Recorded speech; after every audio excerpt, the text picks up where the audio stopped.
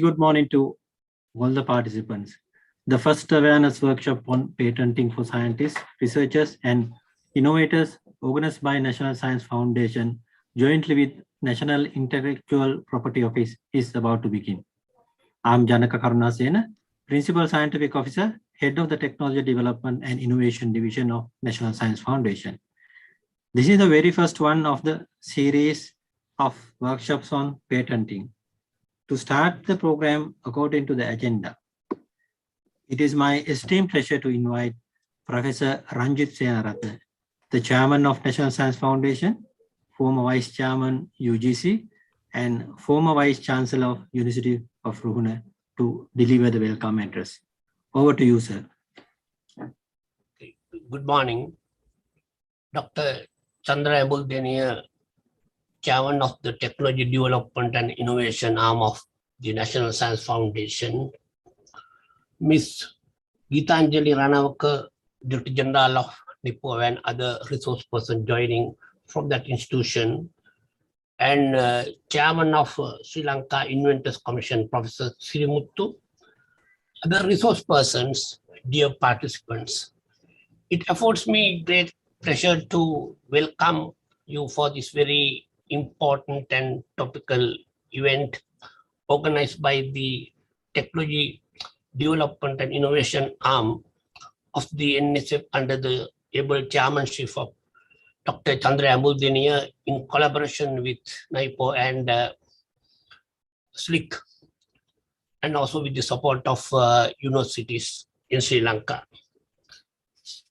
Before really welcoming the distinguished participants, I wish to make few brief remarks at the outset. As you know, today we live in a world where economic growth is no longer efficiency-driven, but it is innovation-driven. Sri Lanka as a whole still, we are at the second industrial revolution stage, and now many countries speak about fourth and some even about the fifth industrial revolution. Therefore, inventions are of prime importance. Then comes the protection of inventions, where patenting assumes prime importance. If you look at the global scenario in regard to patenting, Korea tops the list with about 3,500 patent applications in 2020 per million of population. Japan second, 1,800. Switzerland third, 1,100. USA 820. Singapore 310. Sri Lanka, I think we have less than 20 per million. So I think, otherwise Sri Lanka has very promising country with intellectually on par with any other nation in the world. So there is great potential for us to enhance our inventions. So the patent, so I cannot exaggerate the importance of this event. As you know, Thomas Alva Edison, who was technically deaf and literally untutored, he was not sent to school, had very little schooling, but he was very imaginative and inquisitive.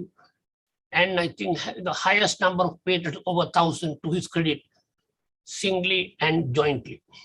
And he also was instrumental. He was the bulb, the phonograph, and also motion pictures, including the recording industry, though he was technically deaf.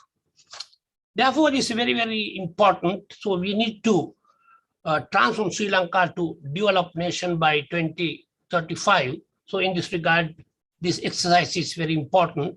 So first I wish to warmly welcome Dr. Chandra Ambuldeniya, who has afforded a new direction, dimension, and momentum to technology development program of the NSF, and really reach out to scientists and form critically important, strategically important working groups to really deliver on its mandate.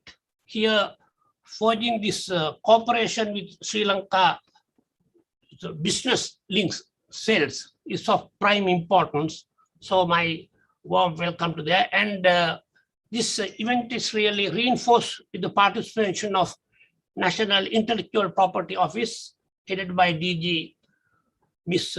Gitanjali Ranawaka, ably supported by Ms. Lisansala Abiruwan and Dilini Ratnaika, who serve as resource persons, and Professor Roshan Yappa from University of Peradeniya, and Professor S. Sirimutu, who is the Chairman of Sri Lanka Innovators Commission, also joining hands with us in order to make this event a success. And also we have a good number of participants exceeding 100 from across the country, from universities, from academia, R&D institution, even and from industry. So I extend a most warm and cordial welcome to each and every person, and also all the resource persons at this workshop. And I wish this event great success. Thank you.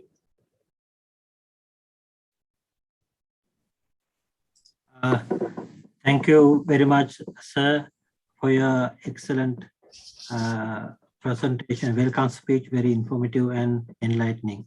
Now, this virtual workshop is a result of a decision taken by the NSF Working Group on collaboration with University Business Links, one of the working groups under the NSF Technology Development and Innovation Arm, chaired by Dr. Chandra Buldenia. It was discussed at a meeting of the above working group chaired by Dr. Nanda Gunawardana about the issues experienced in practicing new products by the scientific community and the innovators among the non-academic community. This is mainly because of the lack of awareness of the applicants of patent right for their innovations. It was revealed by Mrs. Chinta Disanayaka, Director Information and Examination at NIVO at the above meeting. The first awareness workshop on patenting is a result of this above fruitful discussion. It is my esteemed pleasure to invite Dr. Chandra Amboldenia, Chairman of the NSF Technology Development and Innovation Arm, Founder Vice Chancellor of Uva University, and former President of National Chamber of Commerce of Sri Lanka, to make introductory remarks.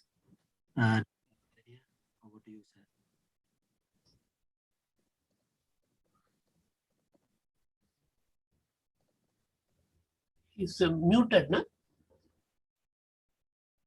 Dr. Chandra is muted. All right. Thank you very much, Professor Ranjit. Unmuted myself. I'm speaking to you from Kandy, so it is not the distance, it is my, I think I had not unmuted myself. Now I have unmuted.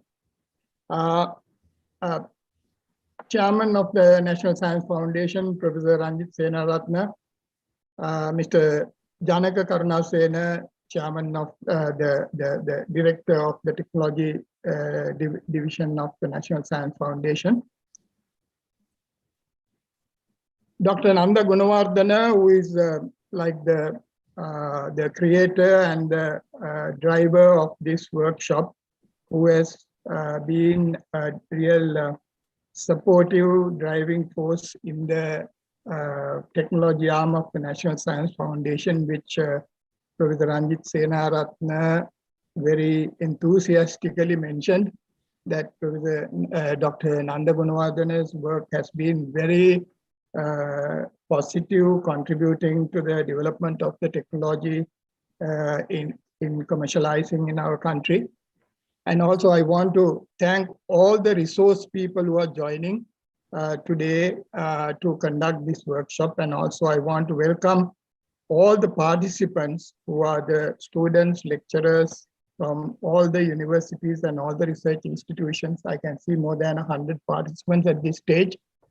Actually, I want to thank Professor Sirimutu as well as Dr. Gitanjali Ranawaka for the support that you have given and in conducting this workshop. Actually, this is your workshop. Mine is only the promoting it. Let me just take you through a few points before you start with your workshop. as you can see, I'm sharing my screen with you. Let me tell you something about the National Science Foundation. Professor Anjit Senaratne mentioned this, but actually the National Science Foundation is actually the bridge between research, technology development, and commercialization. This is partly academic, but mostly commercial. The commercial end has not been well defined in our country because we are really shy to talk about commercialization because we think it is bad. There is nothing bad in creating wealth. I must tell you that at the outset.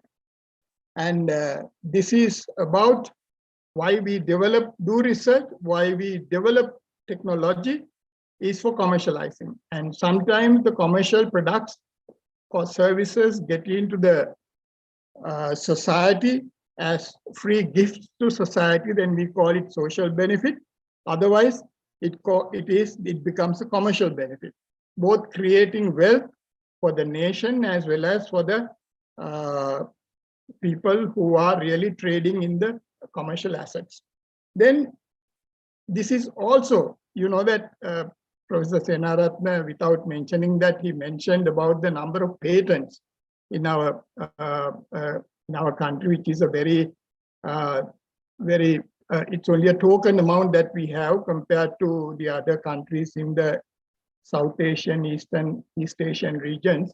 I can remember myself how Japan developed, how China developed, how Vietnam started developing quite recently and is rapidly progressing. And then Malaysia developed and rapidly progressed to the level that they are today.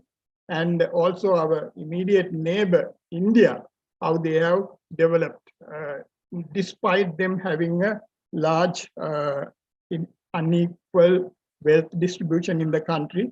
But their intellectual property wise, they are very far ahead of Sri Lanka.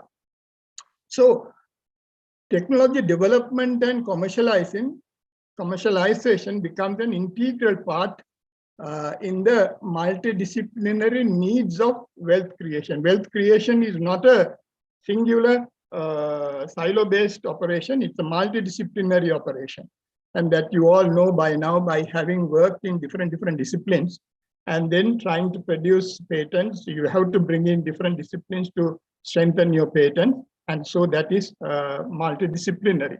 And also, I want to again remind you that intellectual wealth is a tradable asset. And those assets are really very few that is in our country. But what Professor Senaratne mentioned is actually that, you know, for example, South Korea has produced more than 3,000 patents in a year. It's not just I mean, that's per million. It's a large build-up, a creation of wealth for South Korea, and that's how the South Korean per capita income has gone so high. We are in the efficiency-driven stage of the economic development, but we have still not gone into the innovation level development in our country. And what we want to promote is for you to really become that innovation-driven economy creators for the country. Now, when you think about what is a patent, you need to remember that it is a license to operate freely, trading in intellectual assets. You see, patent is the license to operate freely with the technology you have developed, and you work so hard to develop that technology, and suddenly it has become a nice paper and your CV has got decorated with the work that you have done. But Sri Lanka as a nation has not got decorated with the asset that you have created if you don't really build up the intellectual property wealth for the country. So, and just to make a comparison, we know that gemstones can gain value as time passes by, but physical assets really depreciate. Cars, houses, and all these things really depreciate with time. But intellectual assets can either gain in value or they can depreciate in value over time. So therefore, it's best that you try to increase your asset value, the wealth, right from the beginning by patenting. And without patenting, it is meaningless. You try to really, trade in your asset. So basically, you have, once you have the license, your technology, innovation or invention can be really traded. The accumulation of wealth is for you by earning a return either as outright sale or by royalties.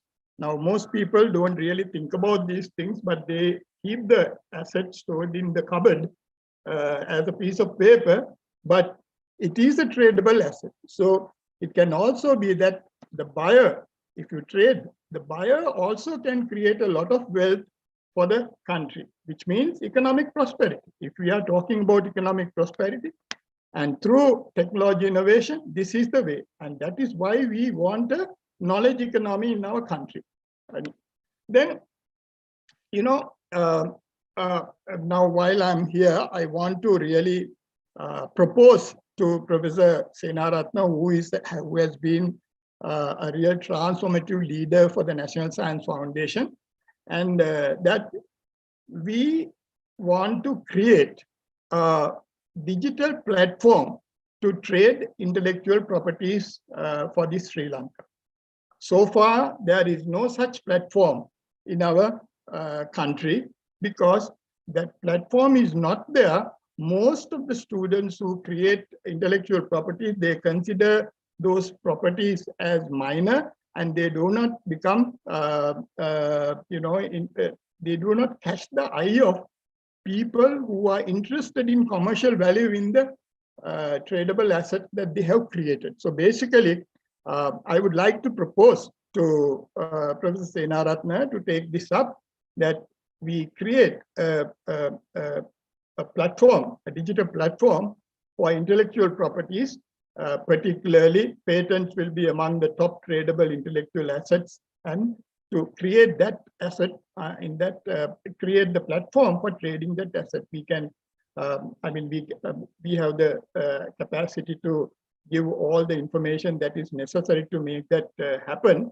So basically, we would like to propose from the technology arm, development and innovations arm of the National Science Foundation, with the help of Dr. Nanda Gunawardena, to provide this platform to trade in intellectual properties.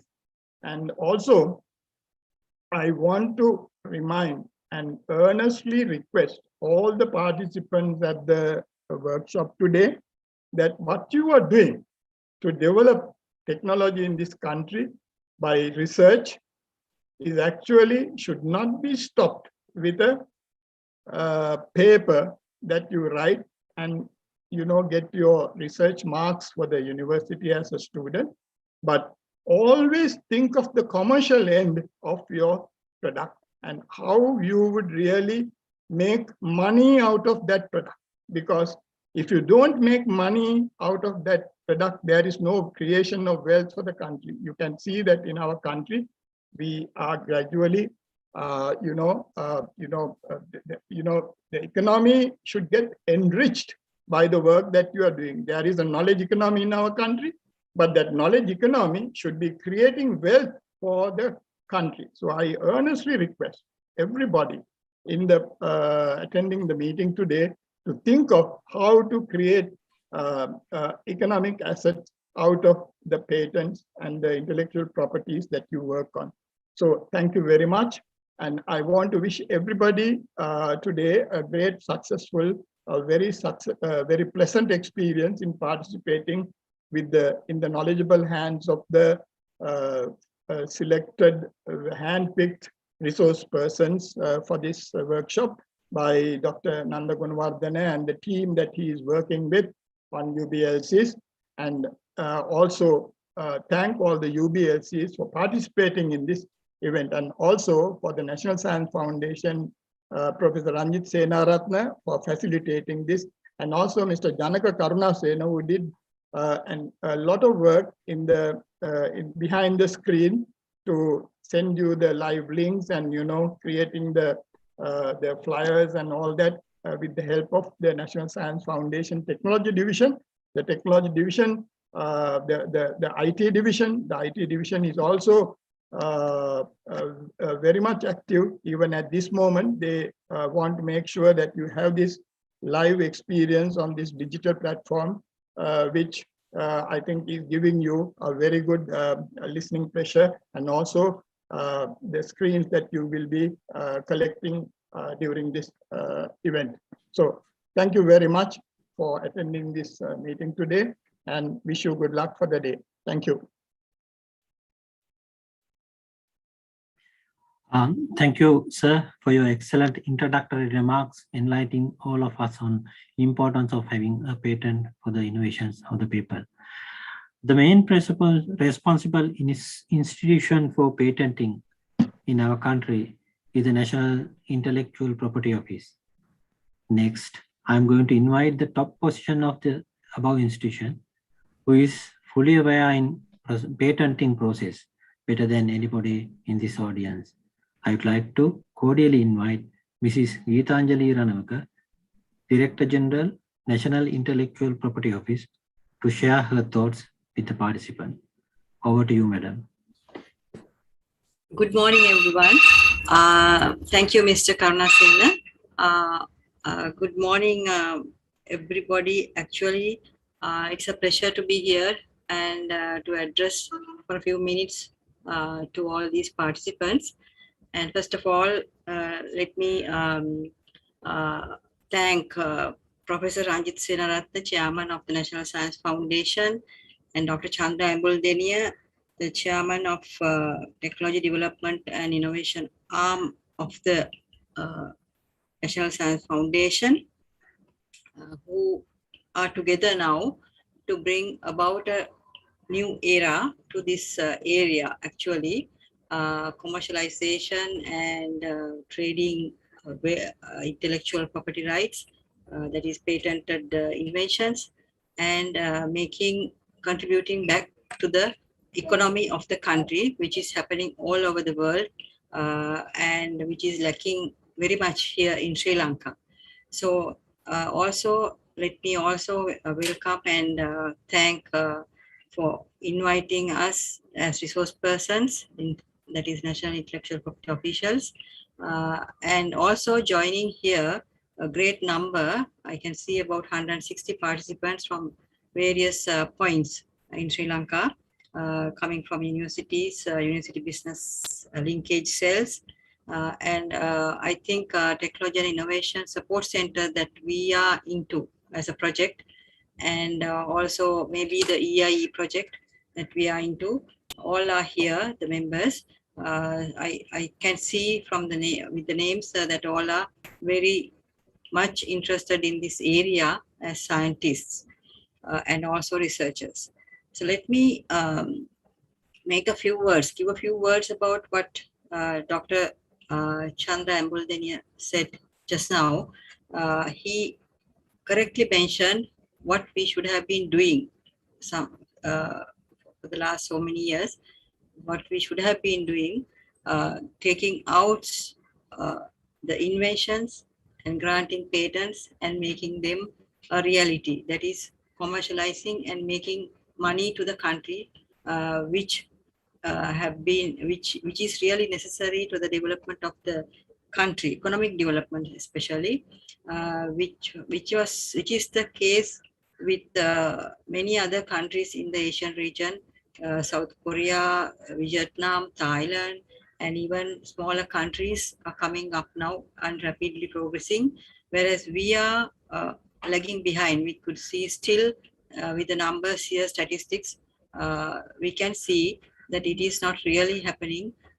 Because I know that the reasons have been given and a lot of reasons are there really, but we have to address this issue, and I think Dr. Ambuldenia together with Professor Ranjit Senaratne at the National Science Foundation would take this forward, and we will be supporting them very much on this exercise.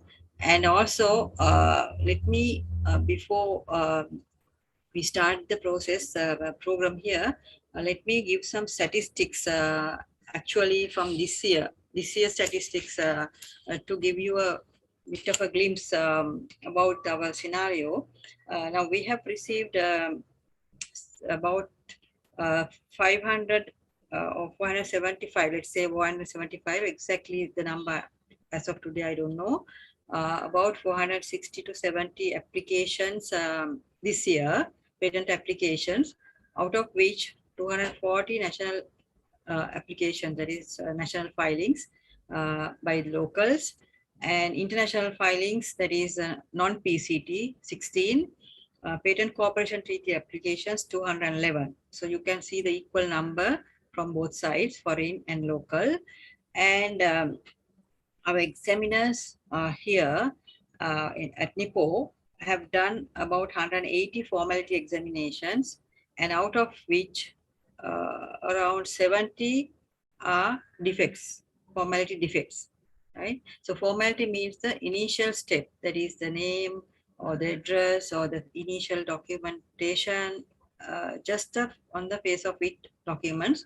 And despite our officials instructing despite our instructions at the point of filing, not to file these other things, unnecessary documents, unnecessary details, or not having clear title, all these, only we are getting these defects.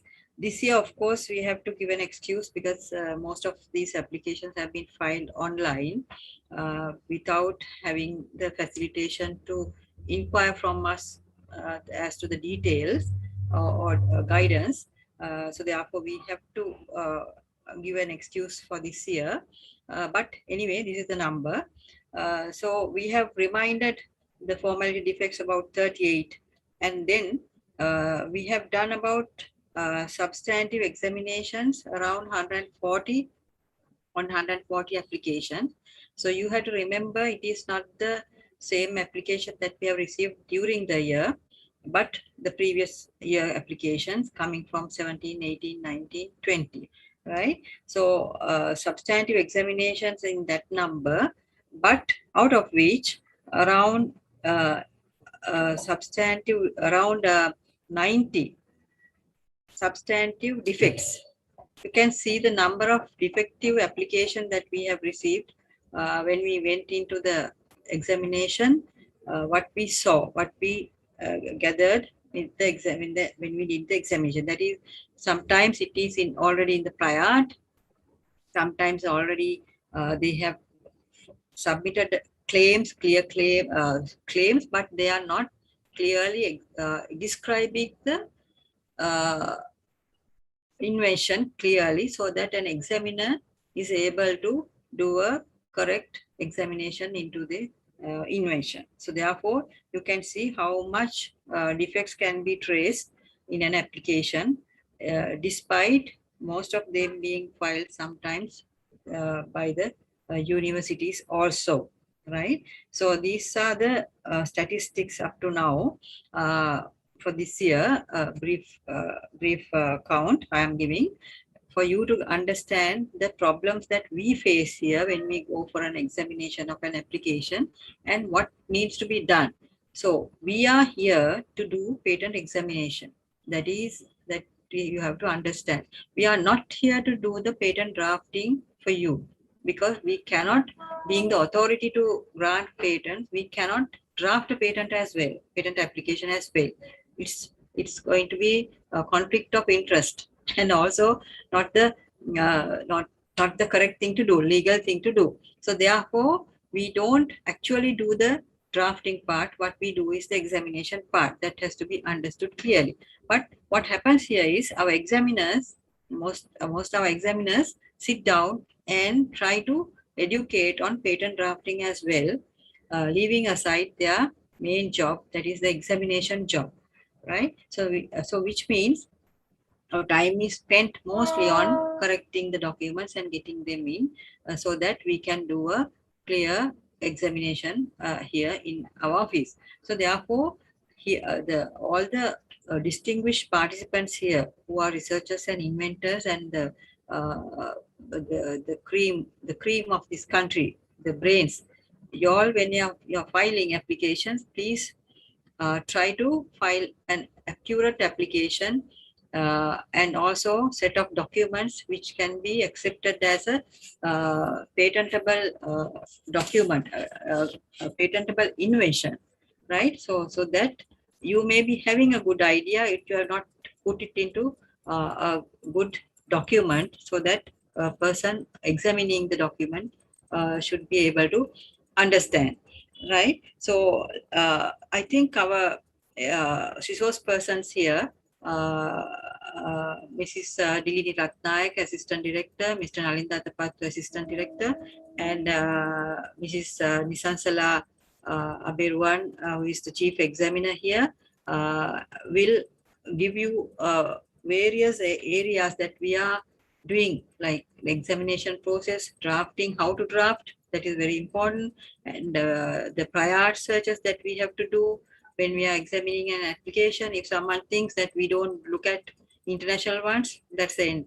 You have to understand, we look at all the patent database around the world, and we try to trace whether it has been invented somewhere in the world, so that it is not going to be a duplicate of the previous invention. So therefore, all these are very important aspects, and please try to get the maximum from our resource persons, 3 resource persons from the patent office, so that you will understand what our task here is as per the intellectual property law in the Act, that is Intellectual Property Act number 36 of 2003. And you would see it's chapter 13 is very important for us, that is which talks about patents. And you will see when you are going ahead with these presentations today that an applicant has to file a request for the grant of the patent. That's a form, application form that has to be filled clearly, giving a very clear title. Don't give whole lot of words in a title.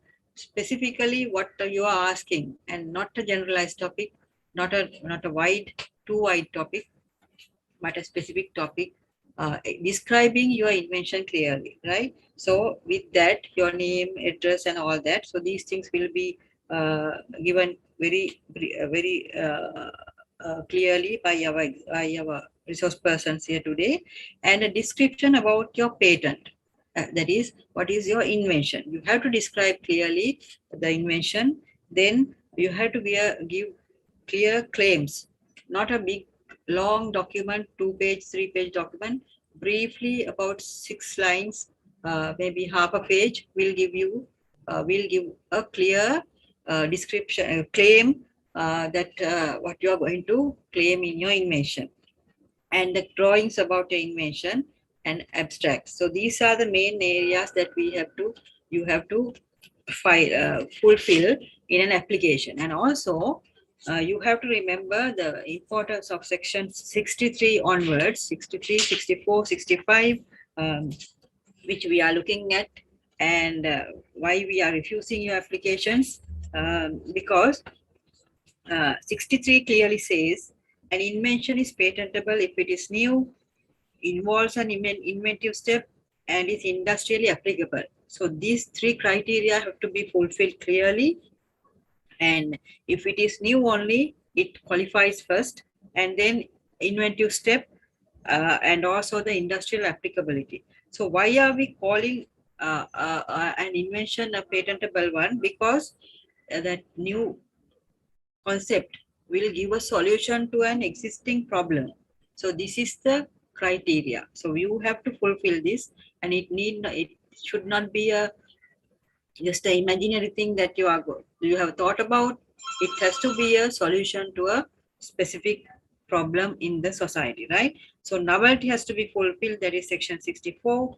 An invention is new if it is not anticipated by prior art. So these are not things that we have introduced or we are doing this on our own. but it is clearly given in our Act by section 64. So the prior art is very important. So we have to go through the prior art and see whether your application is violating another person's, a third party's rights, right? So this is going to be a monopoly that is going given to you once a certificate is granted. So remember, it is against all third parties. So we have to be very careful that no other third party's rights have been taken into your patent application. So that you need to remember. So section 65 is clearly saying an invention shall be considered as involving an inventive step if, having regard to the prior art relevant to the patent application claiming the invention, such inventive step would not have been obvious to a person having ordinary skill in the art,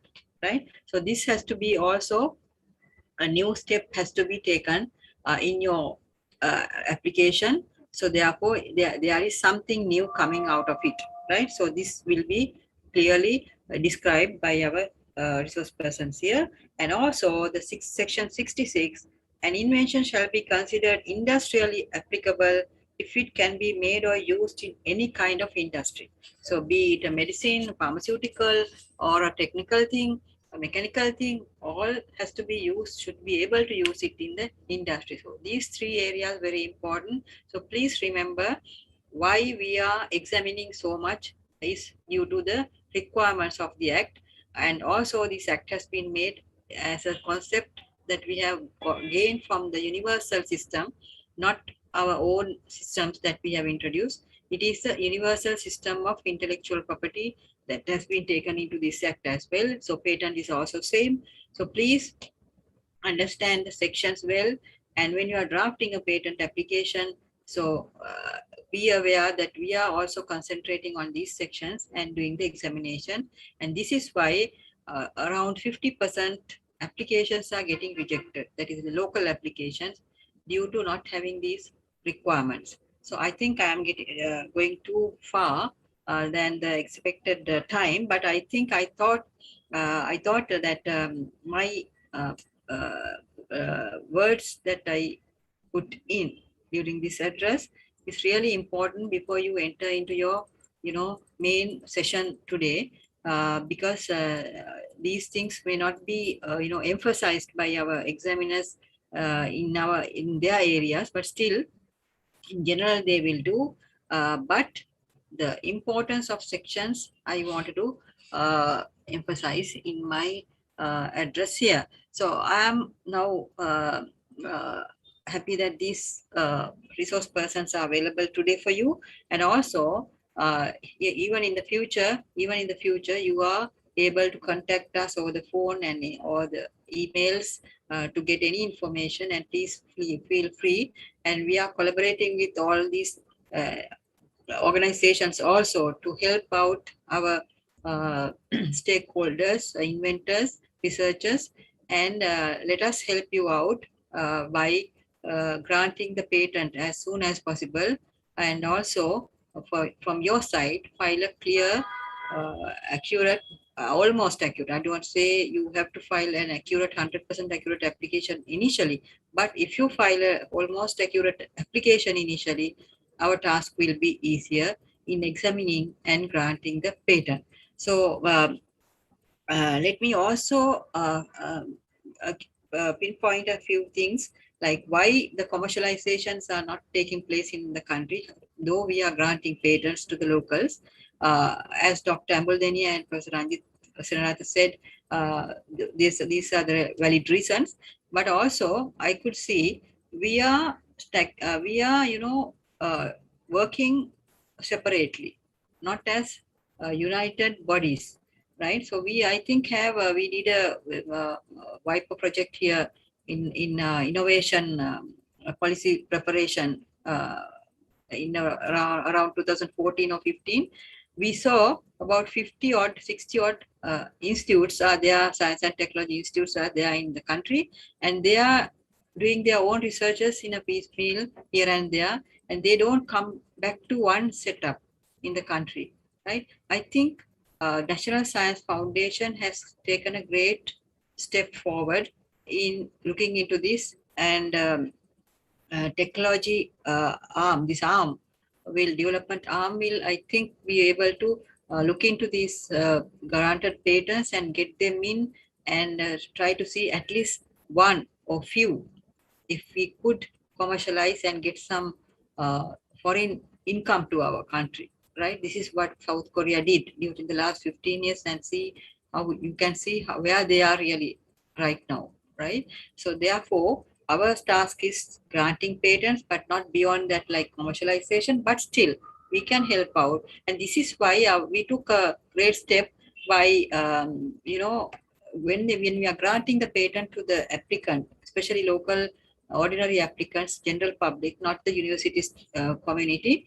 When we are granting a patent, we send a copy of that covering letter to the National Science Foundation, Inventors Commission, and the Ministry of Science and Technology and the Skill Development, so that they can see who the Sri Lankan inventor who had got the most recent patent in the last month or this month or whatever. So the moment we grant the certificate, we send a copy to these three organizations. So up to now, I'm sorry to say, up to now, I have not seen anyone, any organization, these three, out of these three organizations, anyone giving a feedback to us saying, we contacted this party and we were able to talk to him. Maybe there's a problem in commercializing his patent or something like that. I have not seen that.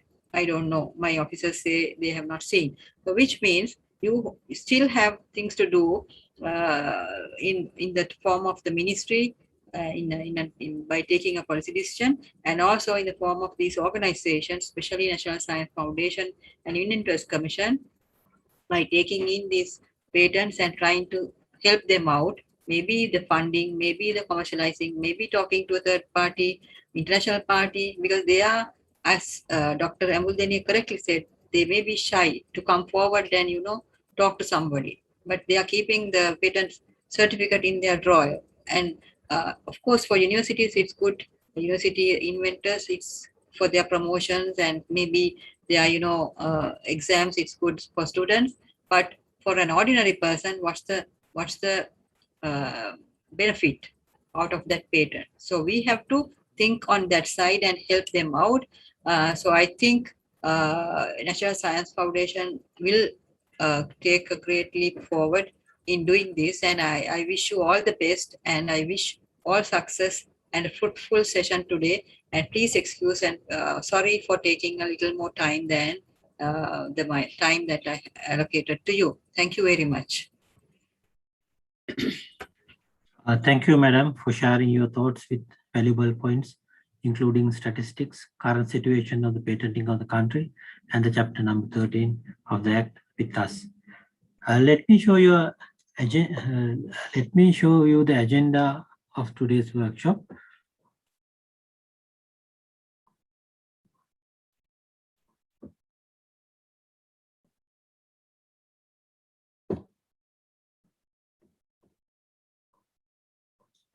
I think you can see the agenda. Here, there's a time slot for discussion regarding these all 4 presentations. So you will be given time for raise your question regarding patenting at this time. So therefore, we'll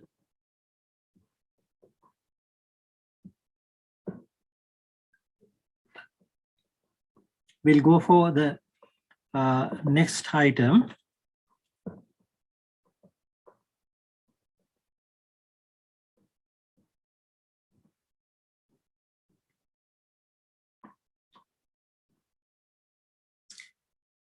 Now,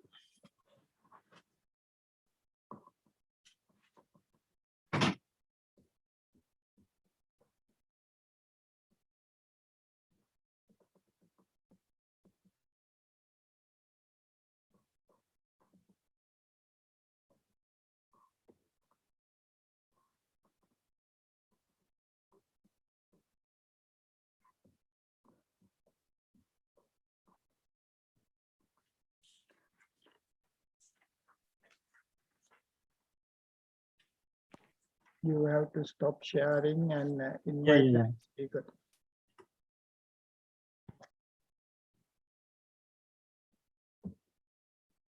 Ade, could you please stop sharing this?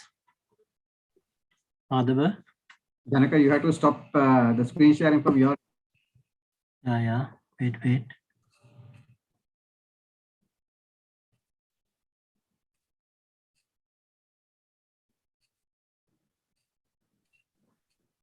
Okay. Okay. Okay. Right. Thank you. Now, now we move on to the next presentations. Professor Darshana Yapa, one of the members of the two working groups of NSF and professor in statistics and computer science, director business linkage, innovation, incubation and technology transfer office, LITO, University of Peradeniya, is an active member of the NSF working group on collaboration with UBLCs. I would like to call upon Professor Prashant Darshanayapa to make his presentation on practical issues faced by researchers in presenting their products. Professor Yapa, please join with us. We will be given 15 minutes, please. Thank you. Thank you, Janaka, for your introduction, and thank you for National Science Foundation and the National Intellectual Property Office of Sri Lanka for organizing this very valuable and important workshop. And I'm very happy to see that there are more than 160 participants attending this workshop. It shows that the interest in this area among our research community. At the outset or the starting of this workshop, I am trying to represent all our scientists and research community, representing all the universities. So on behalf of our research community, I would like to raise some of the common problems that as the university business linkage or the technical transfer office we have experienced throughout the last a few years, because now as the Sri Lankan university system, we have already started supporting technology transfers and commercialization of inventions.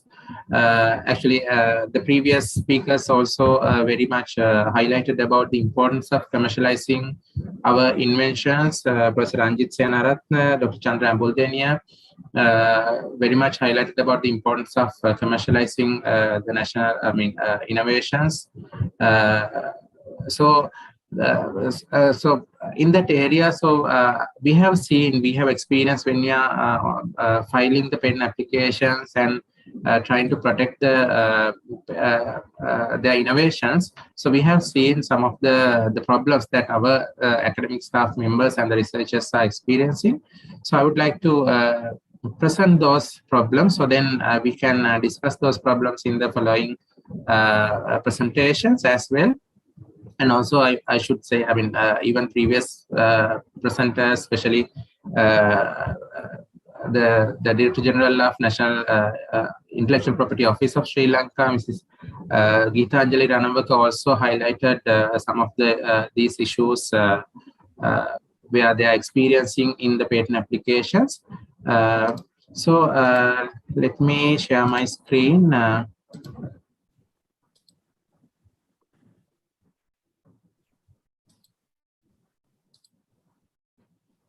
I think you all can see my screen. Janaka, can you see my screen? Yes, we can see you. Okay.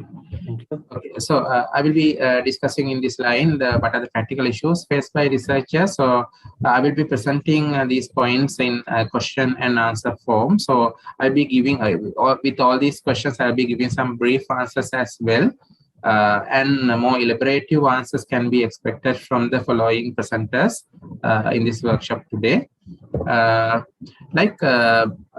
If we take what is intellectual property or what is IP, we are calling. So IP is whatever, like as researchers and inventors, so we are involved with a lot of research activities. So a lot of creations, lot of maybe even aesthetic things. So all these things involves our the imagination, the creativity. So our brain is being used for all these creations. In the intellectual property refers to whatever the outcome that we received as an outcome of our human mind. So what we involve with our day-to-day life. So if there is something useful product or service or whatever came out from our mind, so that can be considered as a property. So we call that is intellectual property. That's why we call it is intellectual property.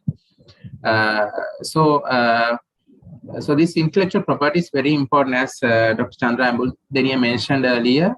As the university academics, I mean, since the very inception of the university system in Sri Lanka, so we have been engaged in many important research, and we have produced very important outcomes, results, but we have not seen much active effort we have taken to commercialize these research outcomes. So traditionally, we are thinking like, I mean, as academics, we should involve as in our academic activities only. So we should generate the knowledge, we should disseminate the knowledge, but beyond that, we should not expect any financial benefits out of this knowledge creation. But that is what we feel is, we commonly believe that it is not a correct mindset.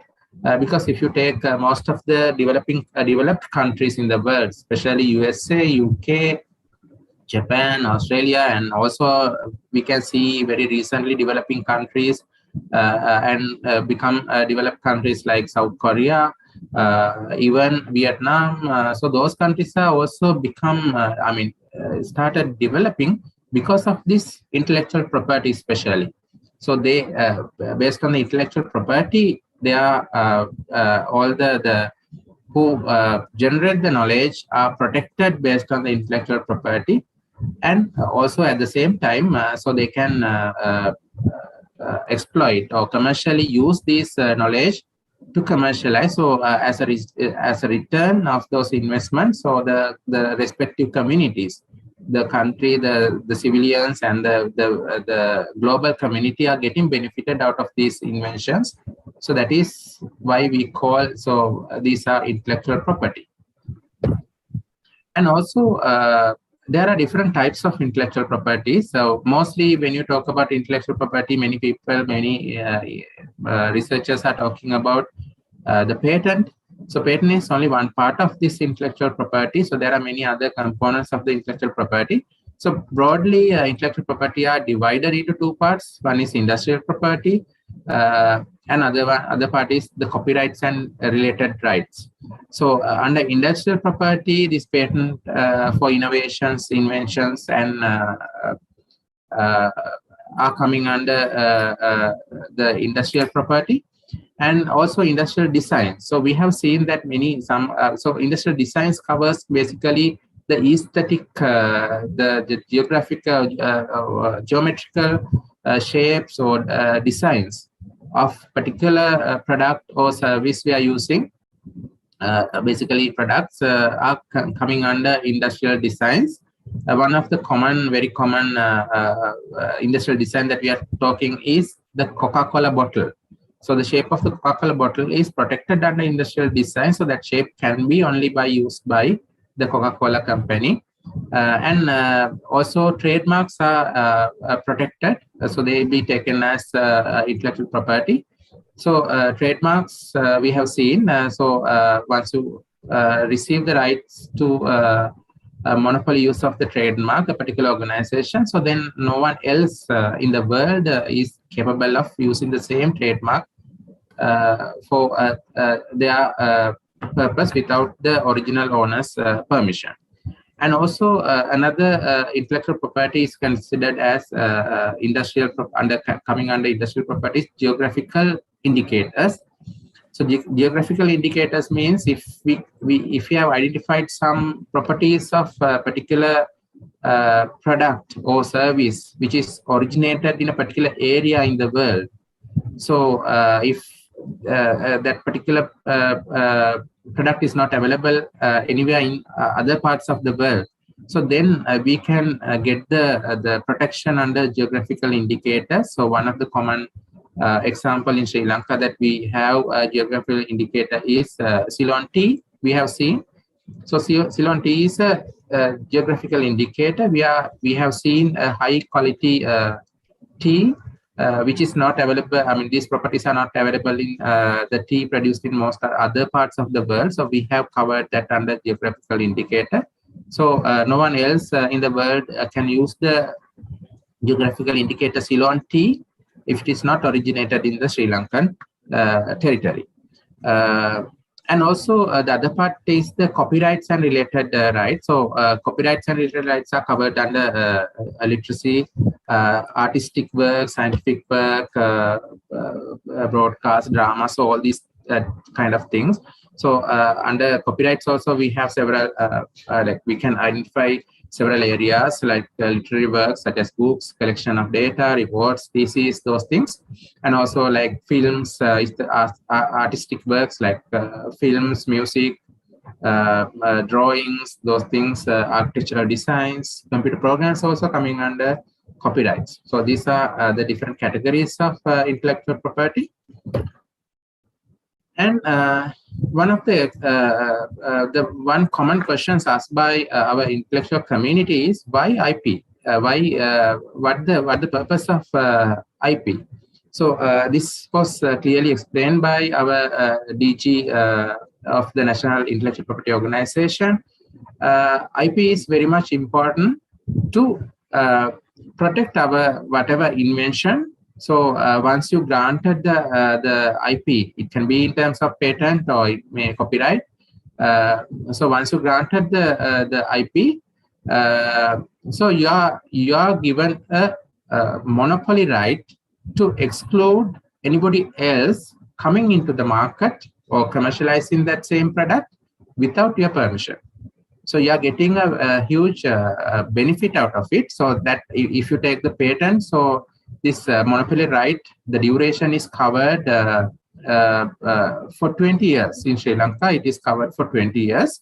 So then for this 20-year whole period, if you have been granted a patent right, whatever your product, so no one else in Sri Lankan context, if you are protected within the country or any other part of the world, so that in that respective part of the world, no one else is capable of producing, distributing, or selling, or whatever, exploiting that your innovation or invention without your permission. So you can exclude them from being exploiting your product and that knowledge without your permission. So that is a very important thing, because with this, it ensures that the people are engaged more and more in invention process. So so it will be a main advantage for the economy of a particular country as well, because then people are more motivated and they will be going forward, I mean, doing more research and finding out more innovations. So then that inventor will be protected, their knowledge, whatever their creations are protected, so they'll be ensured, and whatever benefit, especially the financial benefits they I mean, which can get through their invention can be, so they can protect that right. So meanwhile, and also with the patent applications, once you're submitting, so we are expected to submit all the details of this invention. So once you granted the invention, so this the inventions is the knowledge of your invention is publicly available. So through that, I mean, making it publicly available, we are expecting to improve that knowledge and go more and more developments, more and more innovations based on your knowledge that you generated coming in future as well. So then that there will be two-way like protection, like your knowledge is protected, so your benefits are protected. So then you can like you can become you can get all the benefits that which is coming out of commercializing your product, and also that knowledge is available to the whole world.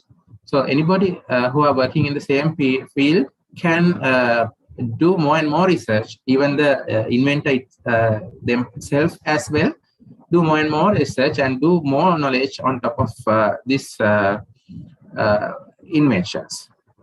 For example, if I take I'm pretty sure that most of you are using smartphones. So if you take your smartphone, you can even search in the internet as well. Your smartphone is protected with more than 10 million patents. So that means like even very small part of your smartphone has been protected by different inventors. So they are whatever invention through patents or copyright. So all these things. So it shows that how important protecting our IP, because most of our IP are involving or includes some commercial value. So that can be protected through protecting IP. And so there are different laws are covering IP rights. So if you take the international context, so it covers like basically it initiated with two main laws, conventions, so we call under Paris Convention for Protecting Industrial Property, which is initiated in 1883, and the Berne Convention for Protecting Literary and Artistic Works. So after that, there are many more international treaties are available. Right now, there are about more than 25 international treaties and IPs administered by the World Intellectual Property Organization. And in Sri Lanka, so we are all IP rights are governed by Intellectual Property Act of 36, Act 36 of 2003.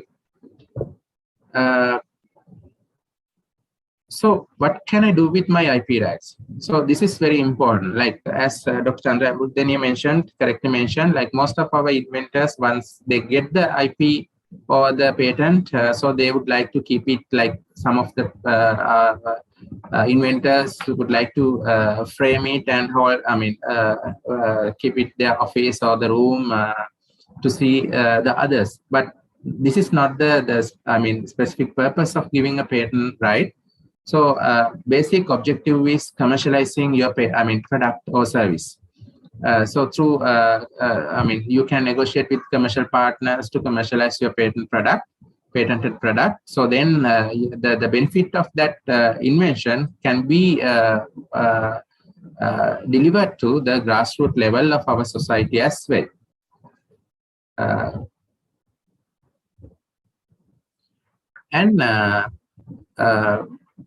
Then some of our inventors coming to us, and so then they are actually discussing with us about the patentability of their invention. So what will happen is, like most of the time, our inventors are coming to us for seeking the patentability at the end of their research. So once they got final results, so with that result they're coming to us. Anyway, it's a positive, positive step. But anyway, what I believe is like, so we have to, even in other parts of the world also, they are trying to do this like patentability, think about patentability at the very beginning of their research as well. So as Mrs. Geetanjali Ranawaka mentioned, so when the National Patent Office or the other international or other countries, when they are issuing the patents, so they will be mainly looking at three main aspects of your invention. So whether that invention is a novel, so that means that has not been available in the world previously, so that has not been existed previously within the world, so that knowledge has not been existed earlier. So if it's satisfied, so it will considered as it is a novel invention.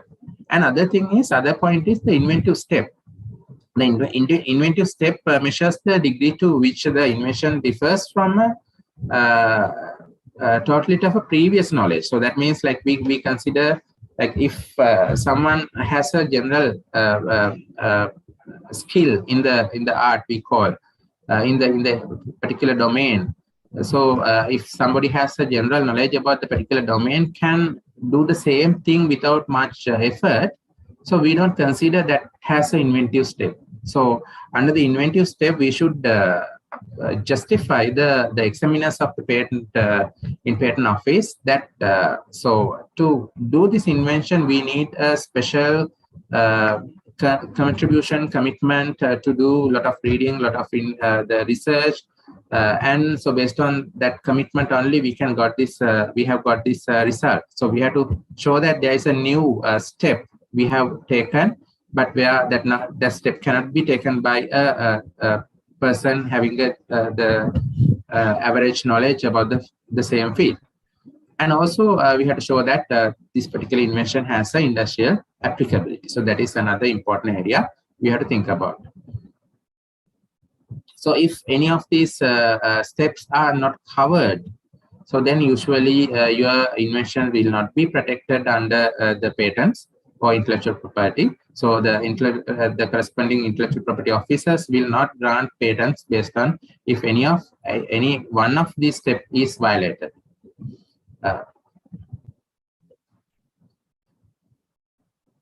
So as I mentioned earlier, so because of that, actually, before we start any research, it is important to do a patent search initially. So while doing a patent search, so actually, if you take now in Sri Lankan universities, actually most of the universities are working as a technology and innovation support centers of National Intellectual Property Office of Sri Lanka as well. So then we have access to the National Intellectual Property Office database. So then if anybody wants to do a patent search about like whatever the area they're going to do a research, whether it can, based on this research, whether we can expect some patentable outcomes.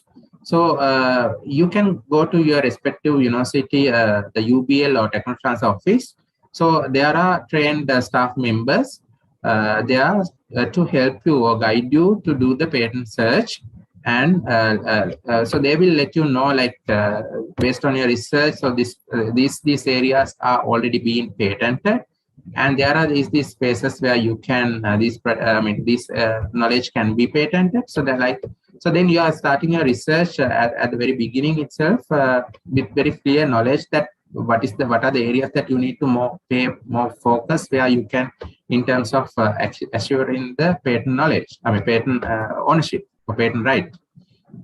So that is very important because what we believe is like most of, if you take the Sri Lankan context, most of the research granting bodies like NSF, National Research Council, or the university grants, whatever, all these research have been funded through the public money. So the public is investing on our research. Then we are producing the research outcome. We are publicating that research outcome in very leading journals in the world. But out of these research outcomes, our public community, the Sri Lankan, the poor public will not get any benefit.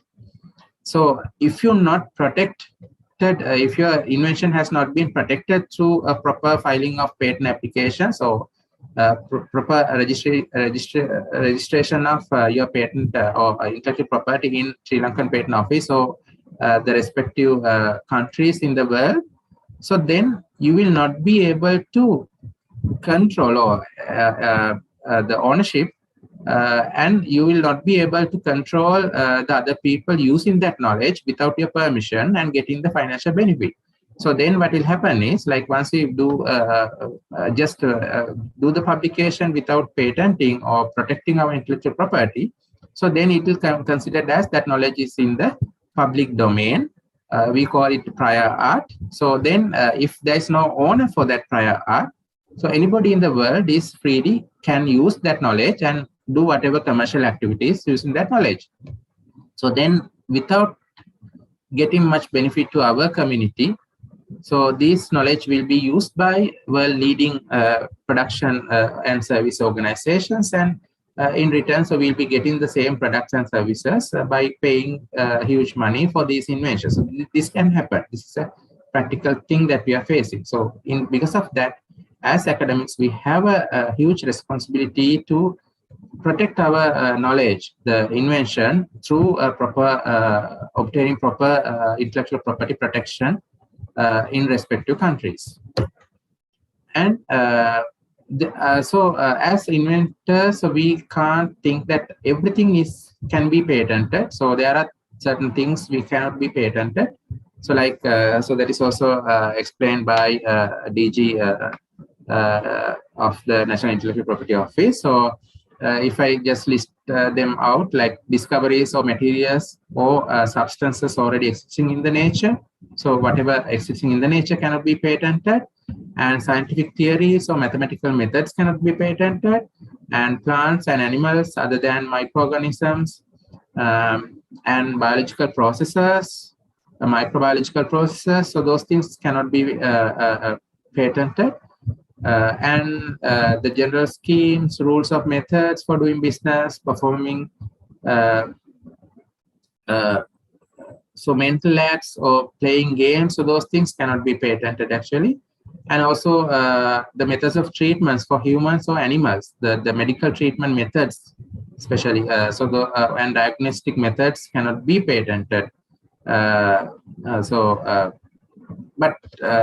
the medical drugs and the medical like equipment, so those things can be patented, but the medical administration methods and the treatment methods cannot be patented. So these things we have to keep in mind. And then another problem that our inventors are asking is like when we file in the patent application, whether we did need to disclose everything there in the patent application. The answer is yes. Actually, we have to disclose each and every step of our research outcome, because as I mentioned very earlier also, the important thing of the patenting is to one is the protect the rights of the inventor, and on the other part, it is expected to disclose or disseminate our knowledge to the world, the globe, and the other people in the world who are interested in the same area is free to use that knowledge to further develop their technologies. But on the other hand, still by happening this, our patent owner is who is having the ownership of the patent is also getting additional benefits. So like, for example, if we assume that a particular another person, third party, develop a further improved method based on your initial invention, so then that third person is going to commercialize that particular invention as well. So because he will be getting the patent ownership for that particular part of the invention. So when he is commercializing that part, so if it is based on the previous research, then from that commercialization act also you'll be getting benefited.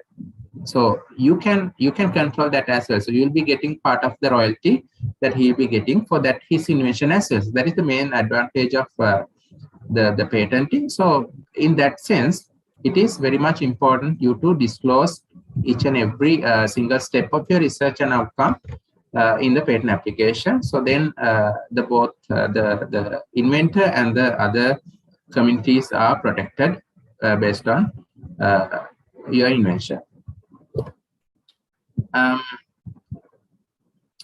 So usually, the procedure for filing the patent is, so that is another question that most of the inventors are having.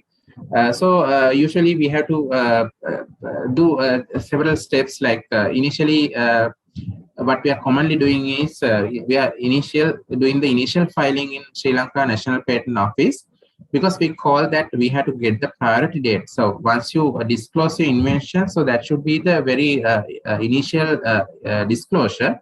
So once you file your patent application, that filing date will be considered as the priority date of your invention. So then that will be an official priority date. So that means that knowledge has not been available in the date before the priority date, so that your invention will be considered as this is the initial disclosure date. If anybody make that invention later, even before, once you file the patent application, so it will take some time to grant the patent application. So then, like in between, if somebody do the same invention in some other part of the world, and so he assumed that he also filed the same, similar kind of patent application in their respective country. But since you have a priority date before that applicant date, your knowledge is protected, your invention is protected. So, so as Ms. Geetanjali Ranamaka mentioned, so initially, when you file the NIPO application, so initially they are doing a patent, the formality examination, whether all the patent applications are properly submitted with all sufficient or required documents. And after that, if it is okay, then they are going for a substantive examination. So they will be checking against all the three aspects, mainly the novelty, inventive step, and the industrial applicability of your application. And if all these are satisfied, so then they will be granting the patent, and it will be published in their respective patent database. So, so this is the procedure for getting the patent in Sri Lanka and in any country generally. And another question that we have is whether I can publish my the invention before I do the patenting. Actually, this is not a good practice. If you take in most there are some countries in the world, they are giving a kind of a grace period. So that means they will be giving some prior period. So from the filing date of your application, within that period, if you have disclosed, even you yourself have disclosed the same thing before the filing date, sometimes those countries are considered that is not violating the inventive step. But most of the countries, usually if you take the USA, UK, so they are not giving the grace period. Because of that, if you by yourself, if you have disclosed your invention before you filing your patent application in those countries, so then it will be considered as not inventive step, because that knowledge has been was available in the public domain before you submitting your patent application. So that is the importance of getting the priority date for your invention is the filing date of your patent application. But if you take, so some countries are providing grace period in general from 6 to 12 months under different conditions. In Sri Lanka, it is given it is given 12 months, so it is not included here. In Sri Lanka, it is considered as we are giving a 12-month grace period, but for Sri Lanka, it is okay. But if you are planning to submit your patent applications in some other countries like USA, UK, so you won't be able to protect your invention in those countries if you have disclosed your invention before you file in the patent application. Just after filing the patent application, it is okay. You can do your publication because your priority date is the initial patent filing date. And I will just quickly give you some brief understanding about what is the patenting procedure in international, the other countries in the world. So usually we make the initial publication or initial submission in our national patent office. So that is the initial priority date for your application. So then there are different procedures of getting international patents. If you are quite confident that your invention is very novel and you are most probably you are going to get the patent protection for your invention, and if you are expecting any international markets for your products, potential markets, so then you can directly go for those countries and submit your patent application as well. So that is possible. But sometimes if you are not very quite confident, and if we, doing the national file, so we call the filing a patent application in different countries, we call national filing. So when you're going for national filing, so that filing charges are very high in different countries. If you do not want to take that, because if you once you file, pay the patent fees and the filing fees to those countries, and if you file it and if it is not eligible for patent, so you won't get refunded that filing fees. So that cost is very high. So because of that, actually, what we can motivate you or promote you to do is the PCT filing, or we call Patent Treaty Corporation filing. So that is so we are submitting those files there are several international searching agencies. We are filing those PCT. So what they are doing is they are doing an international search and giving us a report whether our invention is patentable. So you have to file that PCT application within 12 months of your initial submission. So after that, so they will be producing their report within 16 months period, and they are publishing your invention in international as an international publication after 18 months of your initial submission. So then you can go for further request reports for national level supplementary international search reports as well. But once you get the PCT clearance, so that if they say that your invention is patentable in most countries, or it has not been available in the world, so it is inventive, it satisfies the inventive step, novelty, and the industrial applicability. So then you have, within 30 months from your initial submission, you can go for national filing. So that means you can file your patent application in those respective countries to protect your patent in those countries as well. So that is the normal procedure that I quickly went through. And there are some quick questions. So why should I apply through the university for patent filing? Why can't I file it as an individual application? Yes, if you wish, you can do file the individual applications as well. But now the most of the universities in the country has their own IP policy. So if you are basically different universities are having different policies, but most of the policies according to that. So you need, if you are utilizing your research time from the university, and also utilizing university resources, you are expected to file your application through the university or your institute. And other benefit that you are getting out of it is like if there are, once you submit the application to the university, so then university will be mostly looking after your application, and so they'll be in collaborating with you, they'll be filing the all necessary patent applications in local and international other countries as well. So then they are involving in commercializing those your inventions, and also if any legal matters to be handled, so then university will be appear on behalf of you of your invention. So that those are the benefits that you can get if you file those patent applications through the university. And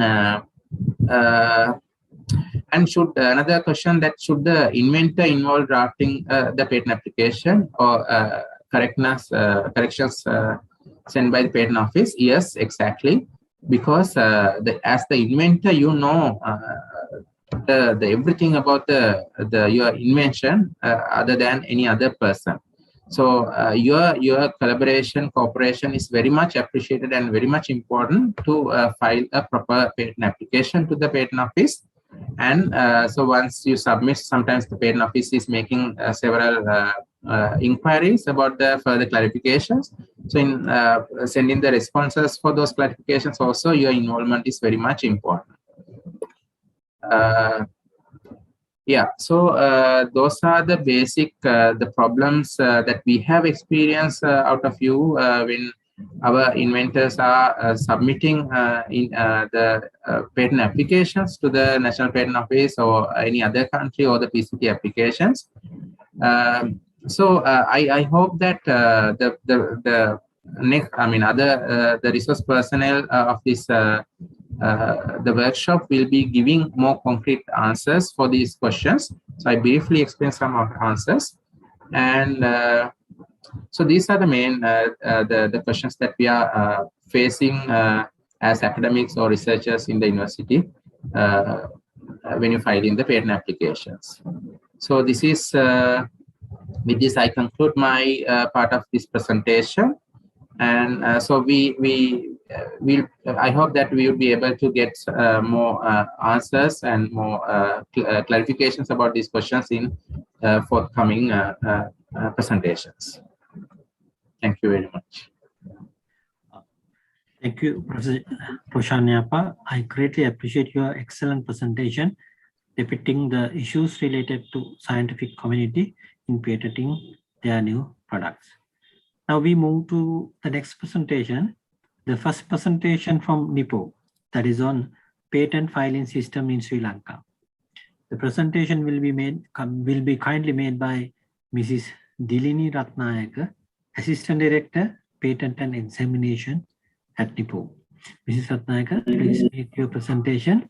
Time allowed, please consider that time allowed for your presentation is 1.5 hours. Thank you.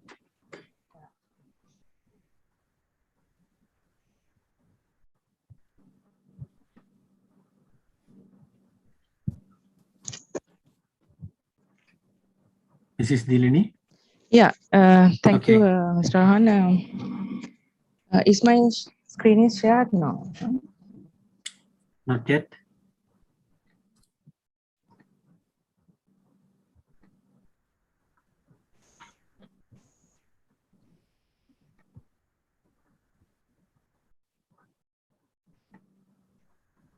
That's okay.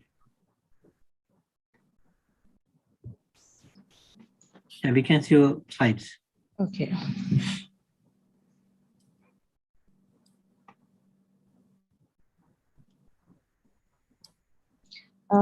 Very good morning to you all. First, I would like to thank you, each and everyone, for joining with us today. On behalf of NIPO, I would also like to welcome you all to this program. Today, from our side, there are 3 resource persons. I myself will be talking about patent filing system in Sri Lanka, and Ms. Nisansara will talk to you about patent drafting, and Mr. Nalinda Atapattu will talk to you about prior art search. So I think through our presentations, you will get some answers to the questions that I've seen in chats. There are certain questions raised by participants. I think for those, some of the questions we will be able to address via our presentations, and for the rest, I think the discussion session can be used. Before directly moving to my presentation, I also would like to, as DG NIPO also stressed this, I also would like to draw your attention to some statistics.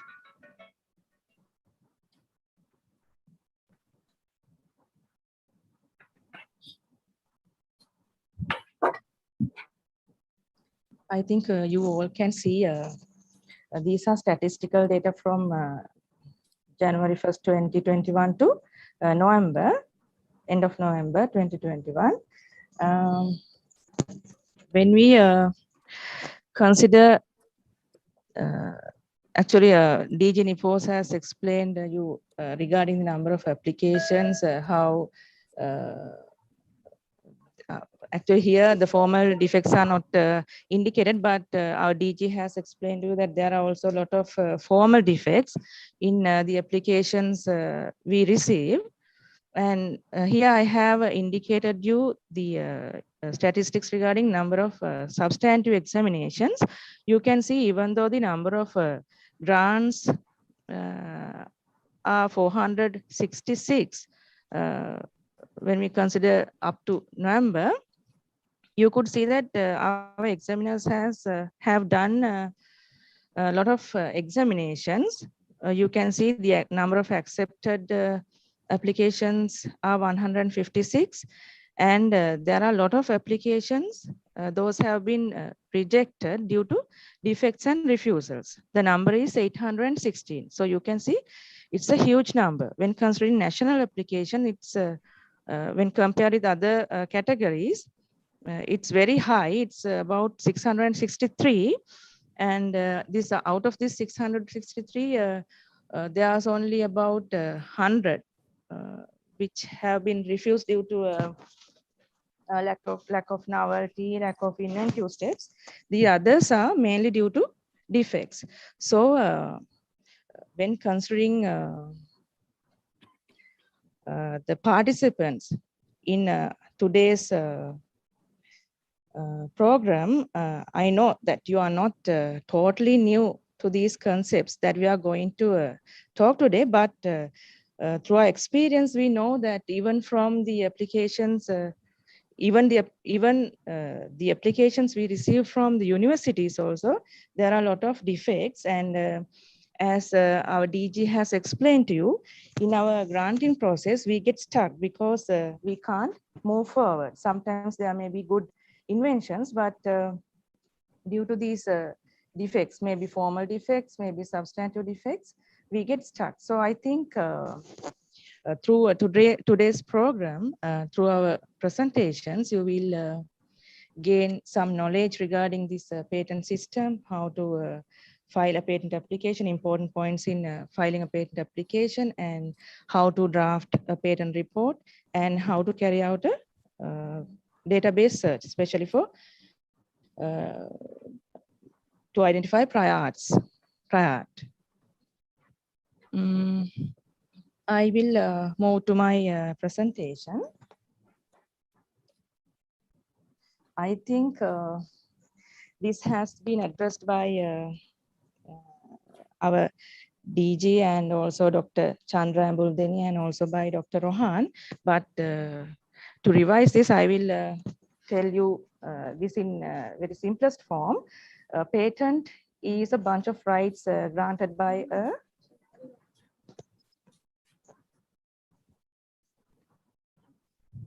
I'm sorry, it seems my screen has not been shared. I will share it. Sorry, okay.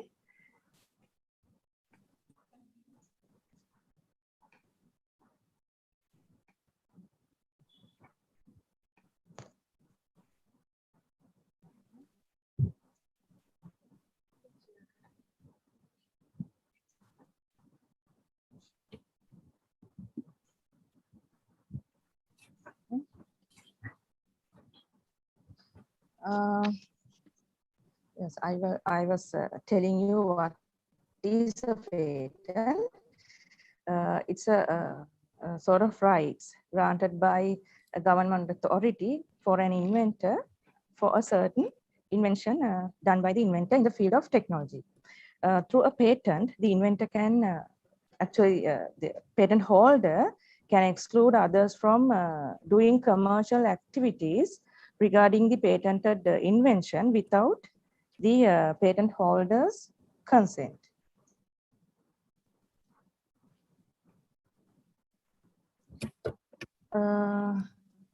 In my previous presentation, I have told you that patent is granted for an invention. So let's see what is an invention.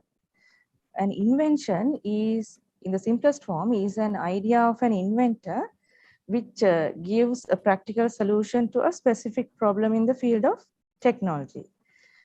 This solution or the invention may relate to a product or a process.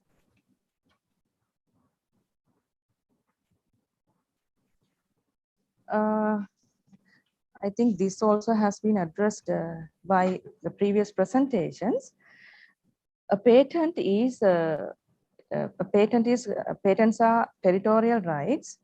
There's no such international certificate that covers the whole world regarding a certain invention. So if somebody wants to get protection for his invention in a certain territory, in a certain country, the inventor has to, the applicant has to apply in the respective countries and obtain patent for his invention. Otherwise, he won't get rights in a country where he has not applied and get the patent protection. When considering legislations for protection of patents, the law that governs Sri Lankan IP is Intellectual Property Act number 36 of 2003 and its regulations. And the other international agreements among countries are Patent Cooperation Treaty and Paris Convention.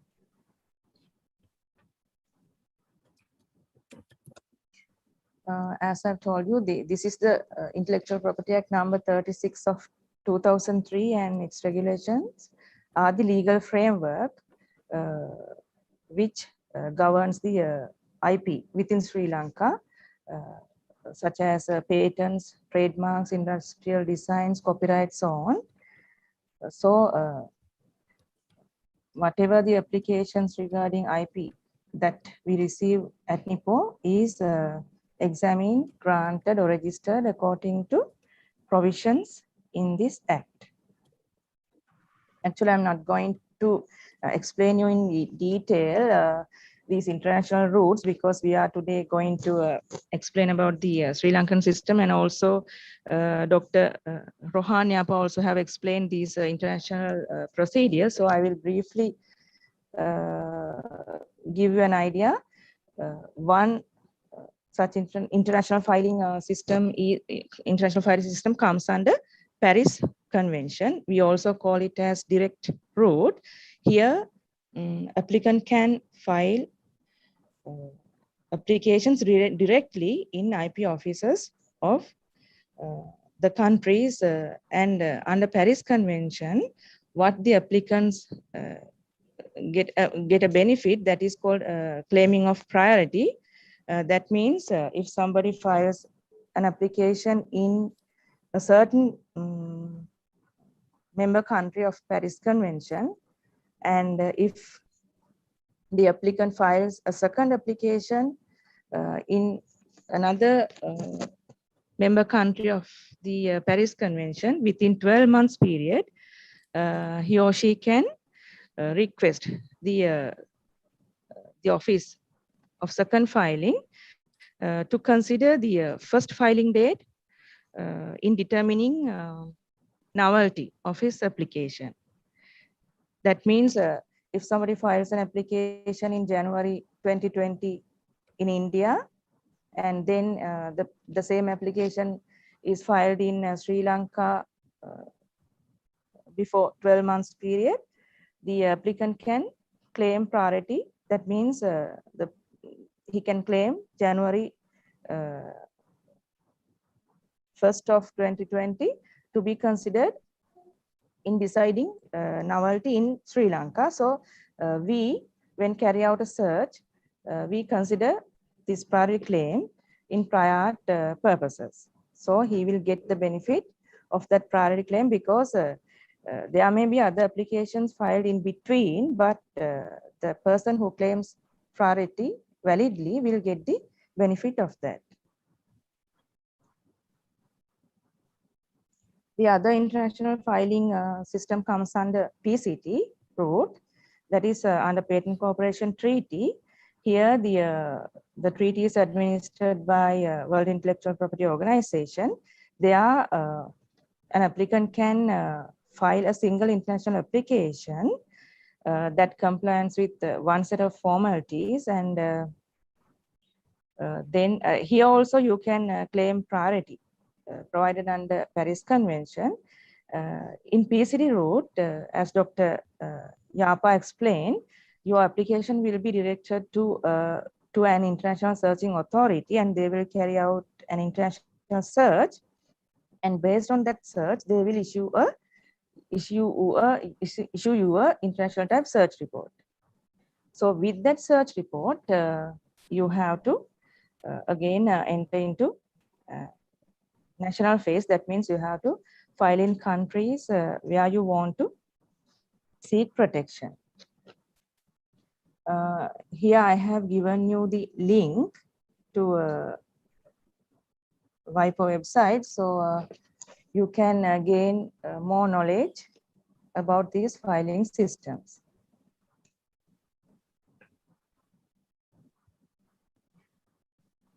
As I've explained to you earlier, an invention may be a product or process that an inventor has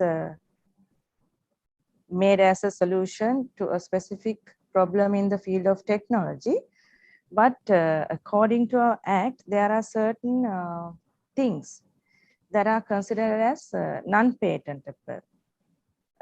This comes under section 62(3) of IP Act. These things have been listed there, like discoveries, scientific theories, mathematical methods, living organisms, and essentially biological procedures cannot be patented. However, transgenic microorganisms and non-biological microbiological processes can be patented. And also schemes, rules, methods for doing business, performing purely mental activities such as meditation, like that, those things cannot be patented. Also, methods for treatment of human and animal body by surgery or therapy, and also diagnostic methods practiced on human and animal body cannot be patented. However, you can patent any product, maybe an apparatus or maybe a medicine used in such kind of methods. Those can be patented, even though the method of treatment and the diagnostic methods cannot be patented.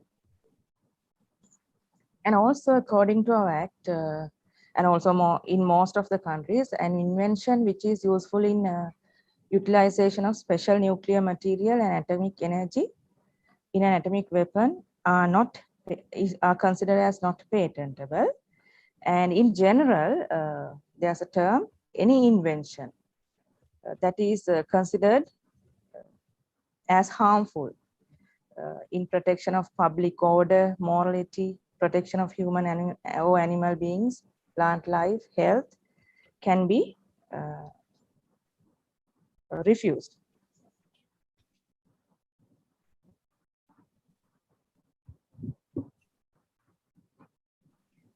And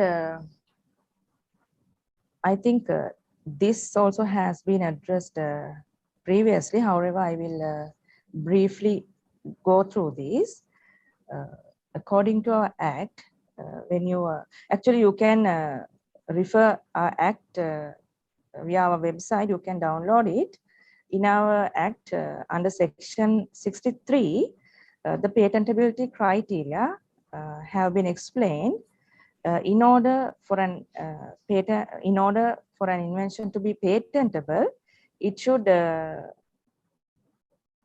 fulfill 3 patentability criteria. Those are novelty, inventive, to involve an inventive step, and industrial applicability. Novelty means for deciding novelty, we consider date of application, or if the applicant claims priority date, a validly claimed priority date is considered. If the technology described by your application is not disclosed prior to your date of application, that means if it is not anticipated by prior, then we consider that application as novel. And also when considering inventive steps, that means briefly, that means the invention should not be obvious when considering existing knowledge or prior arts available to an examiner. That means when considering prior art, a person should not be able to easily derive that invention. So it means simply the invention should contain improvements, advancements over existing technologies. And also an invention should be industrially applicable. That means it should be able to used or made in any kind of industry in order to consider it as a patentable invention.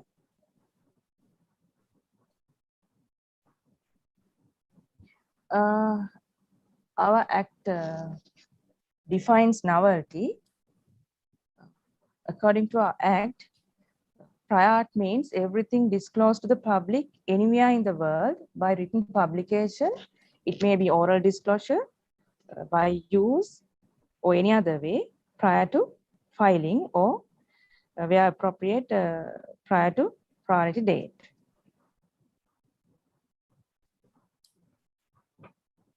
However, there are two exceptions. That means this comes under section 64.3 of our act. That means even though your application has been, the content of the technical matter of your invention has been disclosed prior to date of application, we have two exceptions given. That means even those publications have been made under these two conditions, we consider that novelty is not destroyed.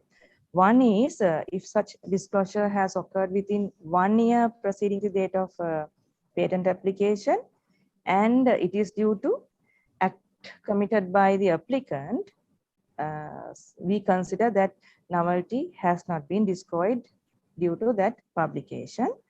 And the second occasion is if a certain disclosure has been occurred preceding 6 months, the date of application, and such disclosure has been occurred due to some misuse or abuse of applicant's right by a third party. In that case also, we do not consider that even there's a disclosure prior to date of application, we still consider that with your application, there's novelty. I have explained this because when completing your application form, we ask for such information. If a disclosure has been occurred, you have to provide us information to avoid your application get rejected by our examiners. When considering registration procedure,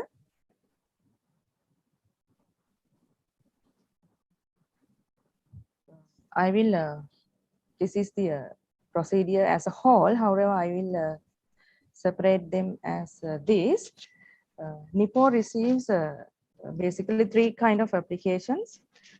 Resident applications, we receive applications from residents, and also we receive applications under Patent Cooperation Treaty and also under Paris Convention. When we receive a patent application, at the point of reception, we allocate an application number, and after that, the application is subjected to formality examination. Formality examination means basically what we look into are whether your documentation is at acceptable level. And after carrying out formality examination, then we direct the applications for substantive examinations. Substantive examination means under substantive examination, we do the patentability search. The examiners carry out that.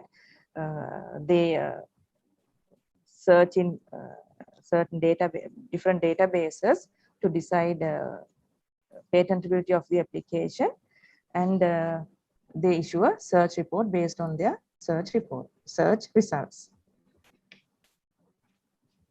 In formality examination, we find that there are certain applications with defects. For those we call corrections. We give usually 3 months time to submit corrections, and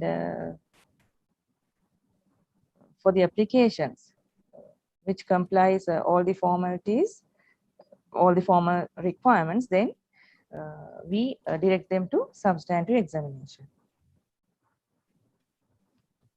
In substantive examination, as I've told you, what we basically look into is the patentability of the subject matter. However, as I've told you, there are applications that even though we find those are patentable, but still they contain defects mainly in the report that you submit with the application form, that report describing the invention, we usually call it patent specification.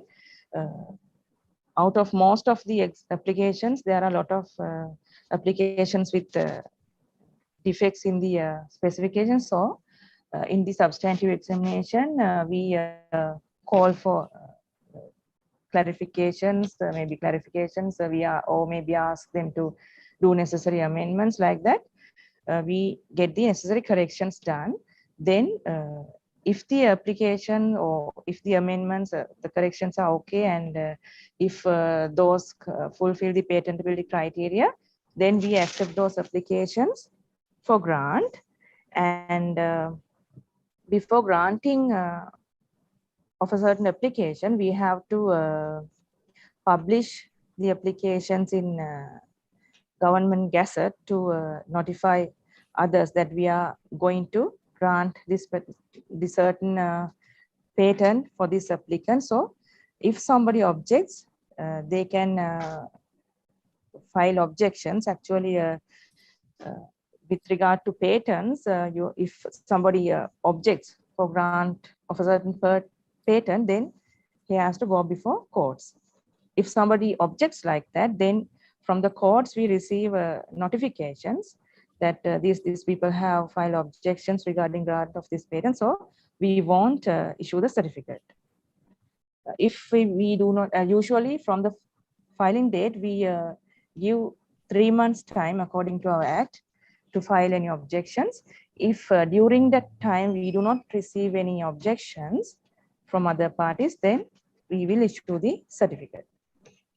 And also in the examination, we find out that certain applications are non-patentable because they may be not novel, may not be inventive, may not be industrially applicable. So we refuse them.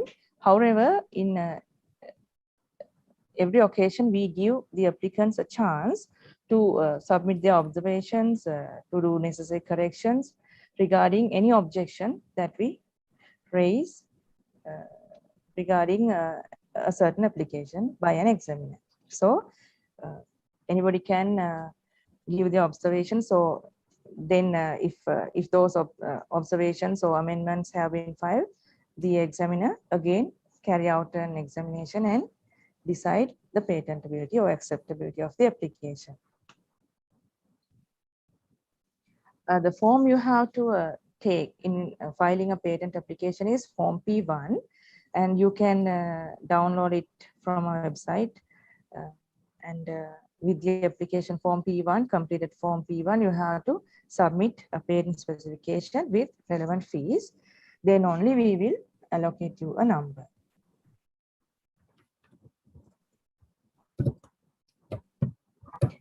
This is our application form. I think most of you are familiar with this form. You can get it from our website. I will consider the application form and point out important things that to be considered when completing the application form. Those are providing a title for the invention, details of applicant, details of inventors, basis of applicant's right, agent information, disclosure to be disregarded in prior purposes, priority claim, requesting of a search report. These are the things that are requested by our application form. So let's consider one by one. When considering title of the invention, actually that is the first through the title we get the first impression what is this invention is about. So the applicant has to provide us a meaningful and a specific title that describes the applied invention. Otherwise, as DG explained to you, if the applicant gives a too broad title or too broad title, actually it won't give a proper understanding what is this invention is about. Because sometimes you may have carried out patent database searches, you know, when carrying out the title search, these terms used in a title are very useful. So here also we do title searches in our database also. So providing a meaningful title is very important in tracing patents or patent applications in a certain field. And the application form asks for about applicants information, inventors information. Here, I think Dr. Yapa has addressed this, because if somebody has invented a certain thing, for example, if the inventor is an employee of a university, can he comes under his personal name, or can he comes under, should he comes under university name? There are certain issues that certain questions that inventors, applicants face when completing the patent application form. You have to think about that, because in applying for a patent, the usually the right for a patent belongs to the inventor. However, if somebody is an employee of a certain institute, for example, of a university, the institute has rights to the patent. So when naming the applicant, you have to be careful, because you have to provide us accurate information whom should the patent should belong. And also, if two or more persons have jointly made an invention, they belong the patent rights jointly.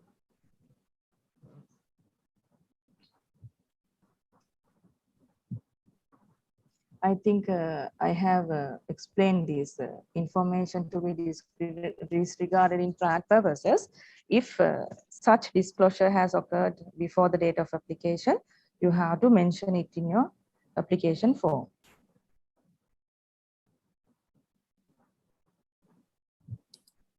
And if you comes through an agent, you have to give agent information with a power of attorney. And if an applicant claims of priority from an early application filed in a different country, those information has to be given.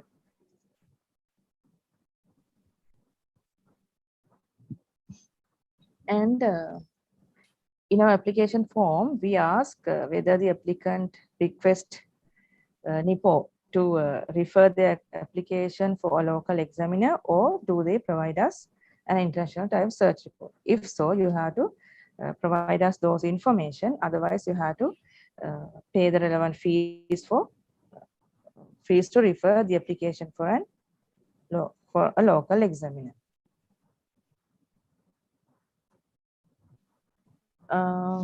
With the patent application form, you have to provide a detailed report about the invention. We call it patent specification. Actually, I'm not going to go into details of these main components I have highlighted here, because Ms. Nisansala will give you in detail. What are the things you have to mention under these main components. However, I will tell you briefly.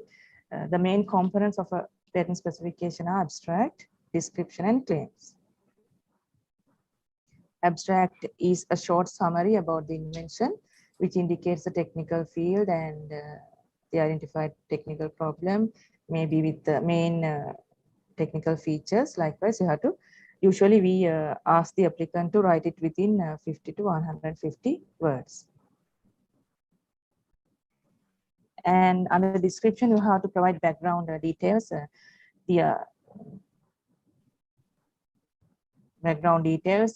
prior art known to the applicant, problems identified in the prior art, the solutions provided by the inventor in detail.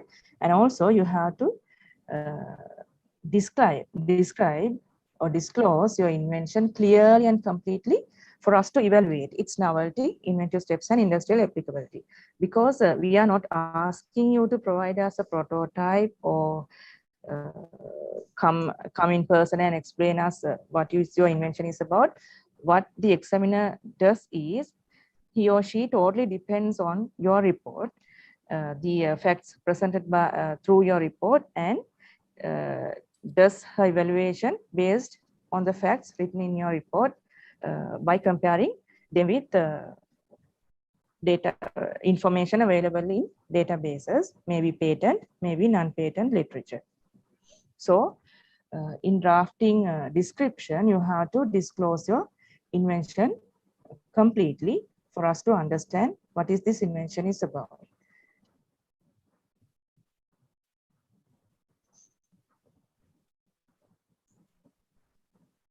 And also you can incorporate drawings if required, maybe examples you can use to explain your invention.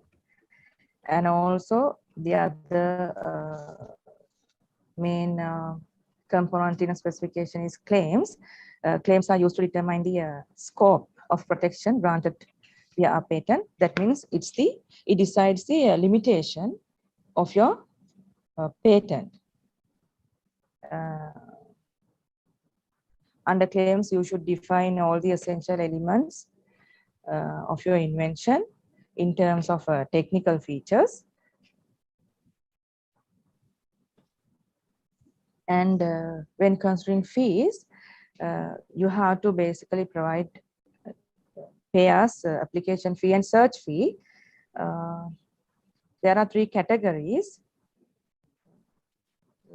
They are student, individual, and others. For students, we have given a fee reduction.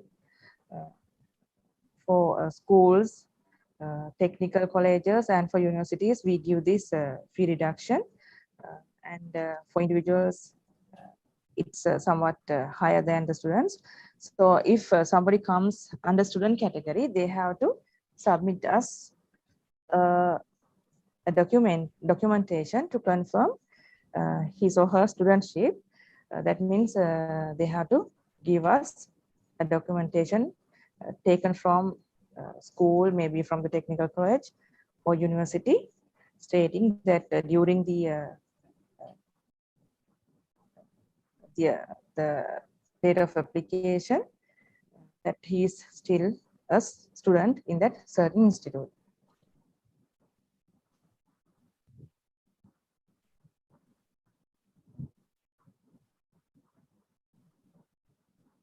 And also, after filing of a patent application, the applicant may amend the application later. However, you have to keep in mind that if you do an amendment, you should not exceed the limits of initial disclosure. That means you should not incorporate new matters in your amendments. If so, the examiner won't allow you to, actually we won't accept those amendments due to incorporation of new matter that is not given in your initial disclosure. That also you have to keep in mind when doing amendments.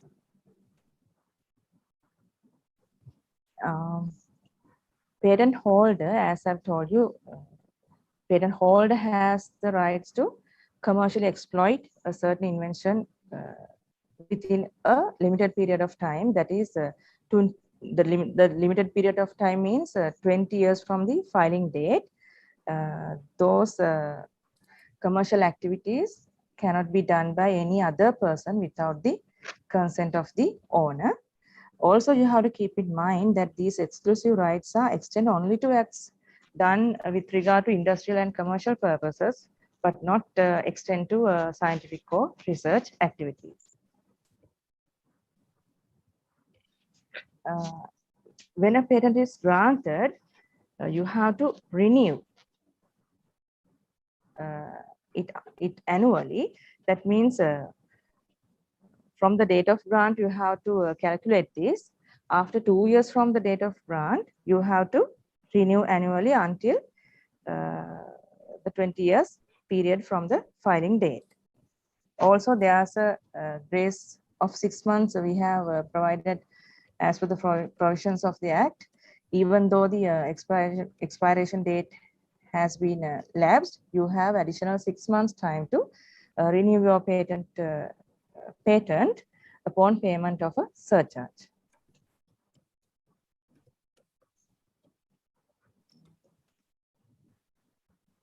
You can go to our website, and there are a lot of information given. You can refer to our Act, regulation.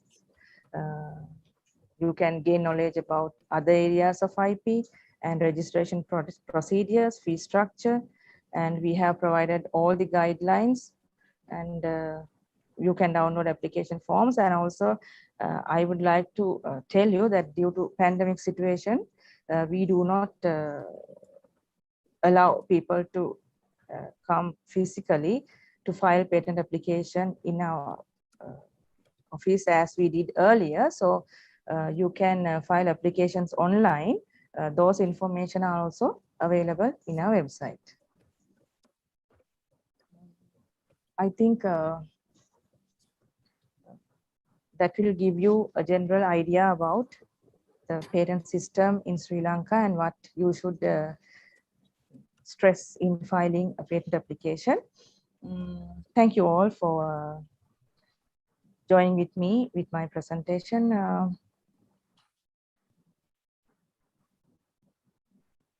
Do we carry out a question and answer session now, or? No. There is a Okay. different session for discussions moderated by Professor Yapa and Professor Sirimuthu. Anyway, so we can. Okay, then thank you all. I hope that you will be there. Okay, I'll wind up my session. Over to you, John. Thank you, Mrs. Delaney, for your informative and excellent presentation, enlightening the participant on patent filing system in Sri Lanka. Now, our next speaker is Mrs. Nisansala Aberuan, Head of Branch Patent and Industrial Design Division at NIPO. She is going to make a presentation on patent drafting. Mrs. Nisansala, please join with us.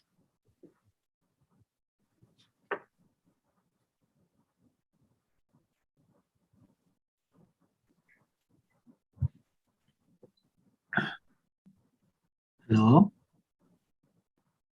Very good morning to all of you. I'm nice to be here today as the resource person of the today's awareness session. And my objective of today's presentation is to give you some idea or share my knowledge on how to draft your patent application. So you got some idea about how to complete the patent application form. So I think now we can start how to complete our patent specification and claim section. So first, now you know about the definition of the invention. And as most of the participants are from the universities and research institutions, first you have to identify whether your research output give any invention to obtain a patent. So invention we can be defined as a technical solution to an existing technical problem. So basically that invention can be a product or a process. So first you have to identify whether your patentable product, whether you have a patentable product or a process, then it is easy to draft your patent specification. So Mrs. Dilini Ratnaik explained that even though there are some inventions, they cannot be patented under intellectual property law of Sri Lanka. Then we will see what are the things that can be patented. So mechanical devices and articles of manufacture can be patented. They comes under product category, and also processes or methods for manufacturing articles, so any products or compositions. And if you have developed any chemical compositions or compounds, those can be patented. And also isolated and characterized molecules, maybe a amino acid sequence or nucleic acid sequence, can be patented. And transgenic organisms or gene sequences can be patented. And any improvements made to existing products or processes can also be patented only if they fulfill these patentability requirements. Now you are familiar with these requirements. They are novelty. Number one is the novelty. The number two is the inventive step. And number three is the industrial applicability. So now you know the meaning of these words. What is the novelty? It means if the examiner wants to reject your patent application, saying that your invention is not novel, then examiner should find a prior art or single reference that disclose all the essential features of your invention. Otherwise, examiner cannot say that your invention is not novel. So think that your invention is novel, but it can be learned from combining several prior arts together. Then we call there is no inventive step. So your invention should have or should involve an inventive step in order to get the patent protection. And third one is also very important, the industrial applicability. It means that invention can be made or done practically, and it should be according to the natural science laws. Otherwise, your application can be rejected. So I think you noted the patent application form. It can be downloaded from the website P01, and fee structure for the student, it's 2,300 and individual 4,025 rupees. For other category, it's 8,050. So if you are an employee of the university, you have in your application, the applicant should be the university, and university address should be correctly mentioned in the application form. And if you file under individual category, it means if you are not attached to any institution, then you file the application under individual category. And if you are filing the application through your university, as the applicant as the university, it is essential to give the signature of the applicant. It means signature of the Vice Chancellor in the patent application form, including the stamp of the Vice Chancellor. Or if it is from a research institution, head of the research institution should sign the application with the stamp. So those are the main mistakes you are doing when you are filing your patent applications. When you file the application through the institution, we can see the signature of Vice Chancellor, but stamp is not there. So likewise, you have to give a complete application form. You can refer the patent applicant's guideline published on our website, and then you can avoid most of those mistakes. And the other thing is the inventors of a research institution or university should provide a consent letter. In the consent letter, your full name should be stated with the your national identity card number. So you have to be agree to give the rights to the university or the research institution if the applicant is the institution or a university. And along with the application form, you have to provide us 2 copies of the patent specification. Mainly, it consists of description section, claim section, abstract, and drawings if necessary. So I will quickly move on to the description section and we'll explain what are the things you have to give under the description section. In the report, first you have to mention the term description, and then you have to give the title of the invention. The title of the invention it means it should indicate that whether your invention is a product or a process. And it should be started with the letter A. If it is an apparatus, then you can start like an apparatus for what? Likewise, if it is a method, you can start a method for manufacturing some kind of product. Likewise, you have to give a clear title for the invention. Most of the time we see that researchers are use their research topics like design and development of some kind of product. So that design and development, we are in your patent application, what we want to know is what is the product you develop or what is the process you develop.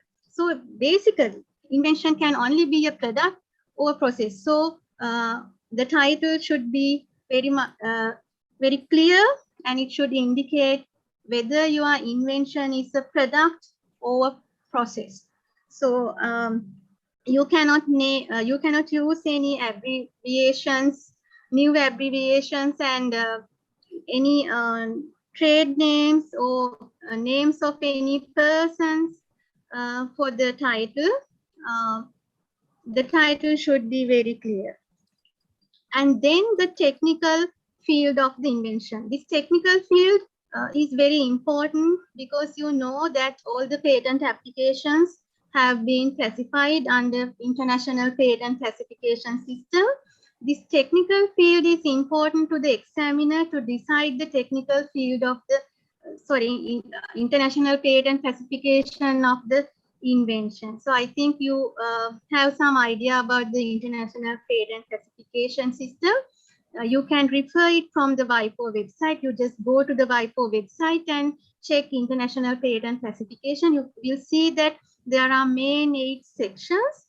All the patent documents have been categorized into main 8 sections, and then each section is again divided into a class and then again to a subclass, and each subclass into a main group and then again to a subgroup. Likewise, each and every patent application will be assigning a IPC number. So mentioning the most related technical field of your invention is important when drafting your patent application. Then thirdly, background art. What is background art is, in the next lecture, you will learn that how to do the patent prior art search. You can go to the freely available patent databases such as PatentScope, Espacenet, Google Patent, or USPTO patent database. And now I know that UBL cells have access to some other commercial patent database as well. So you can do a prior art search using available patent databases. You have to use the most related keywords to find out what are the most relevant or closely related prior patent applications for your invention. That is because in this background art section, you have to identify closely related prior publications. They may be any kind of publication, maybe patent publication and maybe research publication. And from them, you have to identify what are the drawbacks in those existing prior art or prior patent applications. Actually, this work you have to do before you start your research project. As you do your literature survey, while you are searching any other research publications, you have to search the related patent documents for your invention as well before you conduct your research activities. Then from those available prior art, you can identify certain issues in the existing prior art. Those issues or main technical problem that you identified should be mentioned as the technical problem.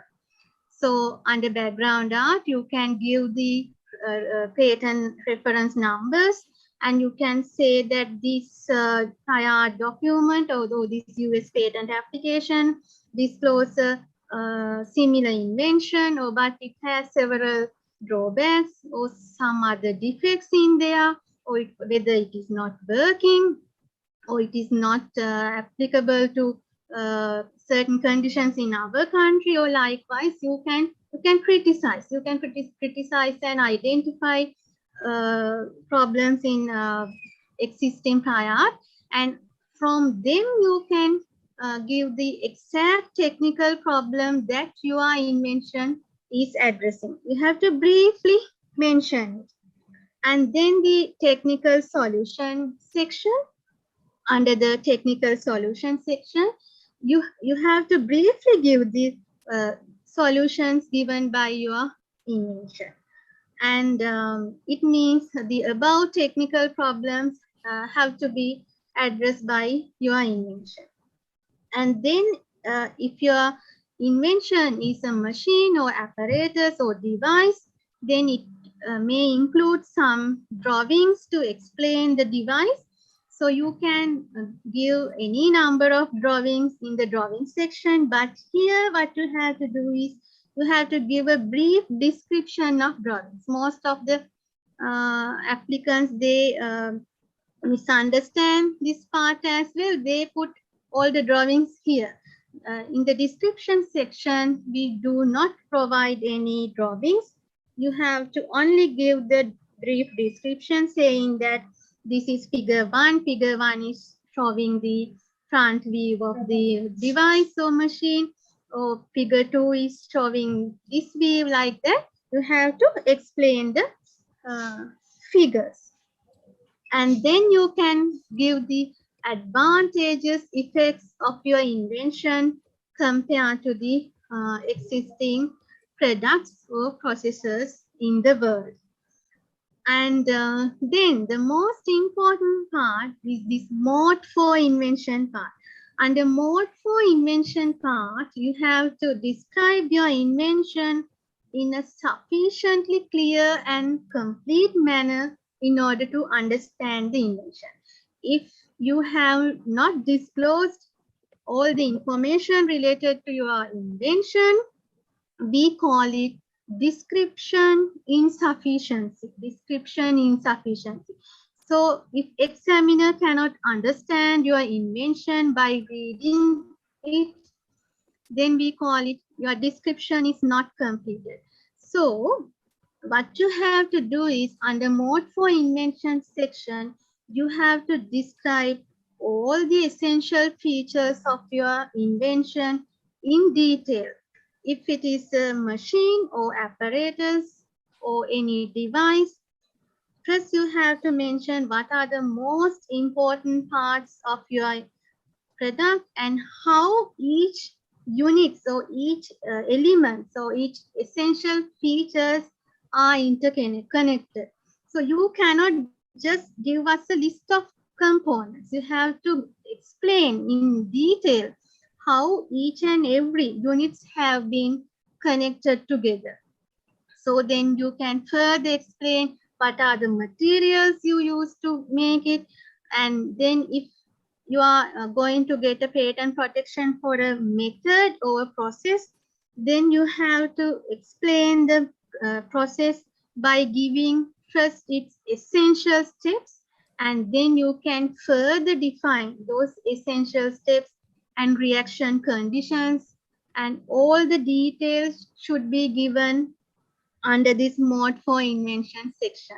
If you have developed a new composition, then we may need more details about it. It means if you have done any experiments or if you have any test results, you have to include them into the under the mode for invention section, because those details are essential to the examiner to decide the novelty as well as inventive step of your invention.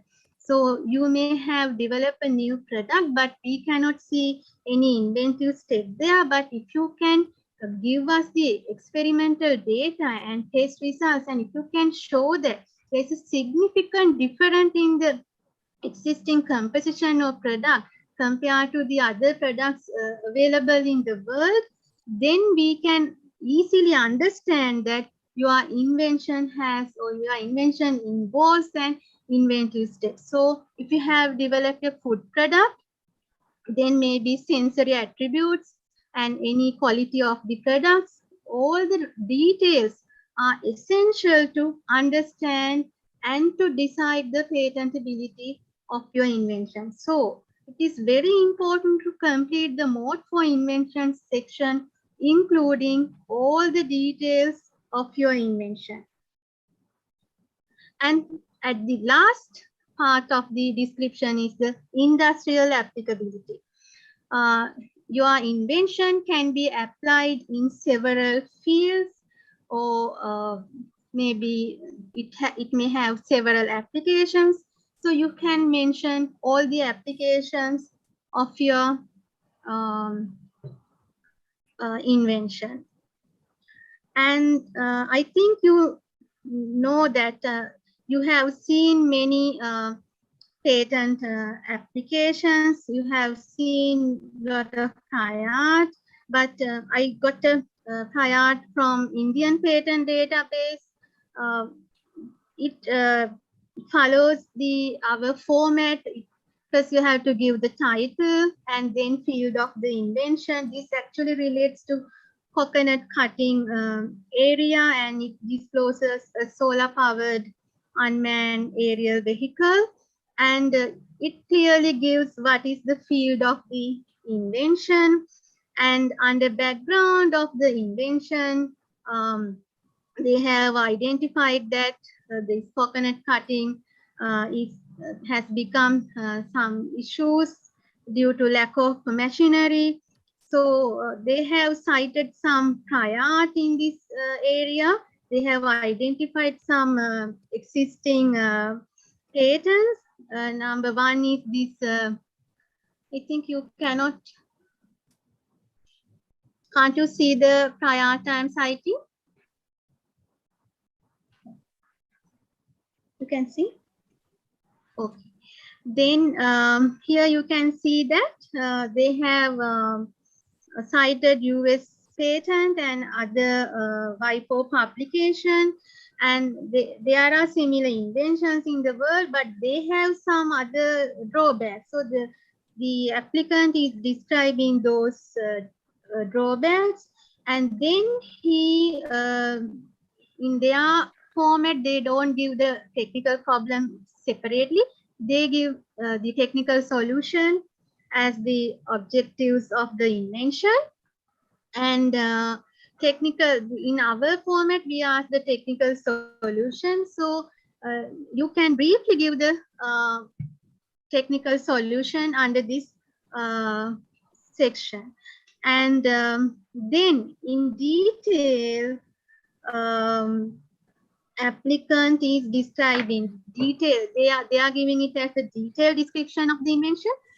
The complete description about the invention has been given. So likewise, you have to give a complete disclosure about your invention in order to understand the invention by the examiner. Okay, we'll go to the next slide. Now the description part is over, and then we have come to the claims section, and most difficult part to do by the applicants. And in the claims, we find a lot of defects. Actually, claim drafting, you have to get more training about claim drafting in order to draft your patent application in a very clear and concise manner. But from this session, I will give you a basic introduction on how to draft your claim in a clear and concise manner. This claim section is very important because claim section marks the boundaries of the patent. It means whatever you have written in the description section, if you have not defined define your invention correctly in the claim section, your invention will not be protected by the patent. So this claim section is like that. Think that if you have a land and then you have to mark the boundaries of your land. So what we do is we have to make a fence or make a wall around our land to mark the boundaries. Here we are doing the same thing. We have to mark the boundaries. We have to give the limitations of our invention to the examiner clearly to decide whether my invention is patentable or not. And you will see in our letters, we always say that your claims are not clear and concise. So you have to write or you have to draft your claims in very clear and concise manner. And I will give you an idea how to draft your claims clear and concisely. So in order to understand the claim drafting process, you have to first learn about 3 words, meaning of 3 words. Number 1, we call them 3 legal constructs related to patent. Number 1 is the invention. What is the invention? Invention is a mental construct inside the mind. When the inventor creates this invention, there will be a picture or big picture in his mind that he has decided to do. And then there is another term called embodiment. What is the embodiment? Embodiment is the physical form of the invention. You know that when your invention is existing as an idea in your mind or in your brain, then I cannot touch it. So we call those properties, intellectual properties, as intangible properties, as we cannot touch them. Now, if we have developed one kind of physical form of that invention that can be touched, so that is called embodiment. And then this word claims. So you have to draft your claims to protect at least an embodiment of the invention, because there may be several embodiments of the mental construct inside in your mind, because we cannot, we have a big idea in our mind, but we have made some part of it or one form of it from that idea. So if you have not drafted your claims, at least in order to protect at least one embodiment of your invention, then that claim is not valid. So in order to get more understanding about what I said about these 3 words, I will give you an example. Now you have to imagine that there was an inventor. He invents the press cup with the handle. So you have to imagine now we have cups, but they don't have handles. So what this inventor thought, he thought to make a cup with the handle. So what he did was he makes a physical embodiment of the invention in the form of a red clay cup with the handle.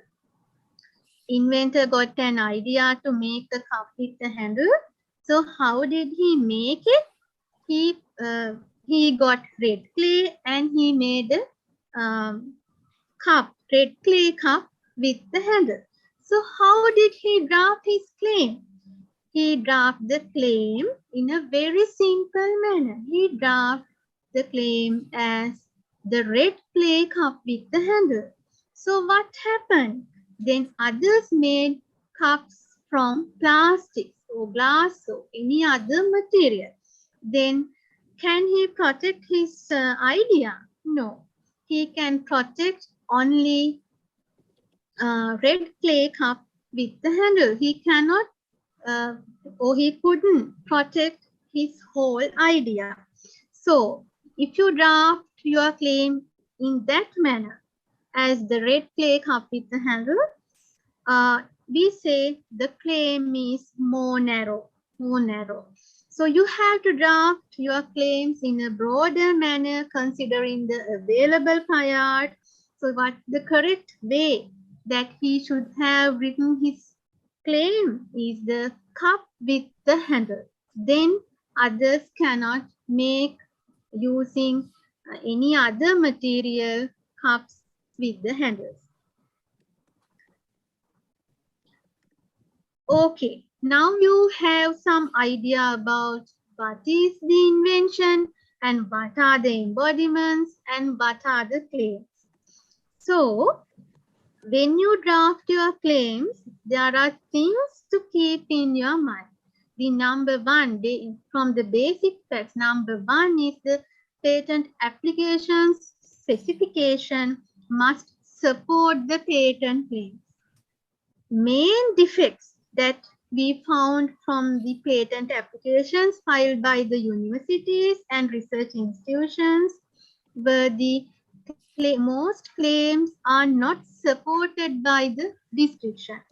It means first, as I mentioned under mode for invention section, you have to give complete disclosure about your invention, and then only you can draft claims for those subject matters. And the other main mistake is the different technical terms can be found in description and claim section. So you have to reread the specification and claims to ensure that every single claim has adequate support in the specification. And terminology also must be checked, because think that you are talking about a robotic product, and I have seen in the description you are talking about the robotic, you say that robotic hand, and when it comes to the claim section you use the term robotic arm. So hand and arm are two different technical terms.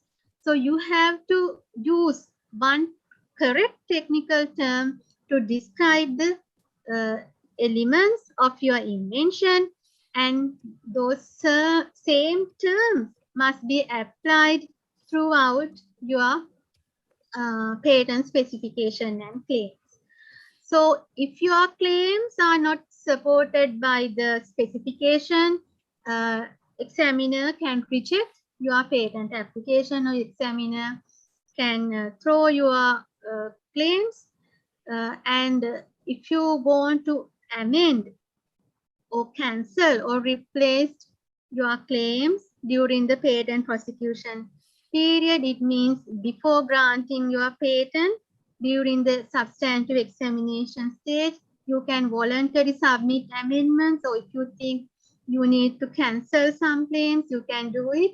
And also you can replace, so you can introduce new claims to the existing claims before granting the patent.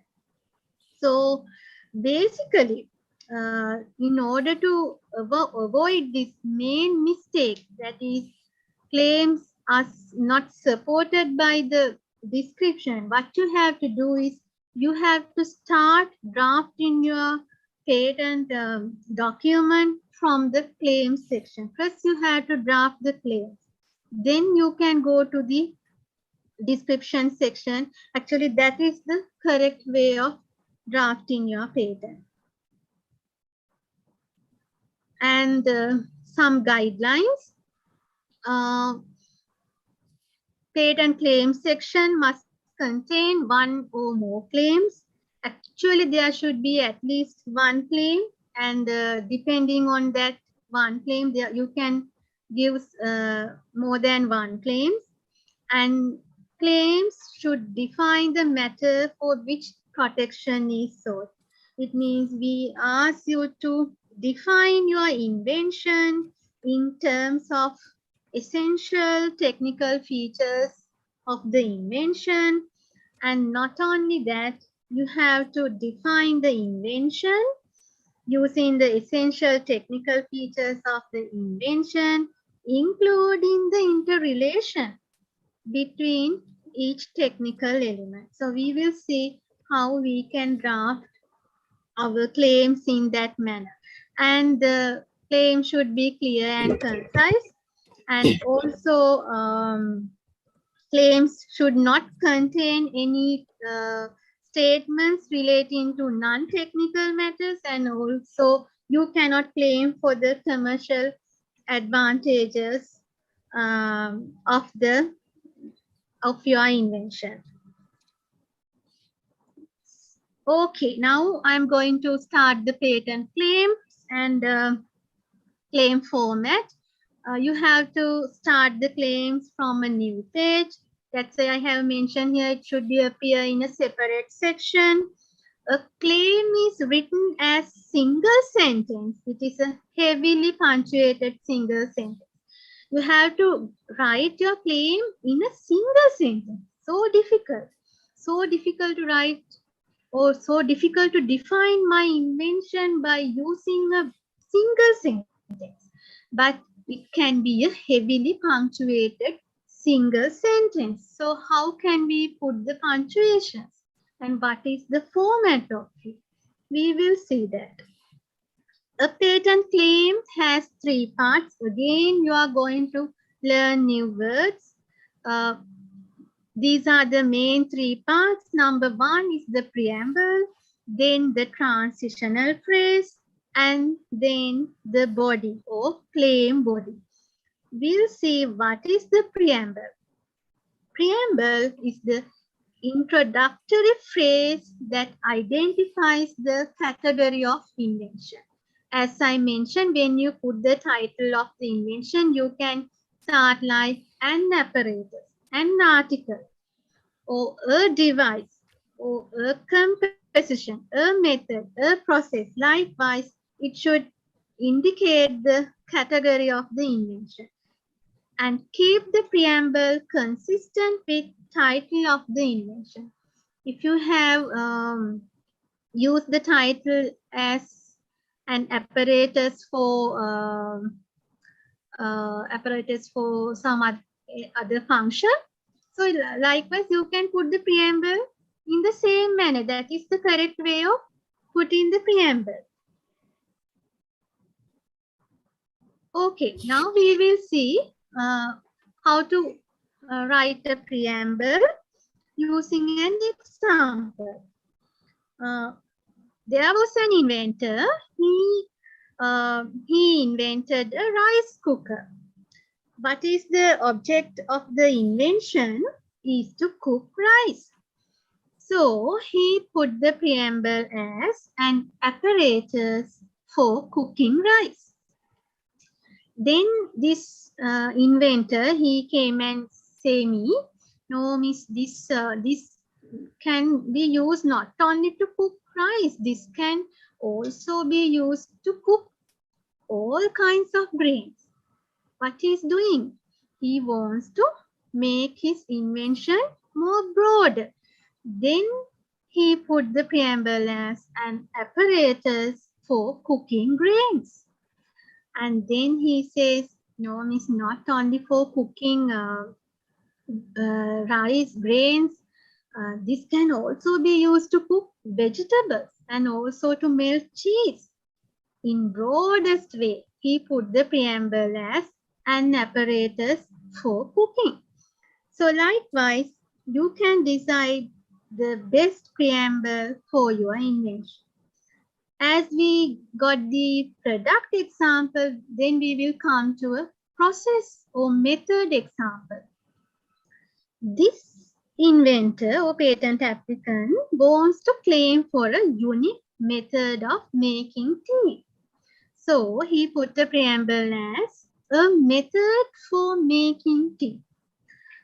Assume that his method would be applicable to making any beverage arising from a plant substance.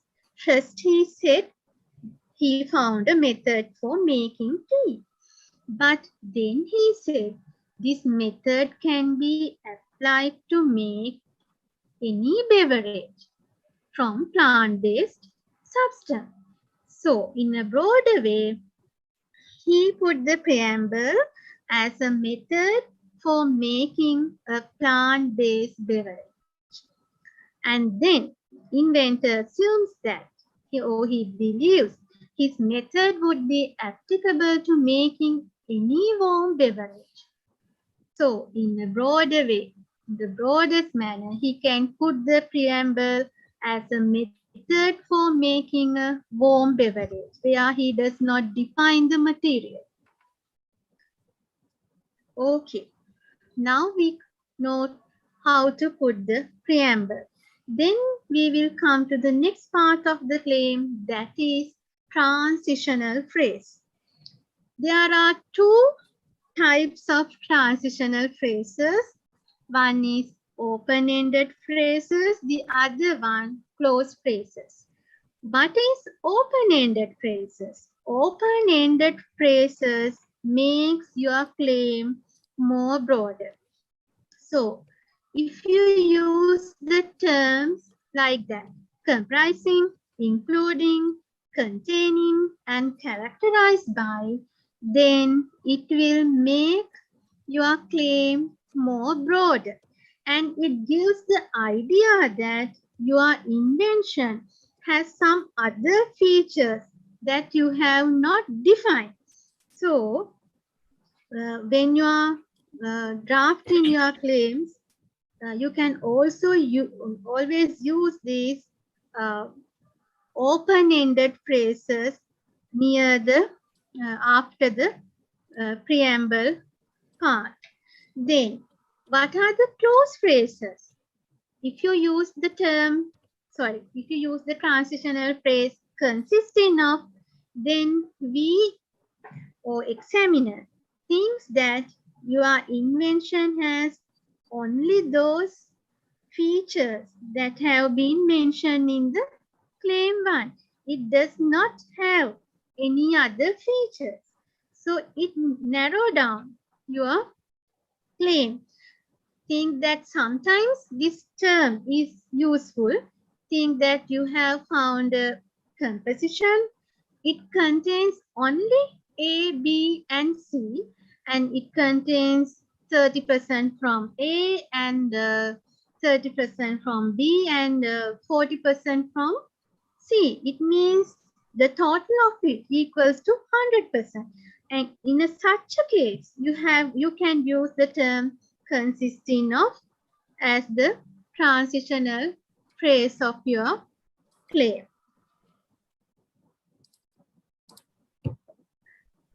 We will get some idea about this difference of these phrases using some examples. Here I have used in first one, open form 1, an apparatus, comma, comprising, colon, a pencil, then semicolon, an eraser attached to one end of the pencil, and a light attached to the center of the pencil. According to the open form phrase I use, the transitional phrase comprising, it gives you an idea that this apparatus comprising a pencil, an eraser, and a light, other than these features, it may have some other features. If you use the clause form, the transitional phrase consisting of. It means your invention or apparatus has only a pencil, an eraser attached to one end of the pencil, and a light attached to the center of the pencil. So you see that when the I will come to the claim body after the transitional phrase. I have given it in blue color. After the transitional phrase, you can see the claim body. It gives the essential features of the invention and also the interrelation between each element. So if I after reading this claim, if I draw this product, which my drawing should indicate, or my drawing should show this particular invention. So you can check whether you have drafted your claim in correct manner. After you read it and you try to draw it, then you can draw it by using your claims. Then you have drafted your claim in correct manner. Then we come to the claim body. So the claim body follows the transitional phrase and recites the elements and limitations of the claim. Claim body is the most important part in where you have to state what are the essential and novel features of your invention, including their interrelation. You cannot just give a list of parts as a claim. You have to define your invention by using a single sentence. Okay, then we will see another example. That claim has been drafted for a table. The body of an apparatus claim covering a table. Here, the applicant had put the preamble as an apparatus for holding items in broader manner. He doesn't say a table. He says an apparatus for holding items, comprising at least one leg and a top configured to support at least one leg. So he gives the essential features of the invention. Those features are leg and a top. So he further defined it as at least one leg, and he gives the relationship between two elements.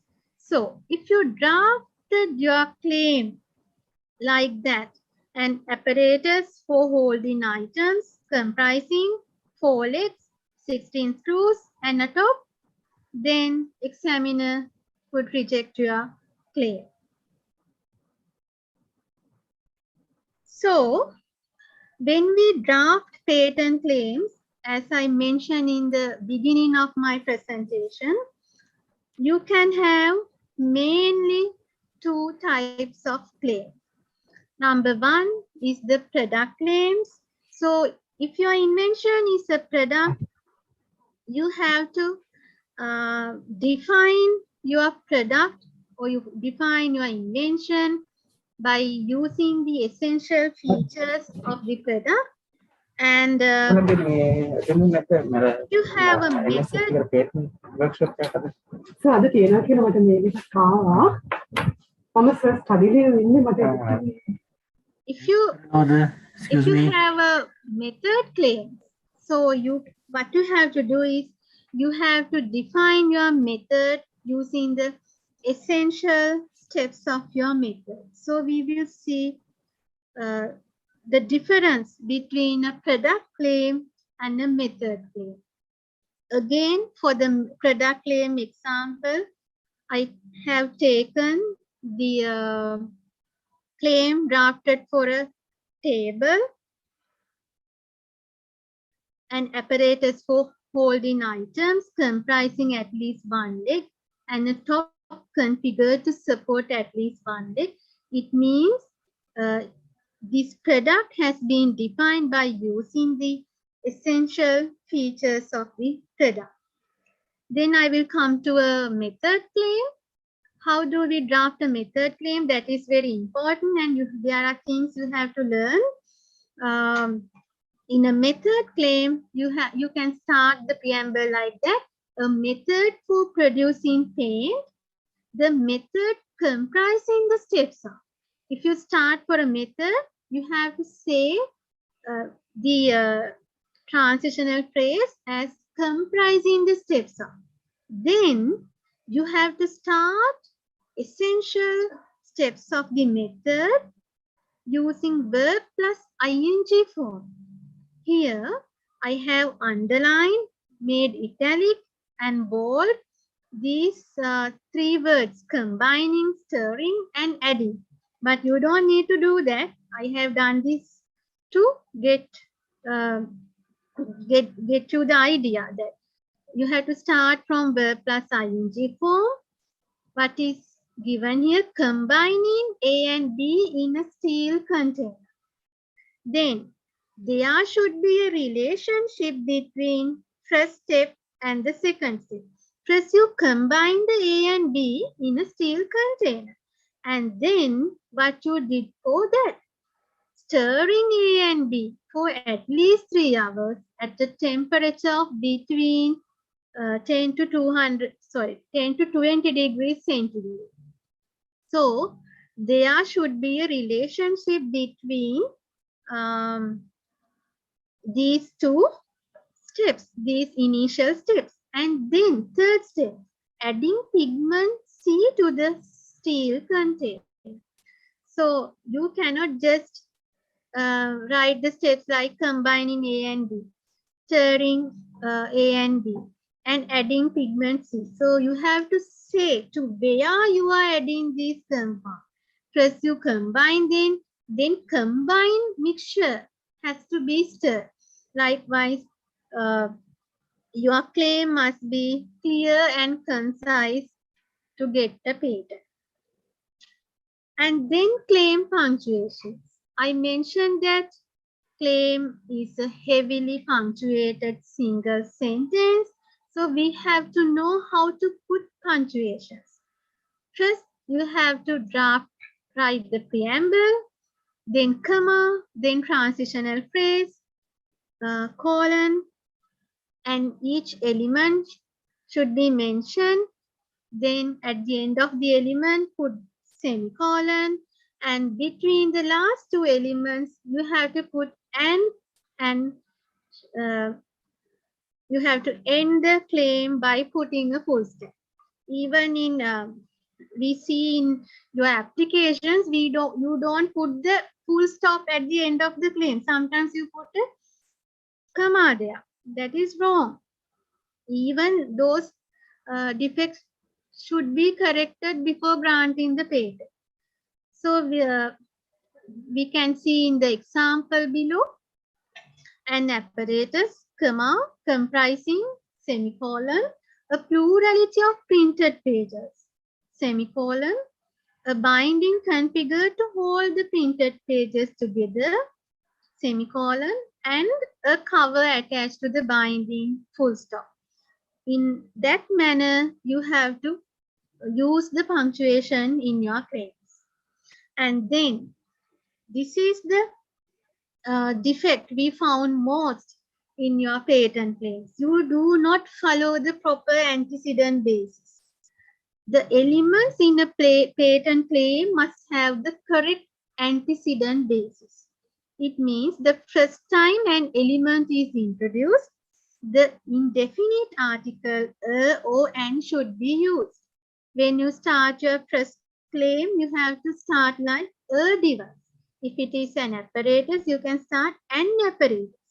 You cannot start the using the, because you have invented this product or you have made this product to the world for the first time. So that your invention is not available in anywhere of the world. So then you have to start it with a or an. When you refer the same feature again, then you have to use the definite article the. We will see the example.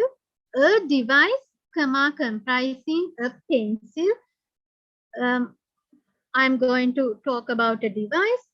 Its first element is a pencil. When I say it for the first time, I have to use a. And a light attached to the pencil. Pencil and light are the two elements. The connection between the pencil and light are given. When the connection is stated, we have to put the for the previously stated element. Then you draft the second claim. You want to again claim for the additional features in your device. So you have to start the device, because now already you have told about the device. You are referring to the same device. So we have to start the device recited in claim 1, wherein the light is detachably attached to the pencil. When we refer to the previously said elements, we have to use the. So if you have not put a and the in correct manner, it gives a completely different meaning for your invention, and we cannot consider that claim is clearly drafted. So it is essential to adhere to proper antecedent basis, and then you cannot use bracketed expressions in claim section. But if you have drawings and you have numbered the elements of your invention, you can use those reference numbers within parentheses. Otherwise, you cannot open a bracket, and within that bracket, you cannot further explain the features of the invention, because things that you have written inside the parentheses are not taken for examination. So, bracketed features are not permissible, and also inverted commas you cannot use. So you can use only bracketed features if there is a chemical or mathematical formula is given. You can use the parentheses. And some other claim phrases. When you want to further define the features of your invention, you can use these phrases like wherein, whereby, such that, so as to. So wherein clause, we mostly use this clause, and it is generally used to describe a function, but it can also be used to describe additional features of the elements as well. Here the example, a folder for keeping files, wherein the folder is configured to receive the file. So term or phrase wherein has been used to refer the function or to describe the function of the invention. And when we talk about claim sets, in a patent document, you can see there are two types of claim sets. One are independent claims and then dependent claims.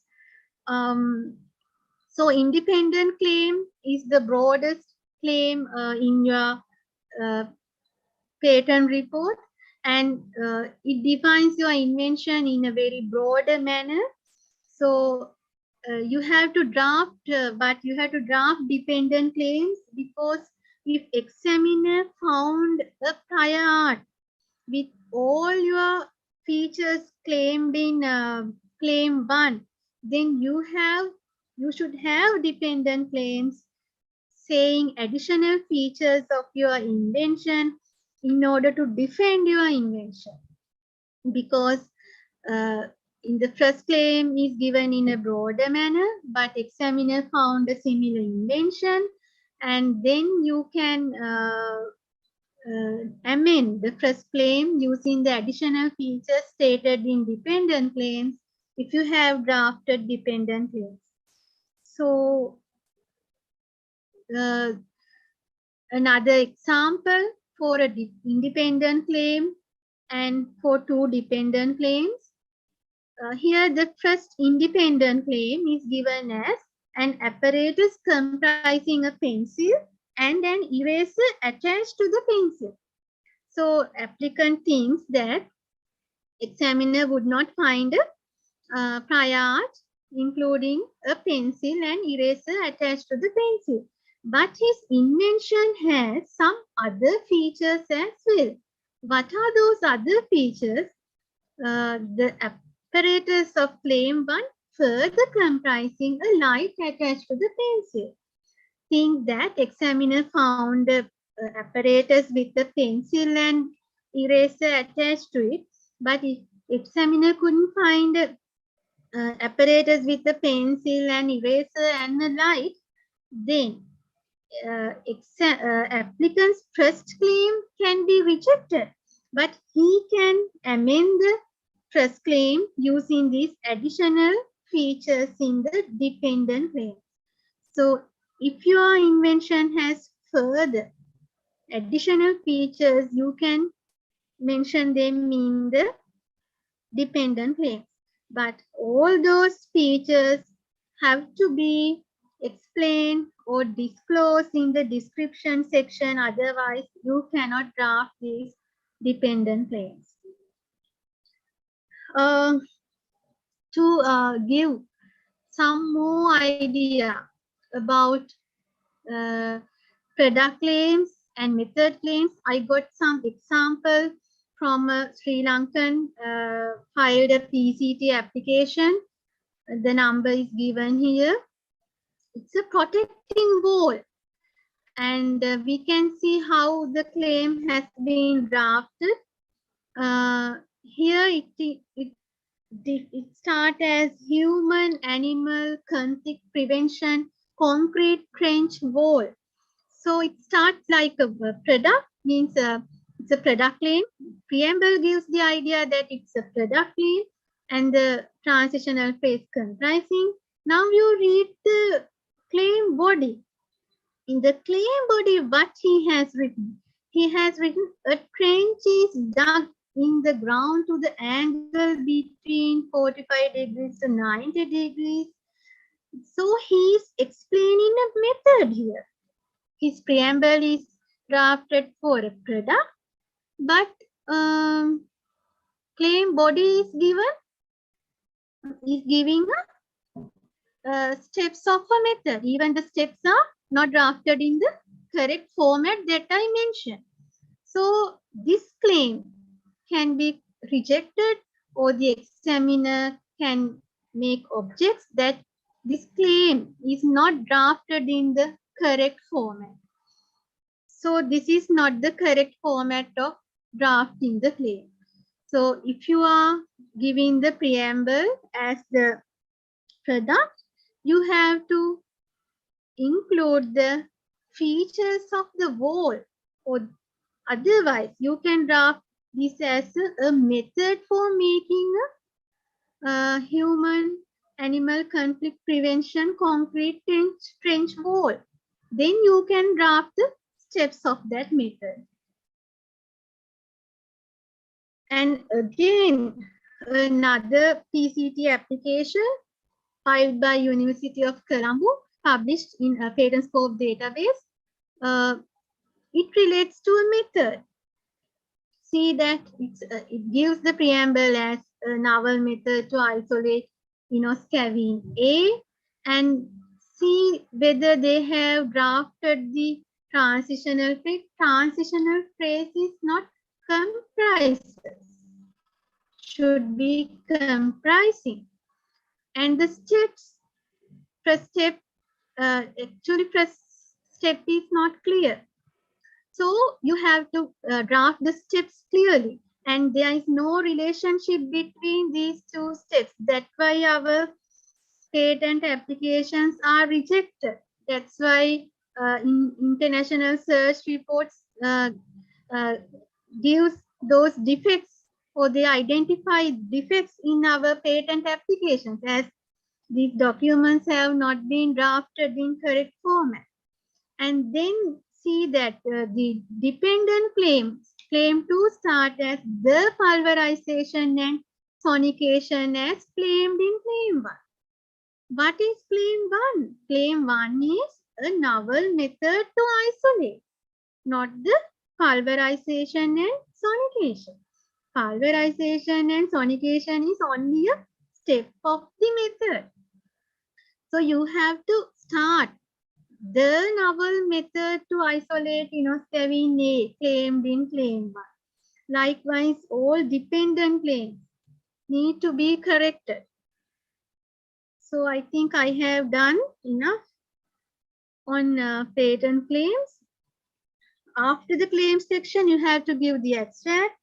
In the abstract, you have to mention the technical field of the invention and briefly what is the technical problem addressed and technical solution given by your invention. And in the regulations, it has been mentioned that abstract should be given in 50 to 150 words. And by reading the abstract within 2 to 3 minutes, anybody can get understand about what is this invention is. So even the abstract has to be written in clear and complete way. And most of the time we see that abstracts are not given in correct way. And if you have drawings, you cannot write any words in the drawings. You can use only arrows and reference numbers to mark all the elements of the invention, and those elements can be explained under mode for invention section. And each drawing has to be labeled as figure 1, figure 2, like that. So I recommend you to refer the WIPO patent drafting manual. You can get more knowledge on patent drafting from the manual, and all the UBL cells can follow the WIPO distance learning course, advanced course on basics of patent drafting to learn more about patent drafting for your future activities. So I am thankful to all of you for listening my presentation, and I am thankful to my Director General for all the encouragements given to us to do these awareness sessions. And I'm thankful to NSF, National Science Foundation, for organizing this event.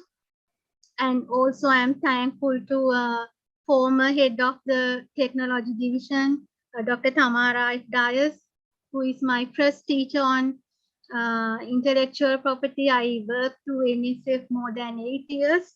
So where I was guided much to assist inventors and scientists to draft patent applications, do prior art searches, and also to file PCT applications. So thank you very much. So if you have any questions, you can ask. Thank you. Thank you, Mrs. Nisansala, for your very nice presentation on patent drafting. It was an informative and provided examples to easy understanding of the participants. Thank you. The last presentation of today's workshop is on prior art search, and it will be presented to you by Mr. Nalinda Tapattu, Assistant Director, Patent and Examination at NIPO. This is for your presentation, Mr. Tapattu.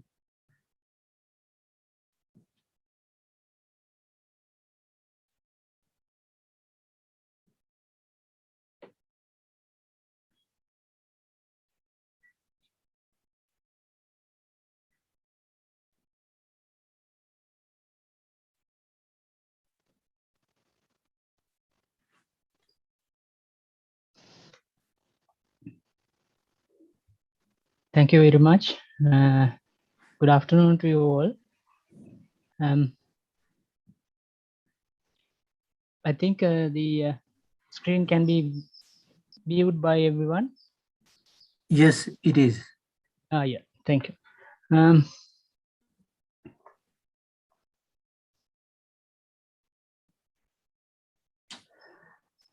So I'd like to move to the topic and have a start with what's new and how to survive prior art search using prior art search. So the topic is prior art search, but I'm using this slogan, what's new and how to survive, because in prior art search, there will be two main aspects and usages that we will cover throughout this presentation. In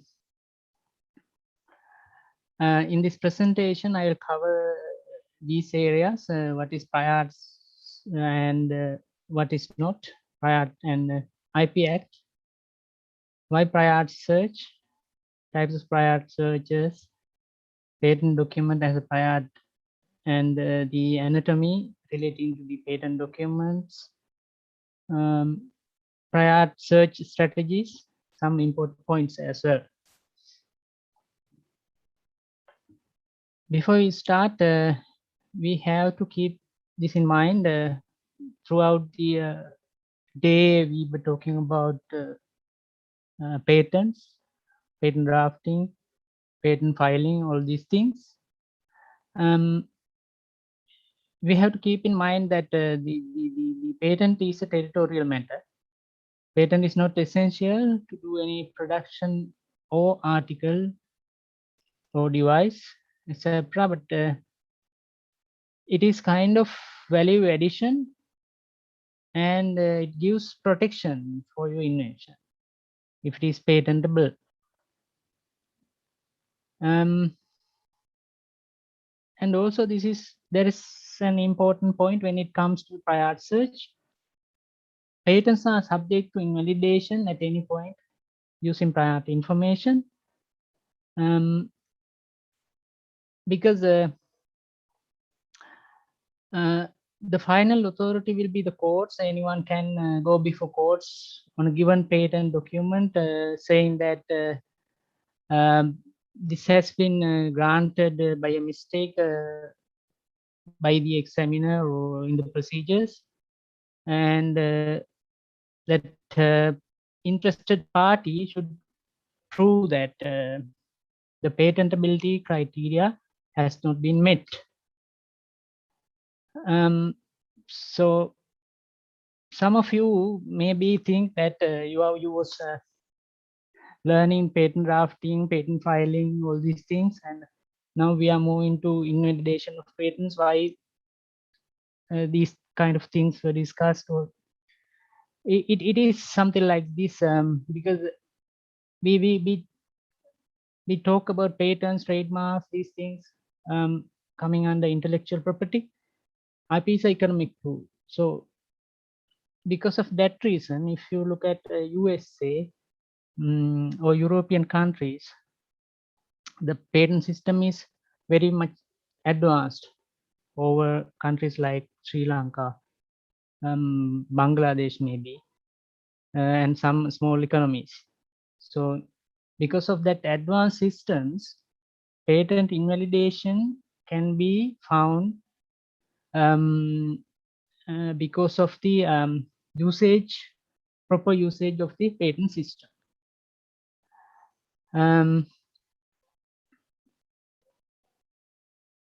In that sense, prior art search is very much important, not only getting a patent, but as an economic tool, or let's say to be used in a business.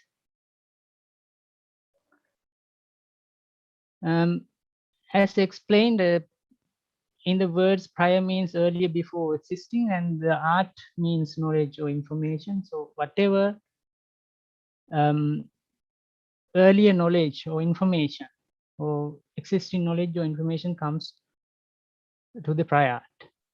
So we are much familiar with the state of the art or background art information. When it comes to the patent law all information that has been made available to the public in any form before a given date that might be relevant to patent claims originality. So in patent law, we are looking at all available information within the public domain or disclosed to the public on a given date. The date is important because when it comes to the prior art information for a given invention, we are looking at whatever available earlier to that disclosure or the patent application. So the date is important. So it should be disclosed to the public. So secrets, trade secrets are not prior arts. Say we had a discussion between few people, and we later notice that someone has applied for patent. We can't say or we can't argue that it was between it was in a discussion between us or something like that. That is a different legal scenario to be followed in that particular event. So prior art means whatever disclosed to the public before a given date. Secret between few that has been discussed. Confidential information or publication which lacks enabling information are also not under prior art information.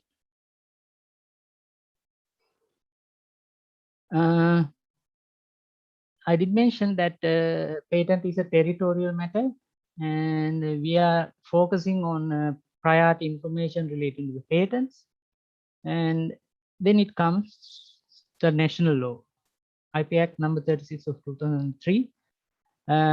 In that section, we are looking at section 64.1 and 65, 64.2. In the section 64.2, it says everything disclosed to the public anywhere in the world by written publication, oral disclosure, use, or in any other way prior to the filing or where appropriate. So it has identified what is the prior art. And there is a section 64.3, disclosure to be disregarded in certain circumstances. Maximum 12 months is allowed in certain instances if the disclosure has been happened before the filing of the patent application.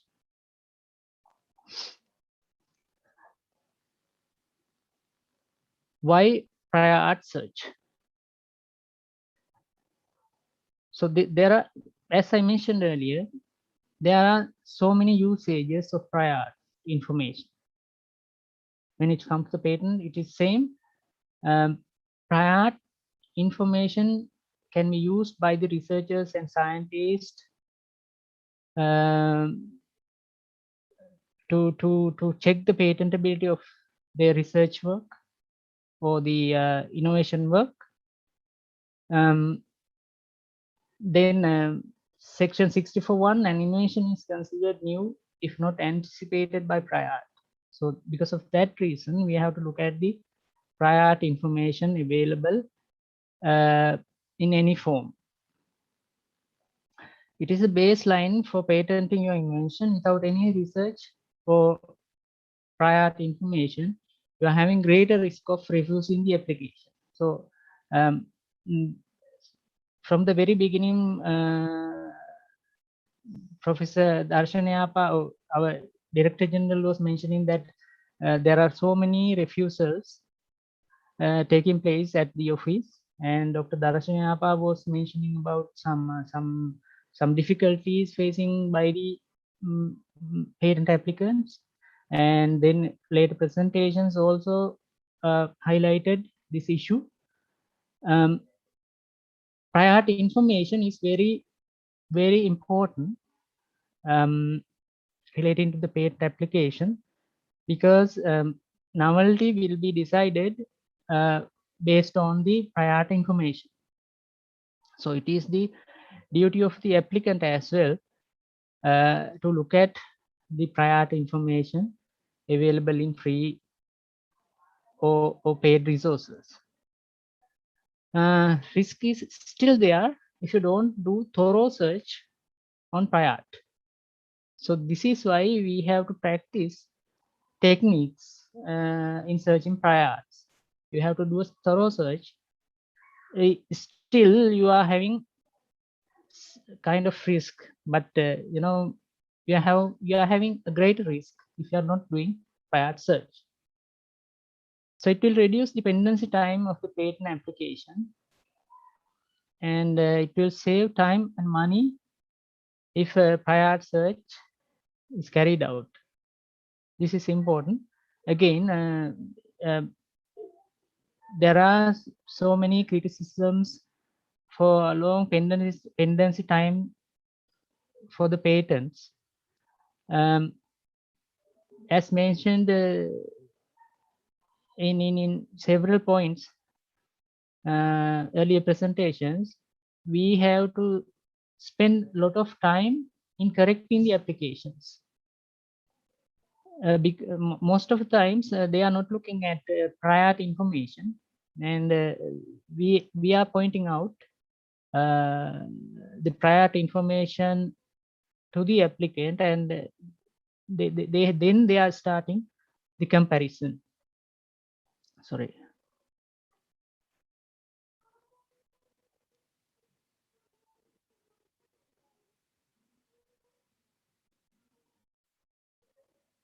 And there are certain advantages on prior arts if you are doing prior art searches as researchers, to avoid duplication of R&D work, identify specific new ideas and technical solutions, product or process. This is, you know, there are R&D institutes and R&D departments in companies. So this is important for them because there are allocations for R&D works. So we have to avoid duplication of R&D works. So prior art search is the best tool to avoid such duplication. Identifying state of the art technologies is again important for companies or R&D institutes, and identifying alternative technologies and its sources that also can be done through the prior art search. Locate source of know-how in a specific field of technology or in a given country. This is again very important, the know-how technology. If we are going to start a production of a certain thing, and we knew that the patent life has been expired. Patent life means patent will be given for 20 years. At present, in most of the countries, if you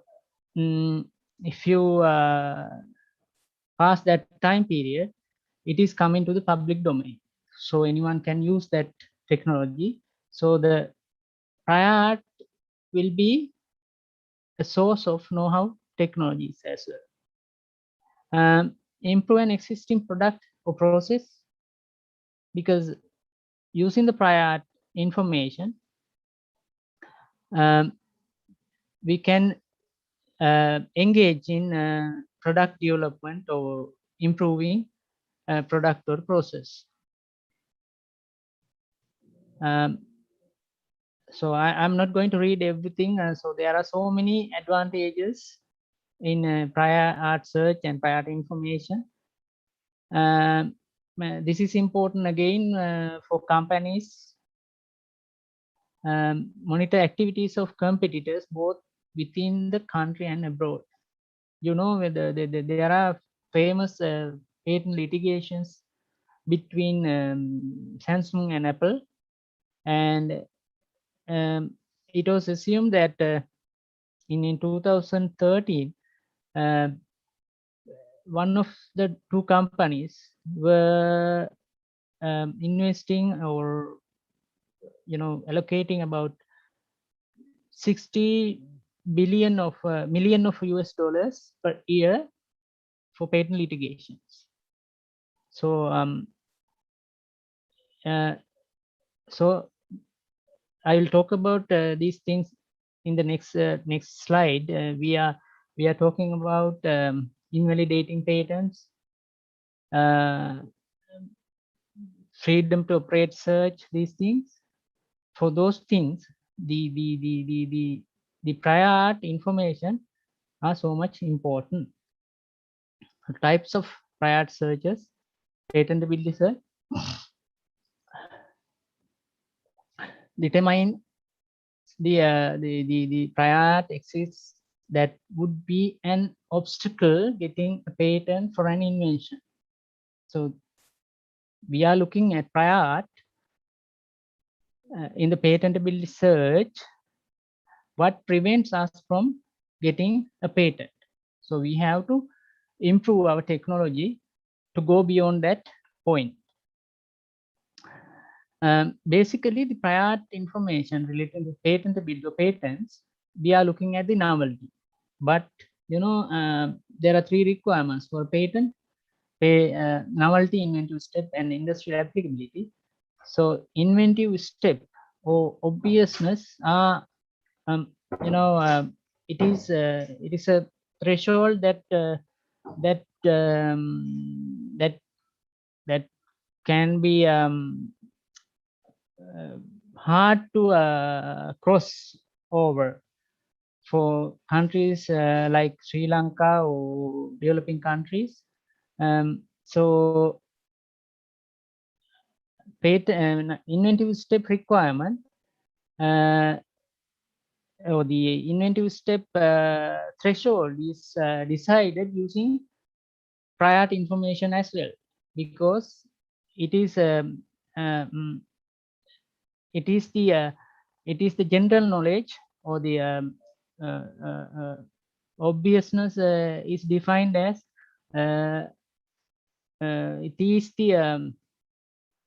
it is the general knowledge with the person having ordering skills in the art. So in that sense, sometimes you will find in prior information and international search reports that especially in the international search reports, we will discuss these things later, that prior art information were used to determine the inventive step requirement as well. So first, it is determined to determine the obstacles getting a patent for inventions, novelty, and inventive step as well. The scope of this search is broad because it tries to find relevant documents, including local and international patents. Scope of this search is broad because it tries to find relevant documents and including local and international patents. In the patentability search, what we are saying that prior art means whatever available to the public in anywhere in the world. So it is a broad search. Published patent application and non-patent patent publications such as papers, websites, and presentations also included there. In general, any public domain knowledge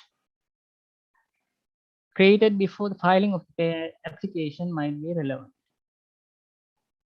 So whatever in the public domain, whatever within the public is relevant in the patentability search and relevant prior search.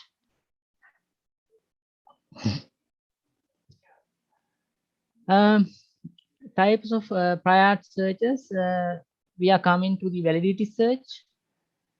The search to determine the validity of an issued patent by locating any prior document or reference that would invalidate one or more of the patent claims.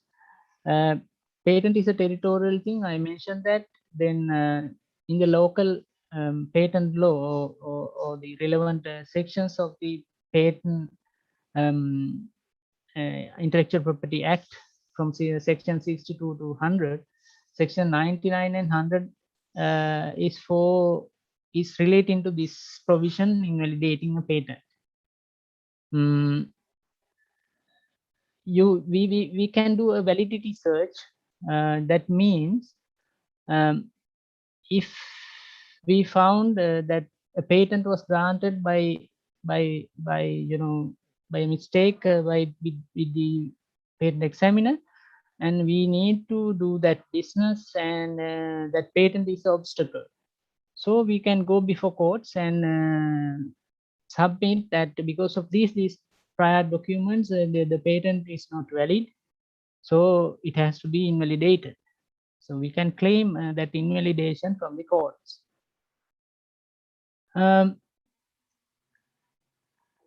Again, infringement search, it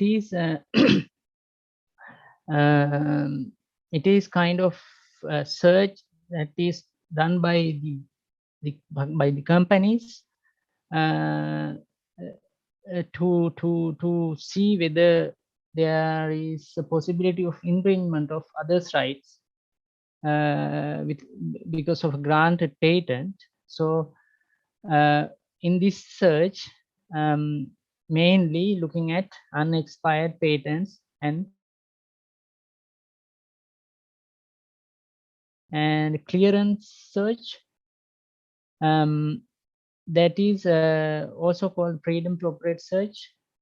That means similar to infringement search, but it will include expired patents as well, expired patent information as well, because we want to operate with certain technology, or we want to use certain product, and we want to see whether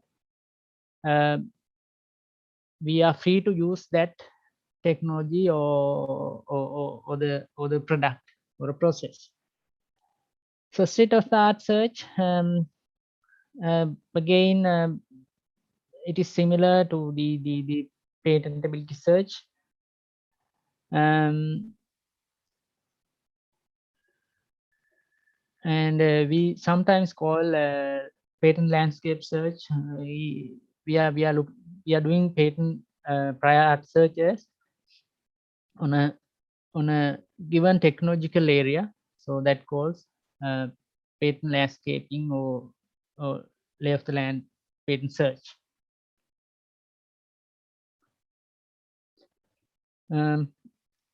I saw that in the message area in this Zoom meeting, someone was mentioning about accessing patent databases.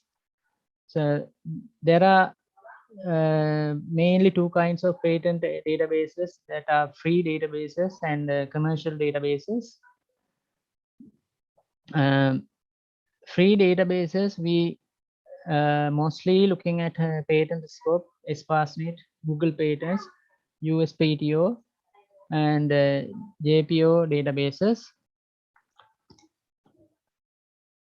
Then key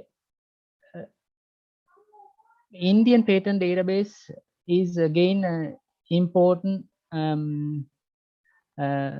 source of prior art information. I'll talk about this matter later, because in the Indian patent database,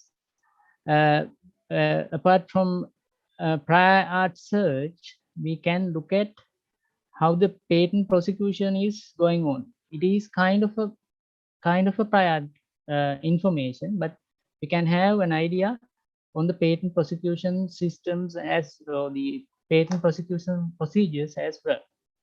Commercial databases, Thomson patent database and some other commercial databases available. Comparing to the free databases, commercial databases are having more user-friendly facilities. So that is why they are charging to use those resources, and prior information also available in the scientific journals. Any other publications, including YouTube videos, are looked at.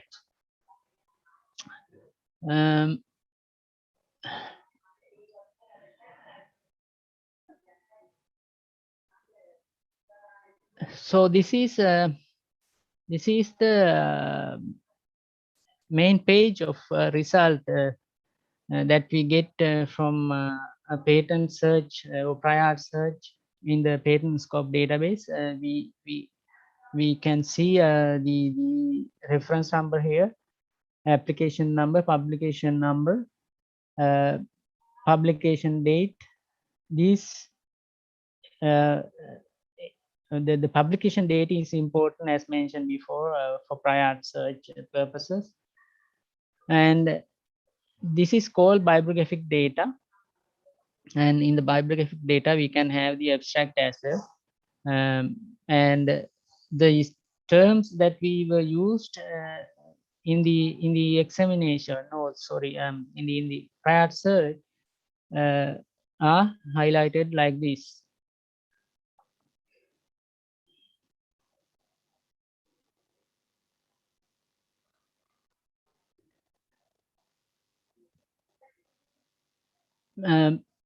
Patent anatomy, we talk about certain words or combination of words in the prior art information. They are maybe you are familiar with those terms: applicant, application date, priority date. The term which I want to highlight here, the IPC, International Patent Classification, because this is important in prior search as well, because sometimes we are getting very high number of hits if we are doing a patent search. Then to narrow down the results, we can use International Patent Classification. As I mentioned before, the earlier slide, Google Patents, they are showing legal events and citations as well. Legal event means whether the application has been refused or withdrawn or still in the patent life or something like that. It is mentioning there in the bibliographic data page of the Google Patents page. We can look at these search engines later. Description drawings, those terms are familiar to you.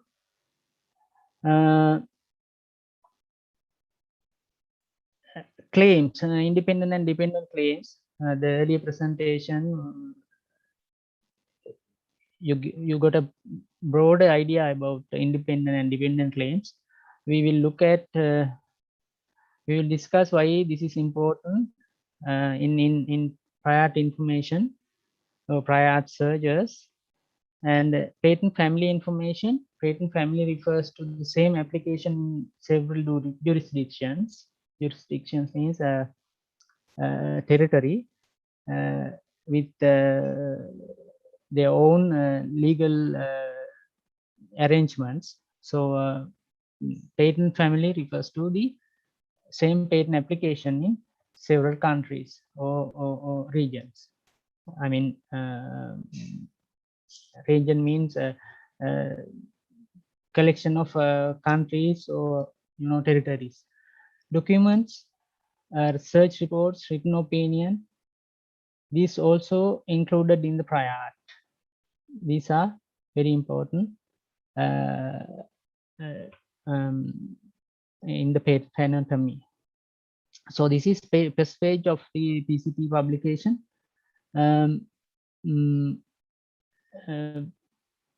Patent Cooperation Treaty or the PCT is a route to enter into several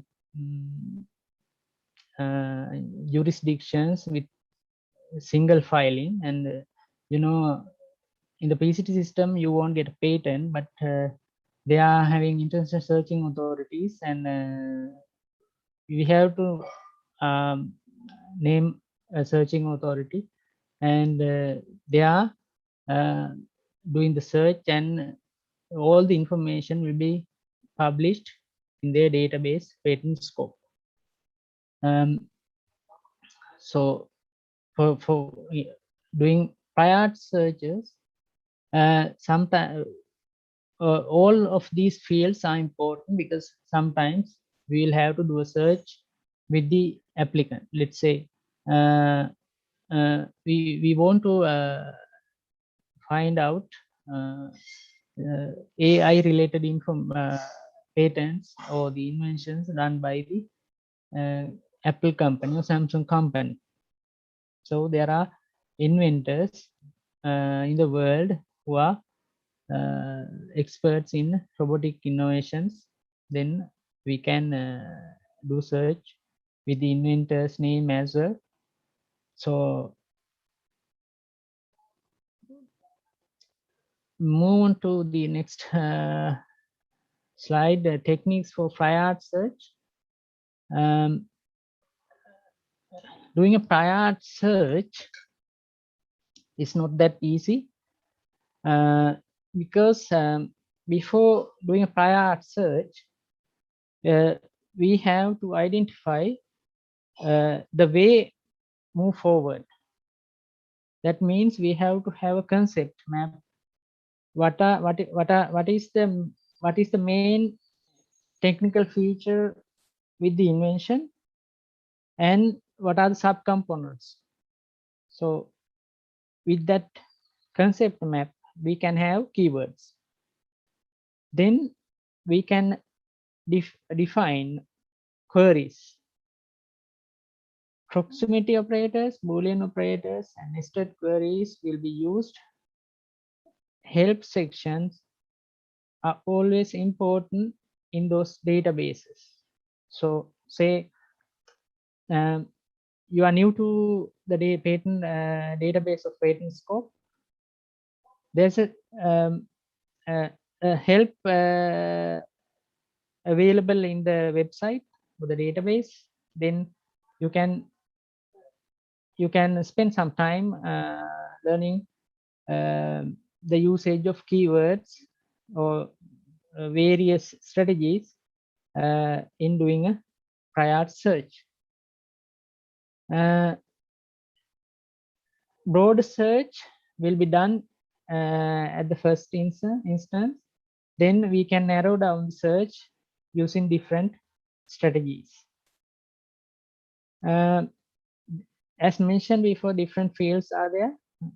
IV combination gives more accuracy in the prior art search, because we are going to target the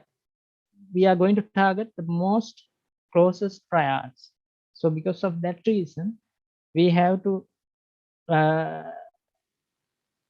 narrow down the search as much as we can.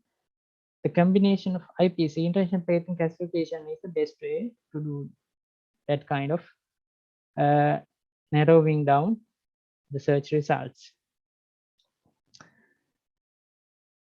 Patent search techniques, Boolean operators, proximity operators, truncation, nesting, traces. These are the main 4 or 5 usages in the patent search. Boolean operators, we know that and not, or these operators can be used in databases, or proximity operators, near. When we are narrowing down the search results, these kind of proximity operators are important. And in the concept map, we can decide the combination of words should lie within certain distance. So this near proximity operator is important. Sometimes order operators and some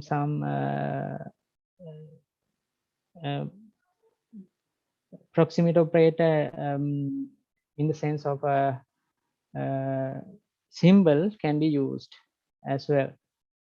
As shown here, tool metal, the operator is here near, it is approximately within 10 words. So that means we will have the result that the tool and metal lies within 10 words. Truncation words, including wildcard characters, can be used in this way. TE, then question mark at T will give us test or text. Likewise, truncation words can be used in the search. So what is nesting means, we will have apples, oranges, and bananas. Then we can't decide whether the result we want is apple with oranges or bananas, or apple with oranges and apple with bananas. So this is how the correct usage of nesting search queries. We have to use parentheses in the correct order because the result will be different.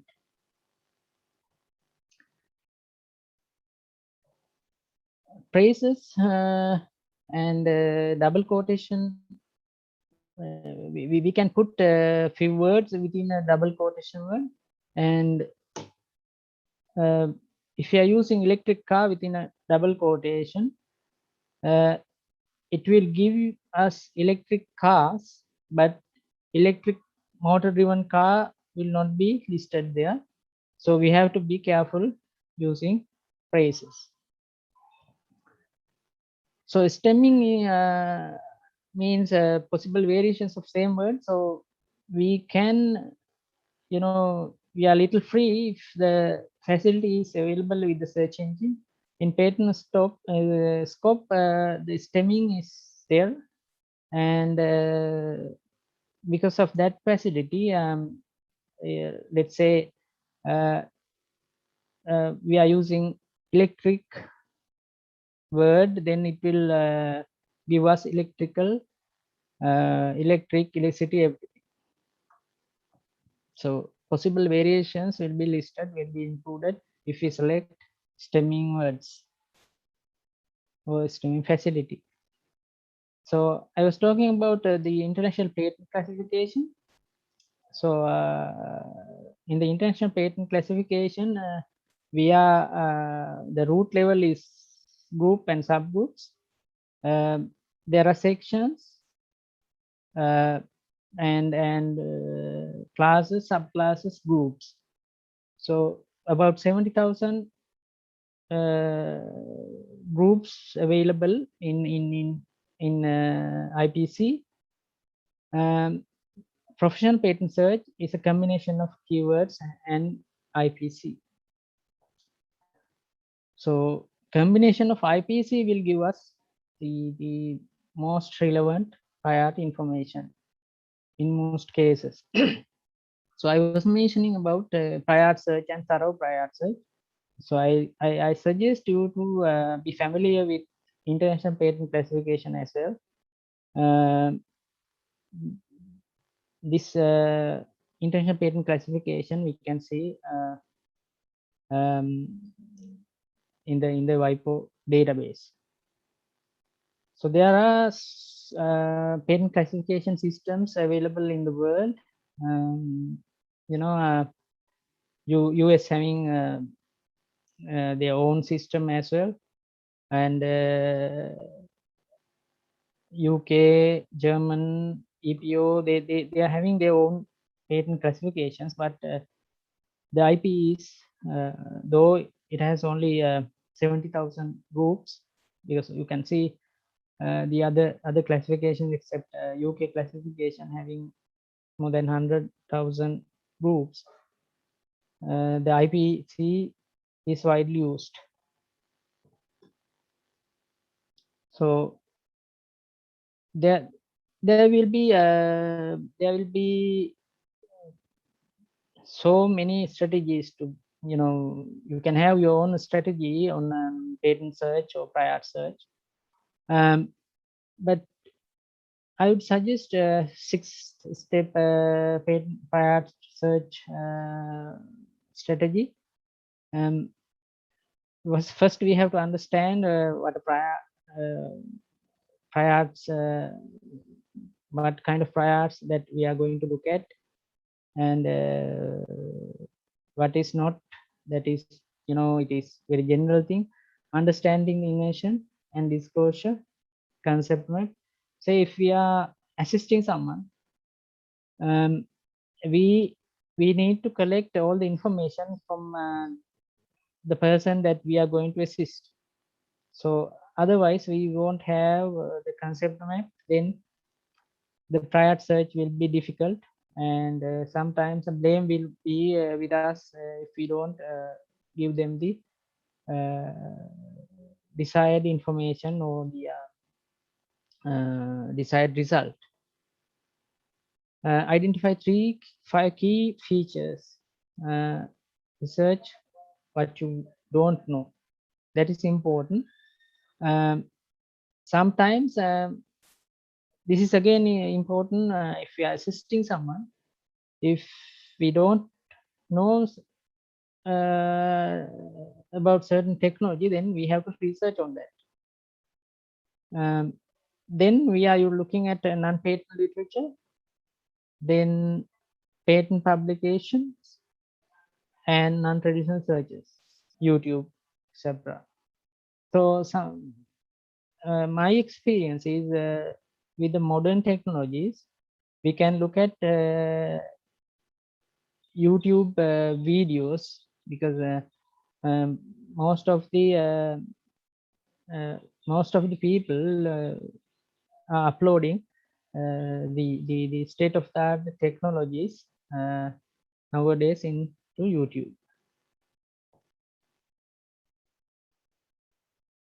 So in the picture, I am showing you that the concept map of a seat.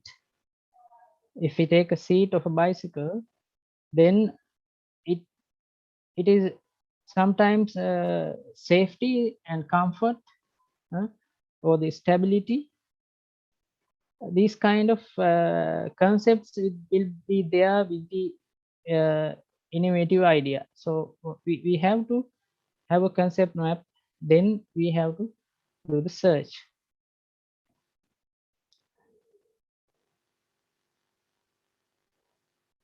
It's so other important points: written opinion and ISR. I was mentioning this before. In the PCT system, we have international searching authorities. They are completing international search report and the written opinion. So this written opinion again gives us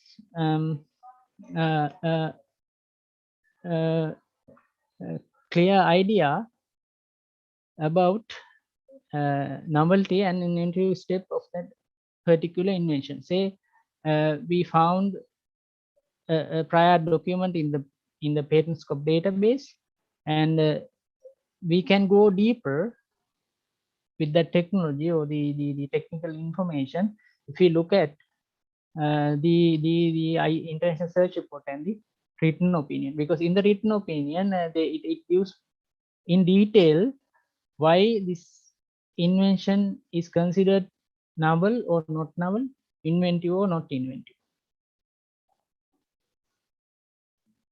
So we generally call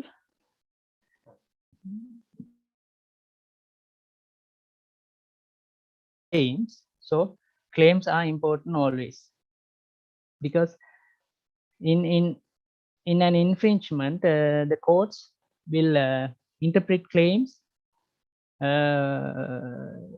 what kind of protection afforded by the patent, or what is the area protected by the patent is decided with the claims, or the infringement, how far it has been infringed, the patent rights will be decided with the patent claims. And um, uh, um, how, how can a patent be invalidated, all are decided with the claims. It is not only claims to be considered. Is it only claims to be considered? That is a question. As mentioned before, prior refers to the any information before any information available to the public before a given date. So not only claims, but if something mentioned in the description, you know, in certain jurisdictions, if you do if you are familiar with the patent prior art searches, you will find that some patents, though they have filed 10 years before, are still pending stage. So the claims were not taken or for determine the validity or anything, because it is at the application stage. So for that reason, because claims were not examined or considered, the patent information in the description abstract, they are also important, right? Claims in the prior search results or the prior documents important because of this reason. Independent and dependent claims are there. So we know that the scope broadest claim in the patent will be the independent claim. Then dependent claims further narrow the scope of an earlier independent claim. You know that this is the idea of having independent and dependent claims. Why we are narrowing down the scope of an earlier independent claim? Because you will see in international search reports or written opinions, sometimes the broadest claim has been refused due to lack of novelty or inventive step, but some claims still accepted for novelty or inventive step. So because of the narrow in the scope of that particular dependent claim, it was accepted or decided as novel or inventive. Identify features with the independent claim typically start with the word a, right? Don't refer back to the another claim. So identifying feature refers to the article used in the claim, or explicitly refer to another claim, like method claim, or this is considered the structure of a claim. Should it be used to determine if a product or process infringes the patent? Yes, for independent claims, the infringement will be decided with the independent claim, right? No, at least not primarily. For dependent claims, they are not that important, but the independent claims in prior art documents are important. This is what this is the reason for this consideration. If the product infringes even one of the independent claims, then the product infringes the patent. If the product does not infringe any of the independent claims, that product doesn't infringe the patent. This is pretty much on the infringement of patents, but you know, if we consider this term infringe, if you are looking at the novelty or inventive step, it is anticipation, right? The independent claim will be used to decide the anticipation. Because of the narrow nature in the independent claims, they are not that important points. In past, Indian Patent Office, I was mentioning this earlier, as a source of learning patent prosecution. Patent prosecution refers to the communication between the IP office and the agent or the applicant.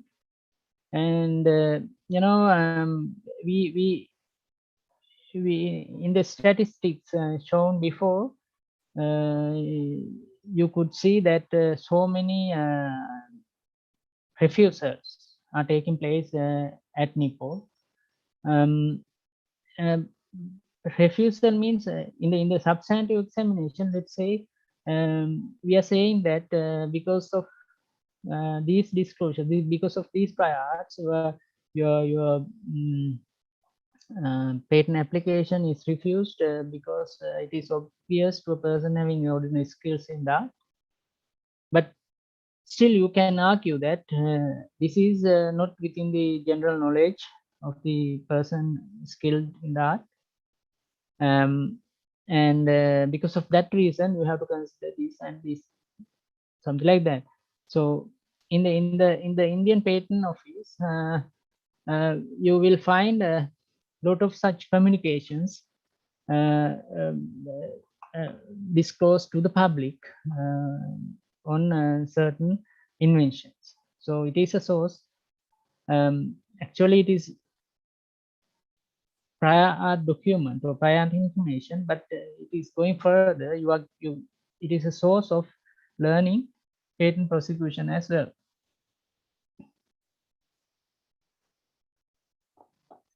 So I would like to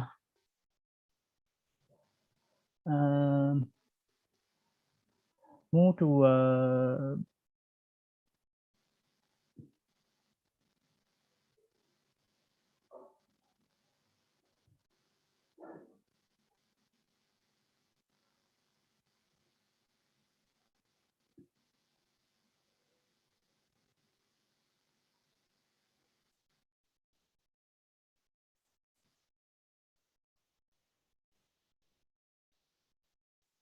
patent scope database.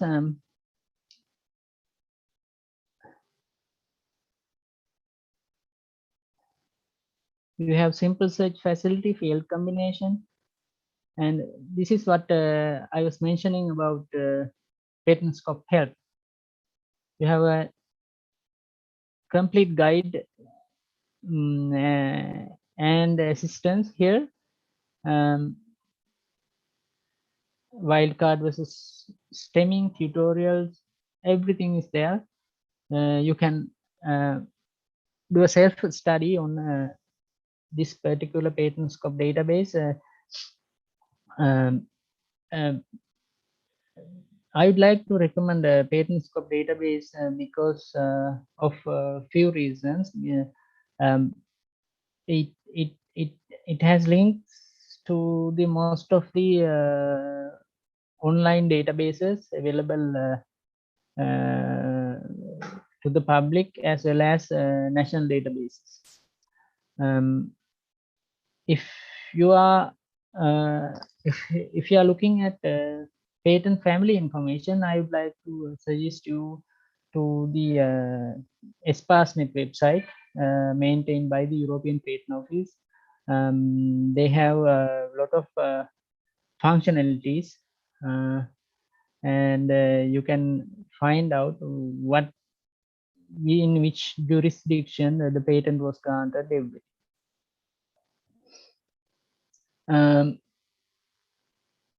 This is one of the written opinion documents.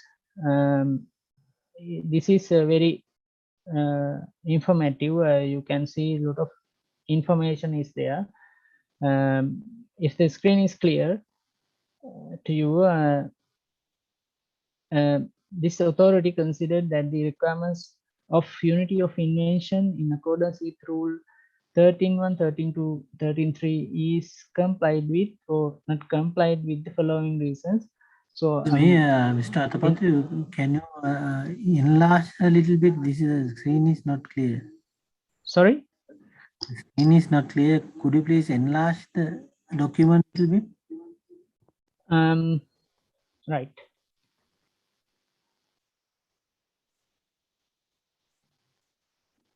Now it is clear, right? Yeah, now it's okay. Okay. So this is again important because you know, in the earlier presentation, I think she has mentioned about the unity of the requirement of unity of the invention. The examiner is looking at the claims and decide whether it is a single inventive concept or several inventions are there.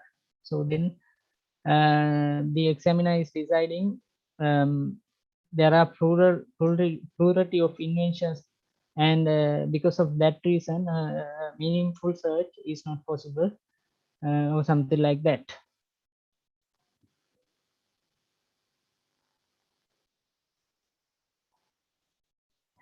So basically the priority information is used to decide the novelty, but you know, again it is being used to decide the inventive step requirement as a, because in the earlier stage the ordinary person having skills in the art was the person in that particular field, but when the law or the system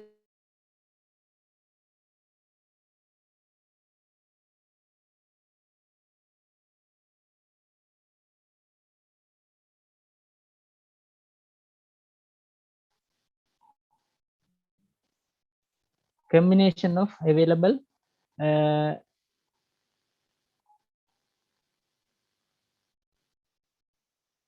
hello.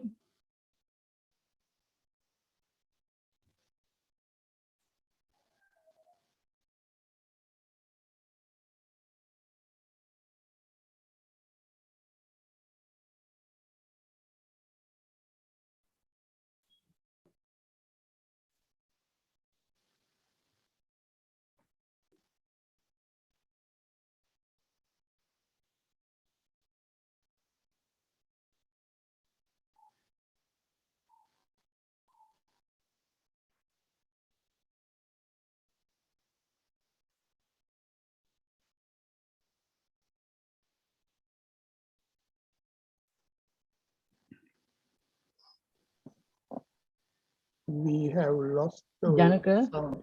Yes. so sorry, I lost the connection. Now it's okay now? No, it's okay. Yes. Yeah, sorry for Okay. that interruption. Inventive step will be decided using prior information nowadays, because it is considered that the person having ordinary skills in the art means whatever the information available in the public domain. So combination of prior documents, the inventory step requirement is decided. So this is what it has mentioned in this document. In the inventory step cage, inventory step in view of the disclosures of D1, D3 having regards to common general knowledge in the art. So does not involve an inventory step in view of the disclosures of D1, D3 having regards to the common general knowledge in the art. So prior art information is used to determine the novelty and inventory step as well.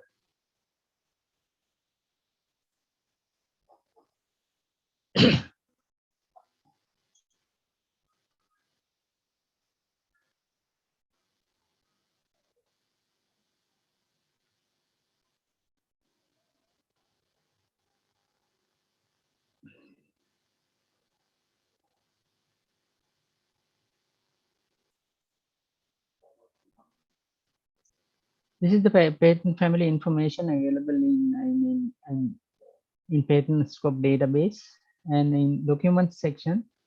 Um, oh,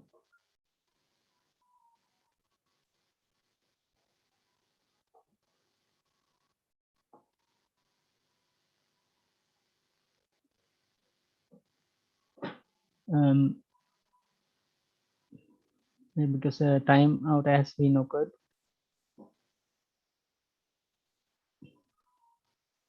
So I was doing a simple search. I wanted to look at ladders. I will use in the field combination. I will use the field combination facility, and let's check how many hits for ladder.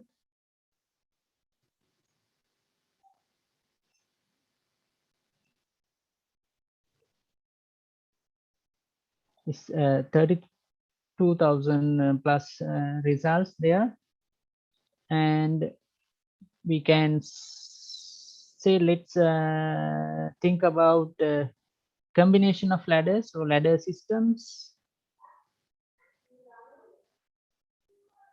and I would click here. It is there stemming, and it comes to the 1042 results. Then I was mentioning about the IPC. So we can find out, this is the international patent classification.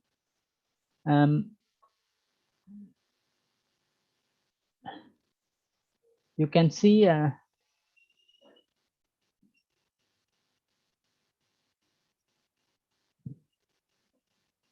main sections. Let's say I want to find out the classification for ladder.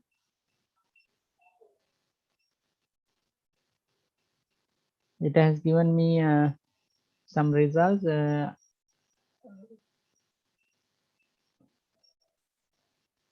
I'm using this E06C, and from this I must collect the most relevant classification to pinpoint the desired result out of those 1042 hits. To save time,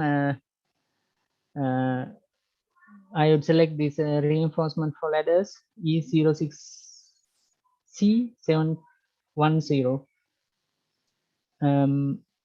Let's go back to the combination section.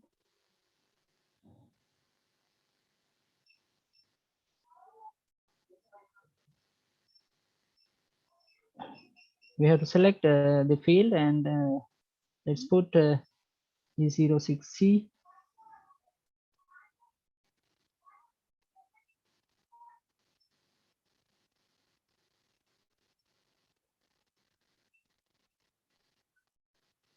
Seven zero zero.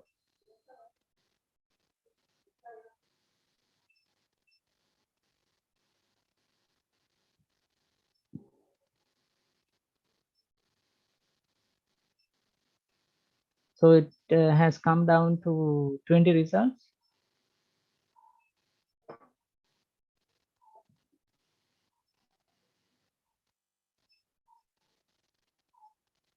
Ladder mounting system, ladder top securing system, ladder system for trench shoring.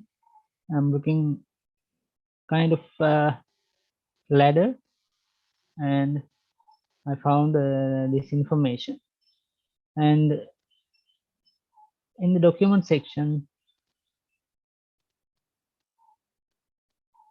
I can find the written opinion here.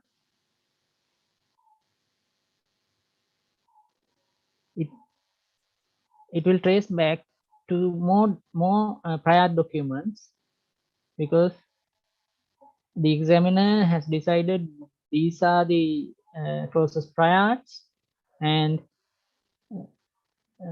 sorry, this is in French or German, but the examiner has decided some relevant prior documents here.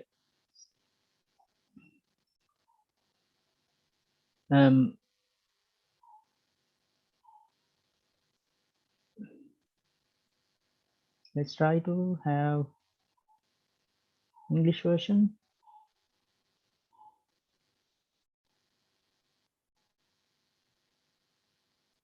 And another importance with the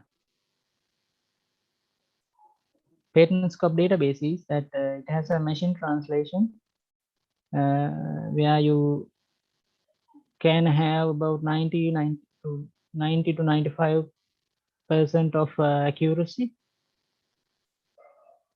So it says the independent claim 1, lack of novelty, and it's lack of inventive step as well, in view of 2 documents out of these 4 documents.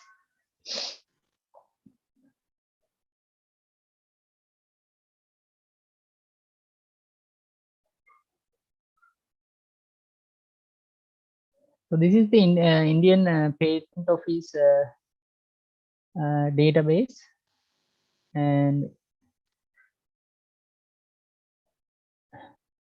this is what I was mentioning. Within those prior information,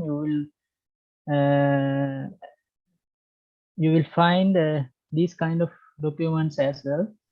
So in that document, excuse me. Yes. Once again, the document is too small. Would you? Yeah. I like. Sorry for that. So in this database, they have uploaded all the communications between the IP office and the applicant or the agent. So the applicant is Google, and you can see that we refer to the first examinations report dated this and amendments for further consideration. Submit our response with amendments.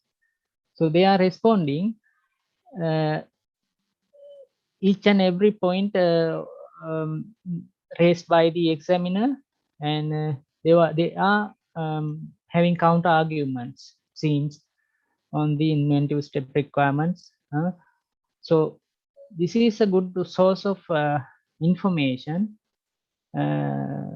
for prior art, as well as to have an idea on the patent prosecution system as well, because we are observing that when the in the examination we mostly find so many defects, and the the response not in the standard manner. So this is a good source of information to have an idea how to do response to an office action with regard to patent.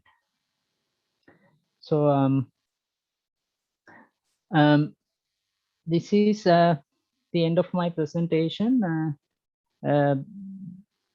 Though the previous presentations were highly concentrated on patenting things, this is the prior art search, as I mentioned, with my theme as well, what is new and how to survive. That means the prior art search is more targeting on patentability search, as well as for the business community to run a business without any obstacles by doing freedom to operate search. If there is an obstacle, they can look at how to invalidate the patent using prior art information. So it is kind of a different dimension in the patent world. So what I suggest here, please do research on prior art information, make use of them when possible, and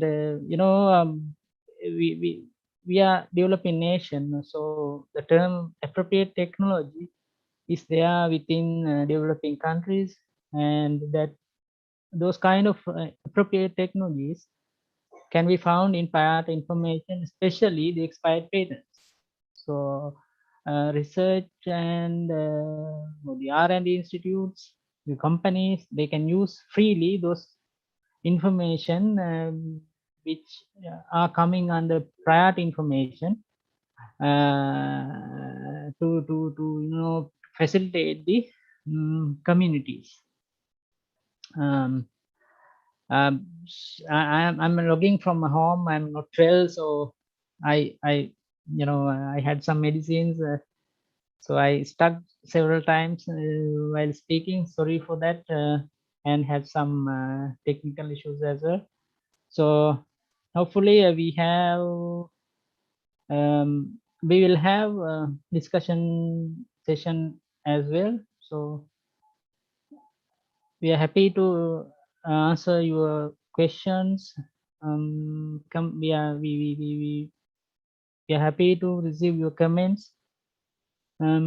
So thank you everyone, the organizers of this workshop, and inviting us to do these presentations. Thank you. It's really appreciate your informative and important presentation with full of information and full of facts. I think Mr. Atapattu, you have done some hard work to prepare this presentation. I hope that all three presenters from NIPO will be available for the discussion. The next item of the agenda is the discussion. It is moderated by Professor Roshan Yapa and Professor NMS Sirimuthu. Professor Narayan Sirimuthu is the Commissioner of Sri Lanka Innovation Commission and a member of the working group on collaboration with UPLCs of NSF. Professor Roshan Yapa and Professor Narayan Sirimuthu, you are kindly invited to moderate the discussion. Please commence the discussion. Participant can ask any question, and we have time up to 2:30. So I think Professor Roshan will consider the question raised through the chat box also, and please participate actively. At the beginning of the workshop, there were 169 participants. Now it seems it's around 100. It's a good sign. I mean, still 100 people are with us. So please raise your question. Then Professor Roshan Yapa and Professor Sirimuthu will moderate the questions and will provide the answers. Thank you. Okay, thank you, Dr. Janaka, for the opportunity, and good afternoon everyone again. I think today we had a very fruitful workshop which addressed many of the issues which had with our research community. So it may be, I mean, the whole participants may be representing the university system or maybe the outside the other organizations, and so anywhere. But anyway, as a country, as many of the previous presenters mentioned, as a country, we should go forward with innovation-based economy. Actually, it will add a lot of financially, it will hugely benefit to the country if we move forward with this aspect. Actually, with that, I would like to invite you all to ask if you have any specific questions from the audience. So we have our presentation panel. So representing all these organizations who presented previously. If you have any question, I would like to invite you to raise your hand. So then we can give the opportunity you to ask the question. First, I will give the opportunity to Professor Aruna Gunawardena from University of Peradeniya. Yes, thank you for giving me the opportunity. Actually, I have about 5 short questions to clarify from the panel. My question is, do you also accept these PCT applications at NIPO, or do we have to submit them separately? No, actually, PCT system is different from National Intellectual Property Office filing. Yeah. It is to facilitate multiple applications or multiple filings with a single application rather. It is facilitated by the World Intellectual Property Organization. So we have to submit the application there? Yes. Okay. There are receiving officers in the system, but we are not a receiving office. Right. So you have to file the application with the International Bureau in Geneva. Right. So the online filing is available. Right. And my second question is, as I understood from the presentation, now we can actually first lodge a patent application to NIPO, and within 12 months, we can also apply for a PCT. Am I correct? Yes. So that is possible. You can directly go to the PCT as well. I can go to the. So what do you recommend actually? Is there any advantage in going to the? It depends on it depends on the business plan. If you are going for a PCT, that means you have to have lot of it is a costly practice. Filing a PCT application means you are entering into a system. But since the territorial nature of the patents, you have to get patents in regions or countries. So it is the first step of a certain procedure. So that means you have to have a business plan as well. Yeah. So filing a PCT is the first step. So you have to decide where to protect it. Right. And my third. If I add one thing to Ms. Nalinda, actually, if you are, as Ms. Nalinda mentioned, so if you are going for PCT application, actually it's purely depend on what is your business plan with your invention. Like if you are trying to go to the other markets like USA, UK, because they are basically huge markets. So if you have, if your invention is capable of reaching those markets, so then it is very beneficial to secure the patent rights in those countries separately. When you're filing this the patent application in those countries separately, it will be a huge cost. So different countries may have different the payment schemes. So to leverage that, because once you submit the patent application, and if your patent application is rejected in those separate countries separately, so then you will be lost a huge amount. So to leverage that, what we can do is we can do the PCT application. So they will be doing international patent search. So there are, as Nalin mentioned, so there are different countries where UK is accepting, Korea is accepting. So these are different countries, international patent search countries. So we can apply those applications. Usually, if you are individually applying from Sri Lanka, as I remember, it's around the cost is individual cost is around 200,000 something. I'm not very much sure, but it's like around that amount. But in rupees, no?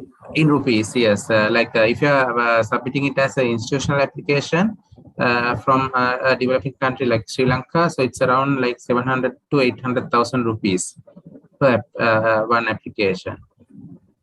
And now for that kind of things, we can get the support of universities. No? Yes. Yes. And my third question is, now I'm from the university, so I heard that when we apply from the university, so the applicant will be the university, right? Yes. Applicant is the university and I'm the inventor. Right? Yes. So two different entities, right? Yes. And so who owns the rights actually, inventor or the applicant? Actually, in terms of university Peradeniya, according to our IP policy, the university owns the university has the ownership of the IP. Right. The ownership is with the university, but inventors will be there as inventors, so it will not be changed. And also, according to the university IP policy, if we could commercialize the particular invention, so then there, in our IP policy, we have a compensation scheme based on royalty payment. So 70% of the royalty will be going back to the inventor, and the 30% will be returned by the university. So it depends on different universities have different policies. And also, I have my last question. Now, this is just to get your expert opinion, right? Say I have a communication method developed, a new method, which can communicate through media like soil and water, right? So say this is the invention. I have found a method where I can communicate like this. So now under this, I can think of many applications. For example, I can use it for mining, right? To send signals to mines. And also I can use it for, say, communicating between two divers under the sea, right? Or fresh water, right? Now, can I include this type of two different things in a single patent, or do I have to lodge two separate patents or PCTs? This is why the patent claim drafting is important. If you can show that it is single inventive concept, then you can cover with the single application. If it is two different things, you have to apply separately. So it is the same concept, but different applications. No, we have to look at this inventive concept. Yeah. So we use the same concept, but in different applications. But in claims, you need not to claim for the usage. Right. You have to claim for the technology. Yes, actually, if I also add for that, so you can have same. So then you have a single application for your patent. So if you have been granted the patent for your invention, so when you're commercializing it, you can think of commercializing that particular patent in different fields separately. So when you're doing the commercialization, we can identify within what, like if you have identified a particular commercial partner. So if that partner is willing to, the background is in a particular field, and where your patent is applicable. So you can give the right of commercialization for that partner only to operate within that field. But if there's another partner, commercial partner, who is willing to commercialize in different field where your patent is applicable, at the same time, in parallel, we can give the commercial rights, commercialization rights to that other partner only within that their respective field. So that is kind of a issue when we have to handle when we're trying to commercialize that particular patent. I think now in the if you have any additions for that.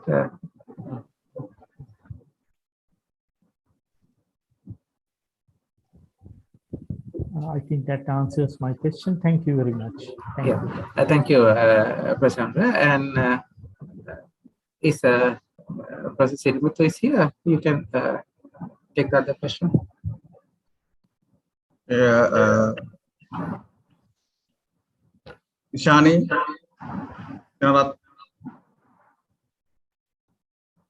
thank you for the organizers and the speakers for this webinar. And I'm aware that this webinar focuses on patent, but can you also please shed some light to obtaining copyrights? And I also have a suggestion to have a webinar in future focusing on obtaining copyrights. Thank you. Thank you. Tantri Gay.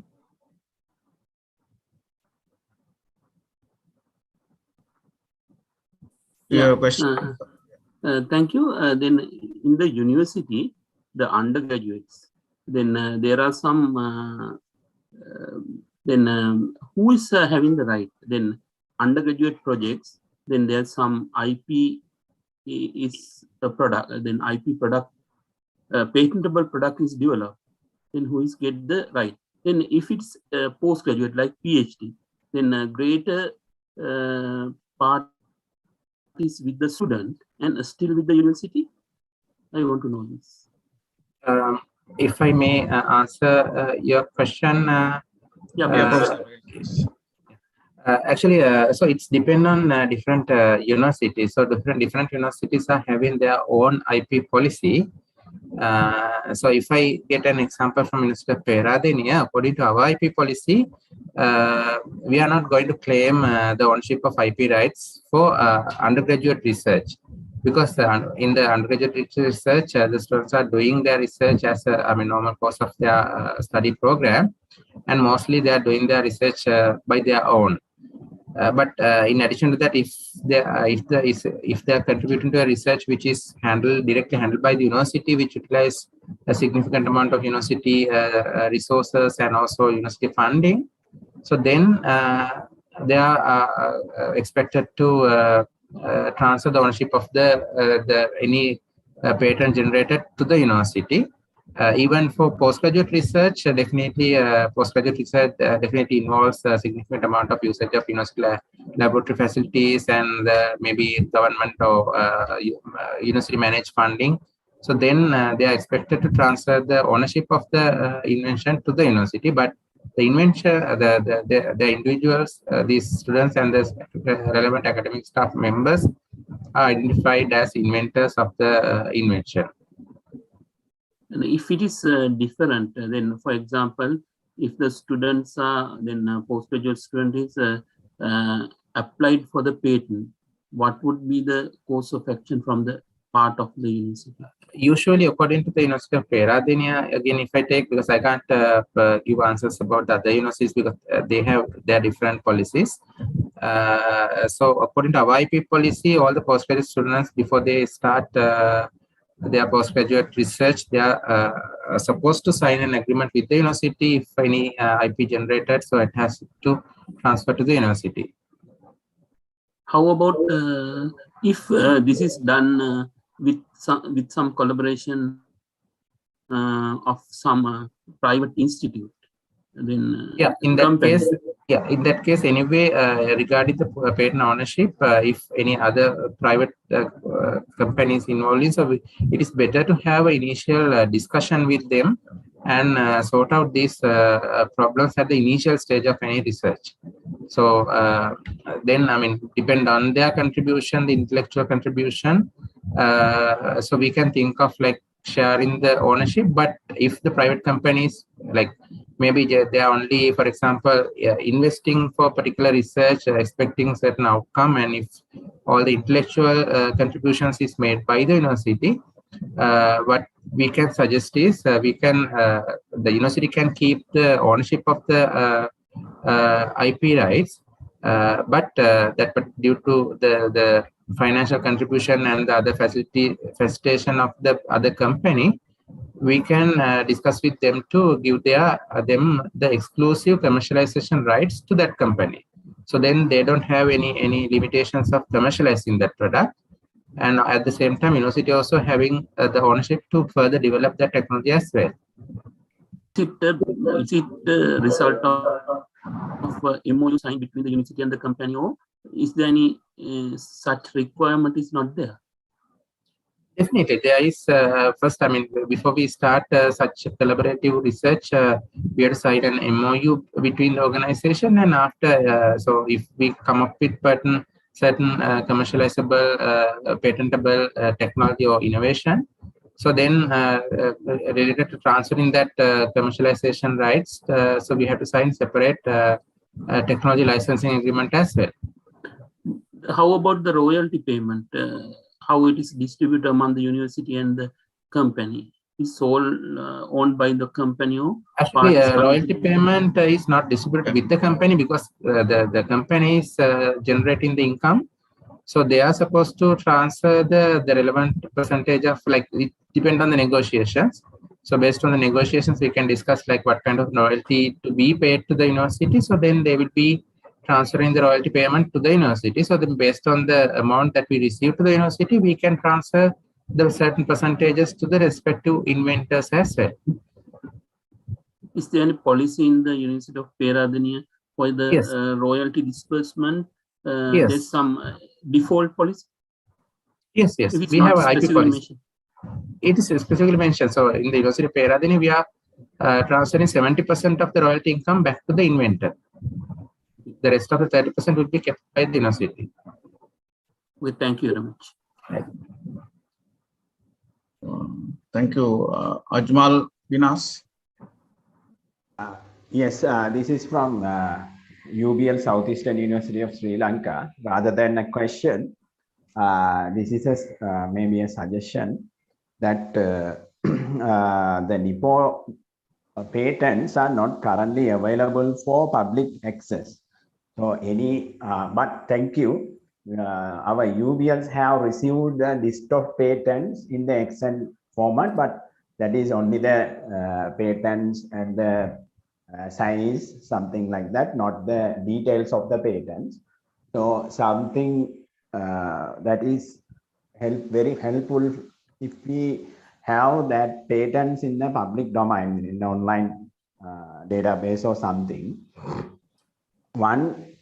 Another thing is, as a UBL, now or in some other occasion as an individual also, I tried to find the right people to get assistance, like patent lawyers and attorneys. I think NIPO is already maintaining some patent attorneys database something. But anyway, I contacted and discussed these lawyers, but it happened around 10 years back. So it's like very difficult to talk with them, and they refuse to give any sort of credibility, because I consulted another expert in patent, and he warned me about selecting attorneys, because some of the people are not really going to do anything and they are going to charge a pretty good amount. So I asked about what are the patents they have contributed, and they refuse to reveal those details. But I have seen some other databases or something, the firm or attorneys are available, as I remember. This moment I don't remember exactly. So providing that information will be very helpful for individual as well as organizational inventors, because in Sri Lanka, very few people are in this domain, and we have to find the right people. Otherwise, it is very difficult, and we are working with a very limited fund. If we consider individual inventors, they are already in a very constrained situation. So that is my experience what I am sharing with this. And also, I would like to hear more about software related invention and patents from NIPO, because this is one of the very trending area, AI and the research areas, but one of the very complicated area for patenting and protection. So thank you. Thank you for organizers. It's a very informative and very good workshop. Thank you. Yes. Shall I speak, Professor? Yeah. I think Professor Ajmal having a few questions. The first question is why we are not disclosing the patent information, or why we are not going online. And the second question was on patent agents. And the third was actually a question, kind of suggestions on assistance, I think, or patent landscaping on software patents, these things. Am I correct, Dr. Ajmal? Yes. All three are not questions, only the suggestions. Yeah, and comments. further Yes. comments. Okay, thank you. To answer the first comment, yes, we know the importance of going online, but we have three language policy, and the some applications were received in Sinhala language, and we are not still translated them to English language. We have only one translator at office, and some technical barriers and some regulatory barriers as well to purchase infrastructure facilities. So that is why it was in the pipeline, but so the implementation was postponed several years in the recent past. We know it is important. On the other hand, for inventors, if they are having opportunity to go somewhere for a patent, if it has not been published to the general public, that is an advantage. On the other hand, it was not published, then you can patent was granted means it is within the public domain, within the access of the public. But the pending applications, they can access other jurisdictions if it has not been published. So that is opportunity. For patent agents, actually we are registering IP agents. The requirement is the legal practice or attorney at law. So so as I mentioned, in the Europe or the US, they are having very advanced systems with regard to patent. So they have patent agents.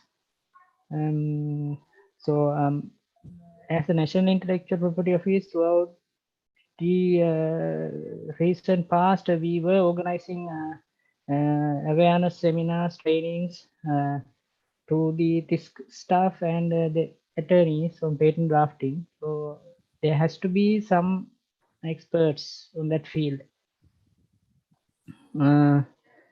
Answering that patent landscaping matter related to information technology, we we are not at the moment capable of doing kind of patent landscaping with the available staff. But in the future, they, you know, they they are the considerations for a patent office. So there will be patent landscape reports available in the future. Thank you. Thank you, Mr. Nalinda. Aruna Gunawardhan. Yes, I have a question to Professor Roshan Yapa. Now, do we have some sort of assistance service at University of Peradeniya for patent drafting? Yes, actually, we are providing that support through our BLITO office. So the generally the UBL, the University Business Linkage Office, is known in University of Peradeniya's BLITO, Business Linkage Innovation Incubation Techno Trans Office. Through that office, actually, we are providing all this support. Actually, starting from patent search to patent drafting, patent filing, so then patent portfolio management. Everything is handled through the office. You can contact our technology manager, Ms. Nirupa Kanagaratnam. I will copy down the details. Technology manager, Mr. Ms. Nirupa Kanagaratnam. Mr. Niluka, Miss Niluka Kanagaratnam, yeah. Kanagaratnam, yeah. So it's so actually we you can first actually we have in our website we have invention disclosure form. Yeah. So inventor has to fill the invention disclosure form. So it asks different questions about the inventive step and the invention and the applicability. So those kind of questions. So you have to fill it, and if you send it to our office, so from that point onwards, we will be providing the support until it commercialized the product. Right. Thank Actually, you. I want to mention, like as the Ms. Nalinda and earlier presenters mentioned, so in addition to this, the free online patent databases, in addition to that, through the head funding, this facility is available in all the universities. Actually, we have access to 2 patent databases, commercial patent databases. One is Innovation Plus Q Plus database, and other one is Derwent Innovation Patent Database. So you can get access to these databases as well through our office. So what is the advantage of these databases over the freely available ones like WIPO? It's freely available patent database also having all the information about the patents, but the advantage of the commercial patent databases are, so they have, as mentioned earlier also, they do have different features where we can do thorough patent analysis. Like we can see like patent classification wise, and like who are the patent owners, so we can find out who, so that like whether the particular patents are generated, so it is in trending period or declining period. Like for example, like if you just do the patent search in a particular area, if you can see that it is a increasing, climbing period or trending period, so that means there's a huge future for that inventions. But if we have done certain invention in a declining period, so that means there are a lot of patents have been generated and maybe in the market, and we also done a particular invention which is like in a declining period. Like so there may be like very few opportunities to commercialize such kind of inventions in that sense. So that kind of lot of tools are available, and mostly the most important thing is these commercial patent databases are having patent information up to, so according to they are claiming that so they are updating their patent databases very frequently, and information are available up to last 24 hours of up-to-date information in those patent databases. But open source patent databases are having like about 1 month back information. I also want to get your opinion on another thing, the sort of work that we have done. We couldn't really go into practical implementations because taking measurements through soil is a difficult thing. You have to draw this drill boreholes and everything. So what we have done is we have very accurate simulators, right? So through that actually we have verified that we can do a great job. So what do you think? Are we at a patentable state? Professor Anurag, we'll take that matter. I'll contact you separately to get more information about it. We'll discuss that later. So whether the patentability or like what we can do with that invention. Some more work has to be done. I was thinking, I was delaying lodging a patent, but I think it's getting. I definitely myself or I'll ask my technical manager to contact you, and we'll start discussion about that. Okay, then I will pass my mobile message. You can pass it to the technology manager. Yeah, sure. I will also try to contact her. Yeah. Thank you very much. Yeah. Thank you. And Professor Sirimutu, so on behalf of the participants, I have one question from you because you are representing the Inventors Commission. So I would like to know, as the Invention Commission, what kind of assistance we can get in terms of patent filing, especially in terms of PCT filing and national level filing in other countries. Yeah, thank you, Professor Appa. Yes.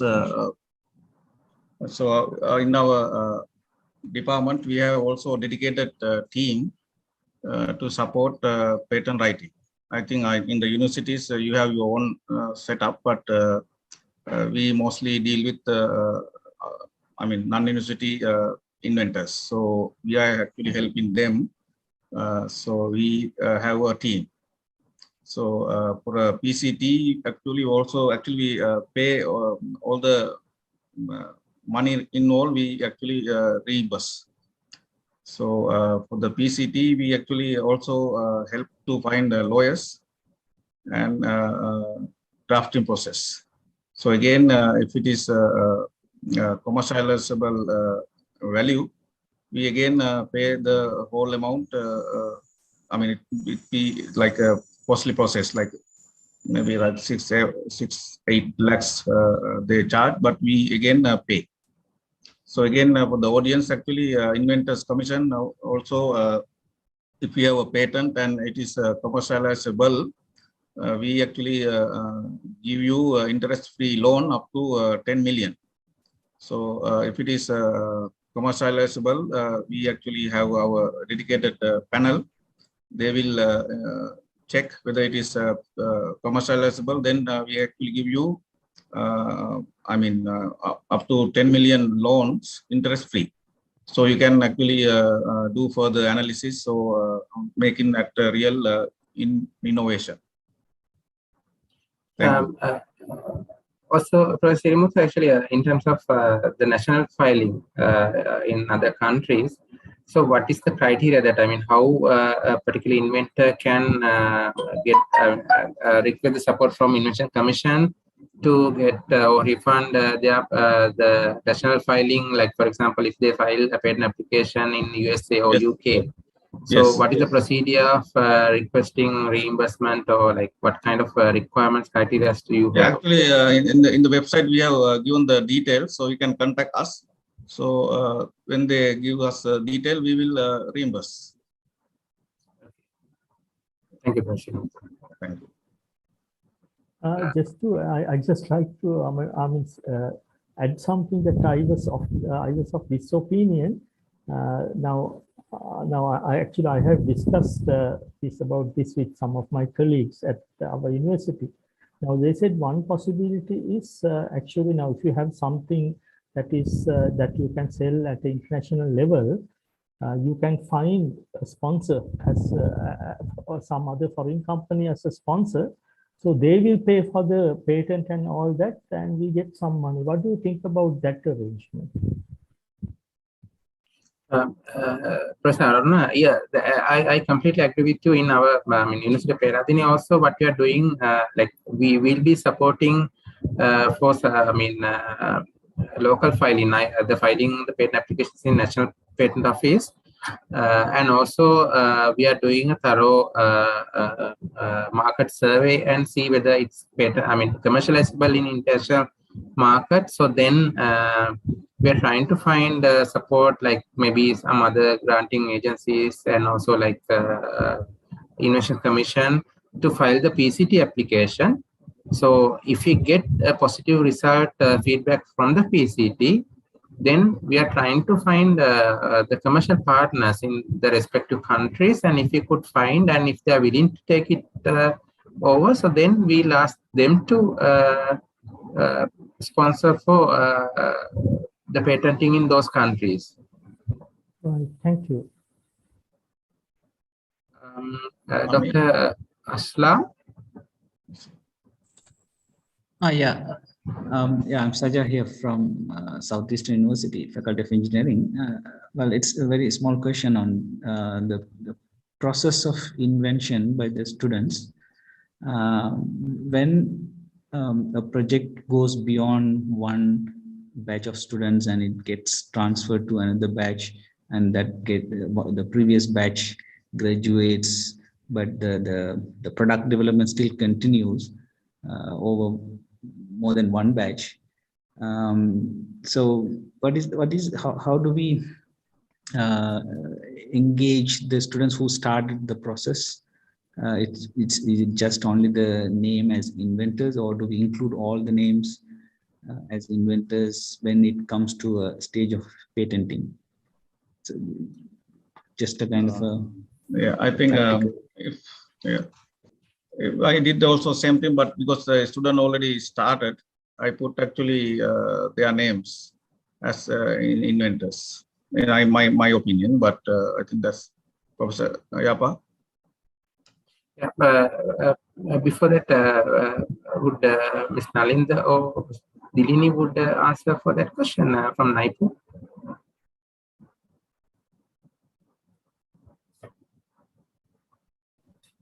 Professor, sorry, I didn't get the question. No, actually, he asked about if you are working on a continuing project, if one batch of student, in one cycle, one of the student doing research, and so based on that, we can file a patent application, and the next year that research will be continuing. So maybe the same research may be continuing, or maybe the improvements. So then how these the inventors are identified in the patent application? You mean the second patent application, or the No. Say for example, you started the work, undergraduate work, and he couldn't, the lecturer couldn't patent it because maybe he needs some more data. The next batch comes and he get the results or complete the patent, the work, and now he's going to write the patent. Right. Question is, he asking actually what happened to the previous the student who started work. So actually, I said I put his name. I got the point. So it depends on the contribution. We are going to have a concept map. And we are identifying the major concept or the main idea and subcomponents. Then we have to decide when it was done. So accordingly, we can put inventors in the application form. Say in the latter part, in the second batch, they have involved with the inventive concept or the involvements in the advancements that are patentable. Then we have to add only the second batch. If it was, if it has, developed throughout the 2 years, 2 batches, then we have to include the previous ones as well. It depends on when the advancement was taken place. Thank you. So yeah, thank you for that answer. I mean, my question is, if the previous students claim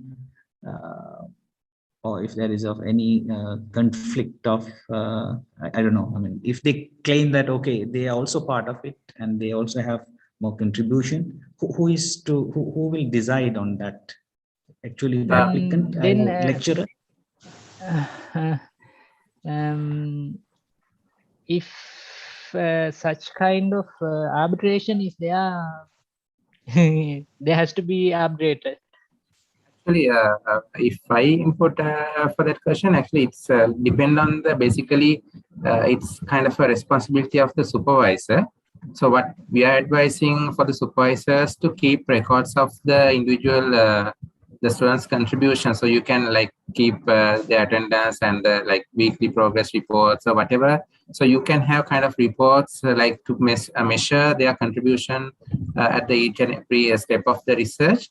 So based on that, according to the practice of University of Peradeniya is in our invention disclosure form, we are asking from the supervisor like each and every individual or member of the research team the percentage of their contribution. So the supervisor is supposed to give these percentages, and based on that only we'll be considering the royalty transfers as well. So then based on that, when you prepare in the patent application, so then we know that the different members have contributed in different way to the research. So we'll be using that the invention disclosure form to assess the percentage of their contribution. And anyway, the supervisor is supposed to keep the records of these records for to produce if needed as evidences as mentioned by Nalinder, if any arbitration or any court case to be taken. So then we should have proper evidences to show that how they contributed towards this particular research.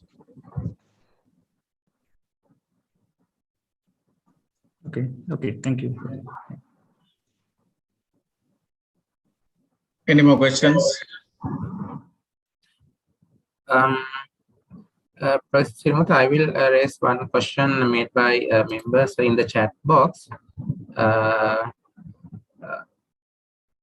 One has asked a question, says, does the NIPO officials, does NIPO issues an official copyright certificate in Sri Lanka?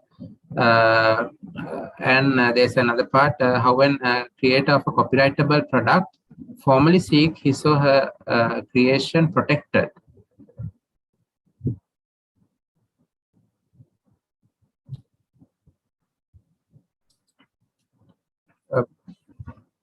Ms. Nalinda, would you be able to give an answer for that?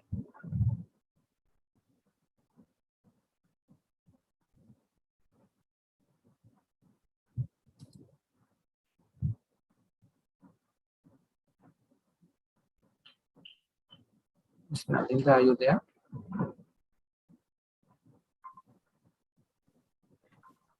Mr. Nalinda, Atabatu? Hello. Oh, any other from NIPO?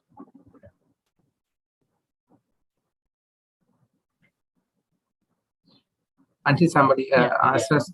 Professor, sorry, I lost the connection. Sorry for that. Sorry. Could you please repeat? Yeah, I'll repeat the question.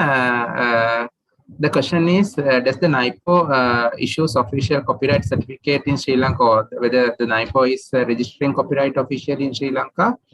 The second question is, how when creator of a copyrightable product or which is copyrightable one, so then how they can prove their ownership in originality in Sri Lanka or in other countries? According to the present law, there is no registration system in Sri Lanka for copyright. It is basically on the evidence. I mean evidence-based litigation can be seen. If you remember, there were some cases relating to songs in recent years. So they were decided based on the evidences. To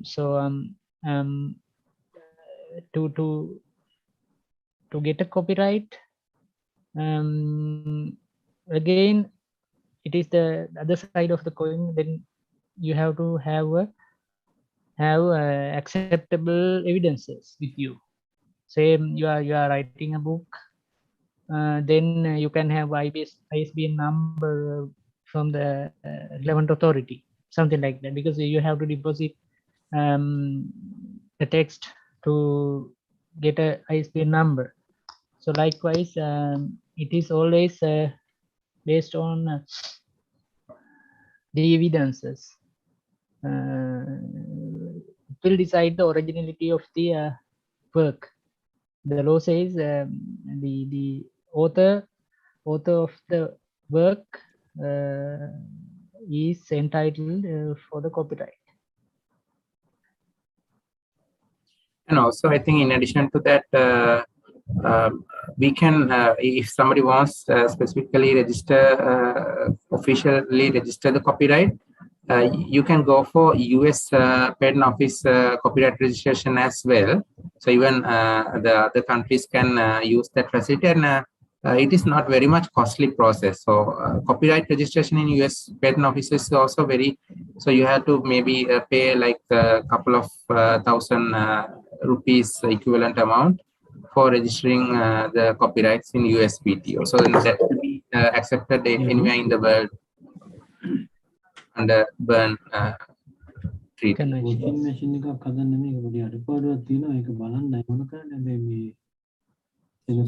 next, I would like to give the opportunity to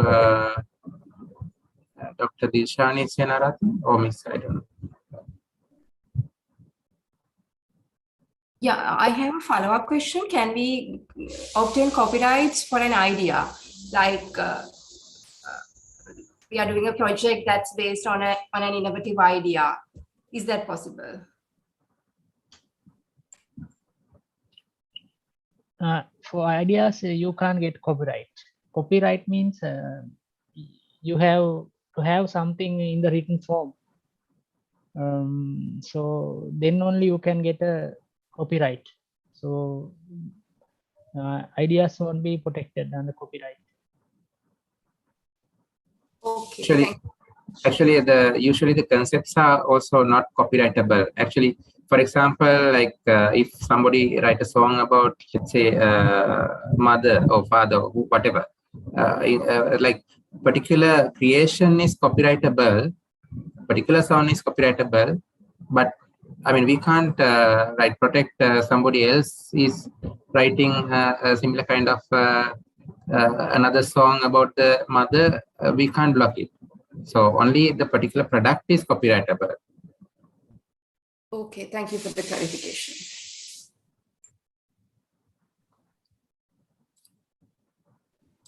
Professor, and also I found the question in the chat box asking unsuccessful PCT documents or something like that. Answering that, I had the answer to that question, but if I elaborate it, sure. Go ahead. PCT system, it is a facilitation system to have multiple filings, and it won't give you patents within the system.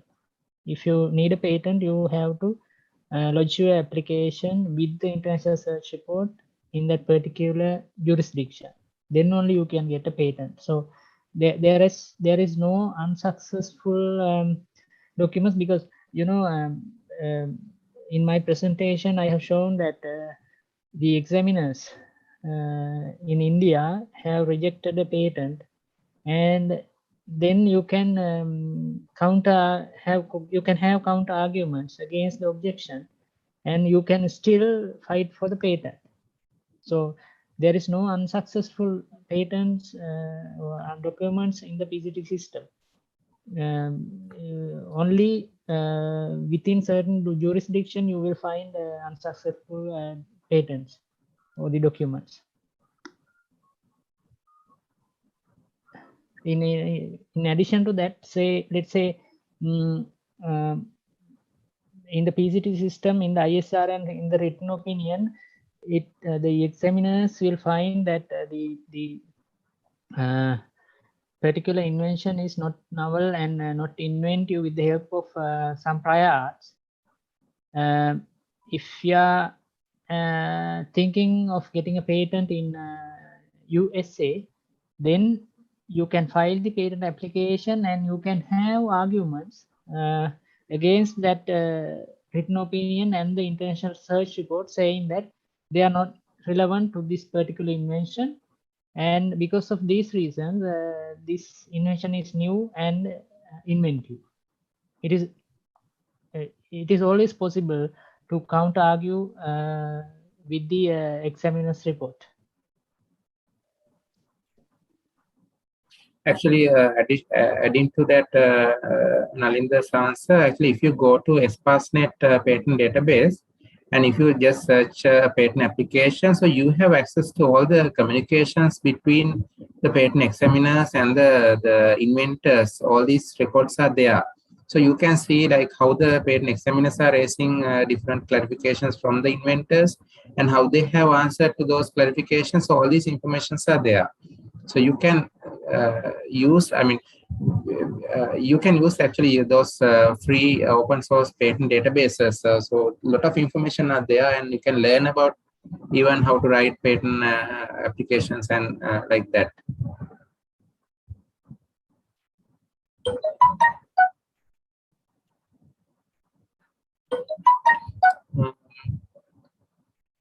Dr. Ajmal, do you have any questions? Yes, my question is when we have that is something patent examiner raise some objections and it's something like journal review process, right? So are there any maximum iteration or maximum number of times we can do or it is like there is no limit for that?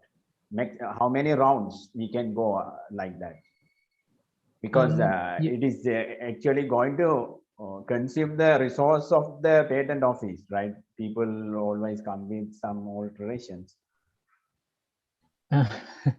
This is a good question because we are experiencing this difficulty because we at the moment have no final rejection. There are certain applications where the applicant is continuously submitting counter arguments. For the moment, there is no restrictions on how many times you can submit amendments. Yes, but you know, because the law has not provided kind of provision. So because of that reason, but it is really difficult to deal with applicants in some conditions. I mean, at some stages. And also, I think, I mean, correct me if I'm wrong. I think even in USA also, it depends on the patent examiner, I guess. Like, I mean, if a patent examiner is like continuously responding to the, I mean, the inventor, and so that if there are, I mean, continuing communication with them until the examiner is confirmed that this particular invention is patentable or not. So when the patent examiner satisfies or confirm that this is exactly patentable or not, so then at that point, patent examiner will issue a final verdict about the patent application. Until then, you'll be continuing the discussion, I guess, isn't it, Nalinda? Yes, and one more thing, Professor. In Sri Lanka, we don't have post-publication litigation or prosecution. I mean, we don't have patent courts. So in developed countries, they have patent courts. Even in India, they have hearing board or something like that. So if the applicant is not agreed with the decision of the patent office, they can go to that point. So in Sri Lanka, we don't have that facility. That is why we are continuously allowing them to communicate with us until the matter is crystal clear, the rejection or the acceptance. Okay, thank you. Dr. Chandra Ambuldeni, sir. Thank you very much. I want to thank all of you for giving us a very informative panel discussion with very relevant answers and very good questions as well. I have a question. This is regarding the commercialization. Now, when we trade our patents for commercial purposes, now sometimes people buy these patents and they don't, they suppress it, they don't use it, and they continue to do business without using the patent that they bought in their own normal way. That is one thing. And also there are the other people who really do a patent and it is a very commercializable one, but they don't really go commercial with it, they just keep it. What is the response that we have for that kind of situation? Because in both cases, we lose valuable economic value in generating business and wealth, in the country. Yes. Thank you. Thank you, Dr. Chandra Ambuldeni, for your very valuable question. Actually, if I give an answer for that question, so that's why as the university, we are claiming the ownership of the patent to the university. So then the patent owner has the rights to control the transferring the commercialization of the particular patent. So when you one technique that we are doing when you transferring the technology, commercialization rights to a commercial partner, in our technology transfer licensing agreement or technology licensing agreement, we have a special clause under the due diligence of the commercial partner. So there we have a clause saying that so within a certain period of time, so they should commercialize the product and it should be available in the market.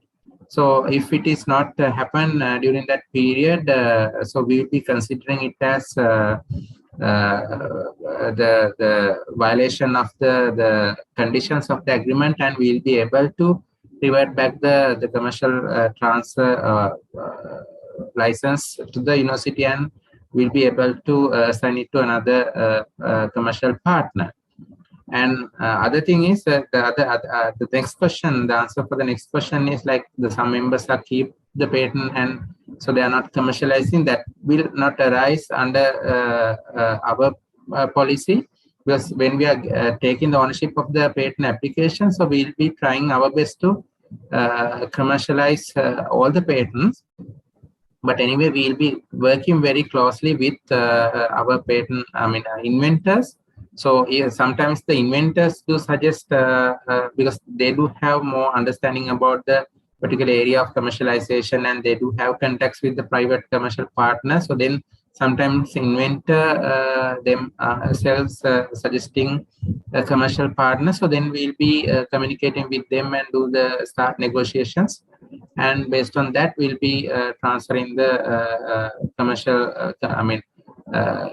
commercial rights to the commercial partner. Did I answer Dr. Chandra Ambuldeni? Yes, I think you gave me the answer. Actually, that what I understand from your answer is that it is not the patent law, but it is the understanding and the agreement between the seller and the buyer. So basically, that is what we are talking about here. So we have to enter into a very carefully prepared agreement at the outset itself to ensure that the patent is put to use. Otherwise, to retract it. Yes. Yeah. Actually, that is happening in the even in the international level as well, because there are some, very strong commercial partners. So they will be taking the ownership, the commercial rights of very competitive products. For example, like if a particular commercial partner is working particular area, and if some other the invention is coming, which can be competitive to their product, So what they are doing is they will be taking the ownership of those patents and they will not do anything. But for example, like if you sell your patent right, I mean, if you sell your patent to a third party, so then you don't have any control over that. So if they decided to keep it with them without commercializing, so then that's the end of that invention. But once we keep the patent ownership with us, we are only transferring the commercialization right. So we have right to call it back according if they are not fulfilling the agreed conditions. And Professor, I would like to add something. And, Yeah. Commercialization refers not only to manufacture things and selling them, but also licensing.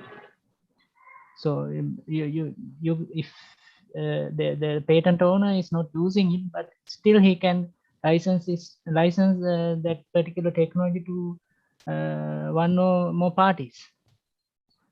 And on the other hand, the law provides if the exploitation or use of the patented technology is not there, if it is not in use, then you can have a request to the Director General to exploit it. It is called compulsory licensing. That particular provision is there, but it is not identified with the law as compulsory licensing, but the provision is there. If someone is not using the patent, say commercialization capabilities are there with the university itself, then they can make a request to the IP office, the Director General, subject to a royalty to the patent owner to use that technology. So there are so many ways still there. Yes. Thank you very much.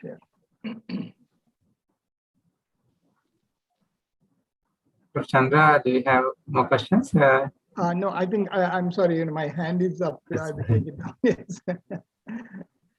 Ajmal, Yes, the first thing is our time exceeded. So still can I go? And we are passing time, lunch time, and we are still continuing. Yes, one question. Yeah, you go ahead. Regarding commercialization. So usually, as I aware that in Sri Lanka, it takes around 3 years to get the patent.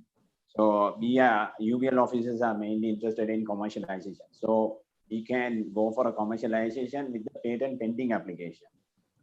So let's can the NIPO can share any experience so that once we commercialize, let's say that the patent is we cannot patent that product or patent application rejected after that stage at some point after 1.5 years or something. So what would be the implication and any sort of experiences or any ideas on that?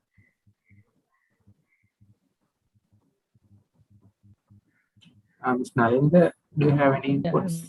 Professor, sorry, I again, the sound is not clear to me. No. Sound was not clear to me. Ajmal, can you repeat the question again?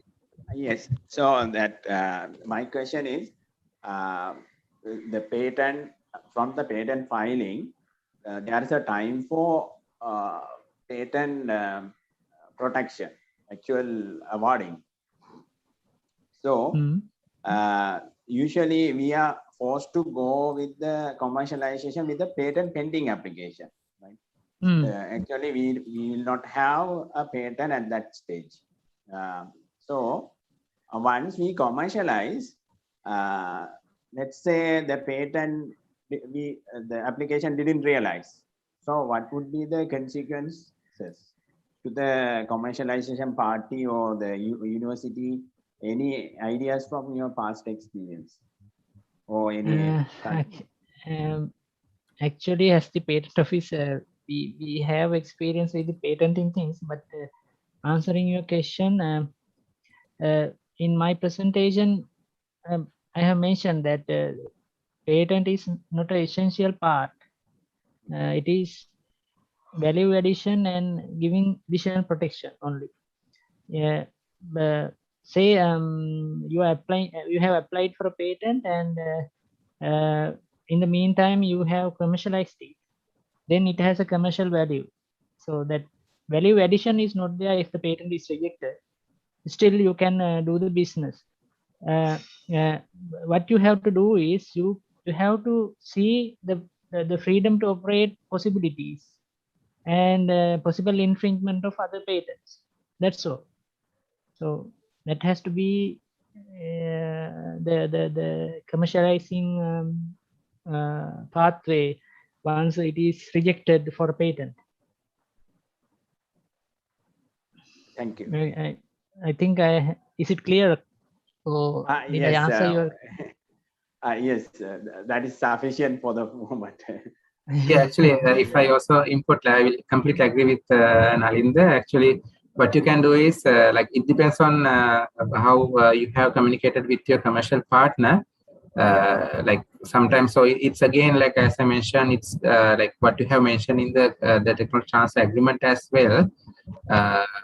For example, let's say if you are transfer the licensing depend only on like subject to issue of the patent, and if the patent is rejected and if your commercial partner is like if rejected means that means that knowledge is in the public domain. So if the commercial partner can like consider it as a knowledge in the public domain, so then they would may continue without making any licensing payment because it has been rejected. Or otherwise you can communicate with, like if you have any doubt of getting the payment or a patent, what you can do is you can initially communicate with the commercial partner, so then you can go it as a know-how transfer. So then you have mutual agreement like whether it's patented or not. So whatever the technology that you have developed will be transferred to them for commercialization as a know-how transfer. So based on that know-how transfer, they will be continuing commercializing the product, and they'll be keeping payment, the royalty payments to the university as well. Thank you. Professor Roshan, shall we wind up now? Yeah, Mr. Yeah, okay.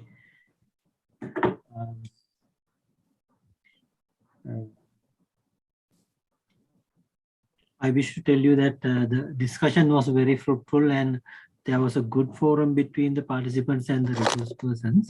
And thank you very much, Professor Yapa and Professor Sirimuthu for moderating the discussion session very well.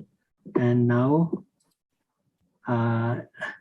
it is the time for vote of thanks. I wish to extend my sincere gratitude to Professor Ranjit Senaratne, Chairman NSF, for delivering the welcome address and participation at the workshop gracing the event. I am grateful to Dr. Chandra Amboldenia, Chairman of the Technology Development Arm, for delivering the introductory remarks of this workshop and his positive directives provided to us in organizing this awareness workshop. We were inspired by your encouragement, sir.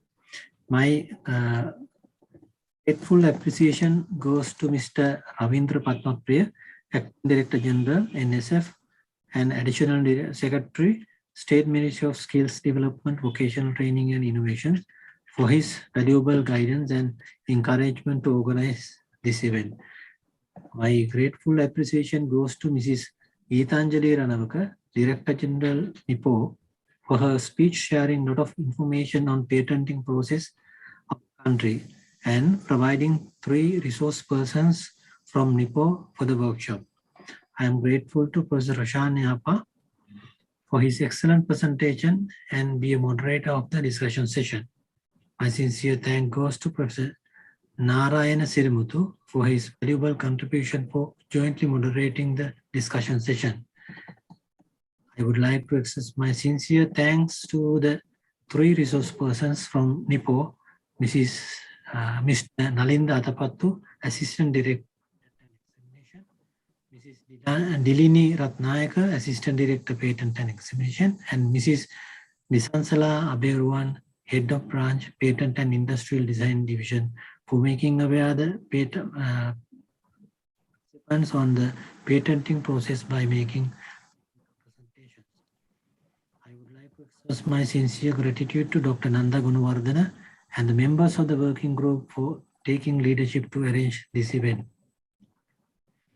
A special thank goes to Mrs. Chinta Disanayaka, Director Information and Examination at NIBO, for her unconditional support extended to us in organizing the workshop. Being a member of the working group, she extended her fullest cooperation towards success of this workshop. I am also very grateful to Mr. Madhav Pereira, IT Manager, NSF, who extended a great support by arranging the NSF Zoom platform for the workshop and continual support in running this workshop throughout the whole period. My sincere thanks goes to Mr. Vasanta Anuruddha, Head STPRD, for timely dissemination the flyer and the link of this virtual workshop. Also very grateful to Mrs. Sarani, my staff members who provided their fullest support in organizing this workshop.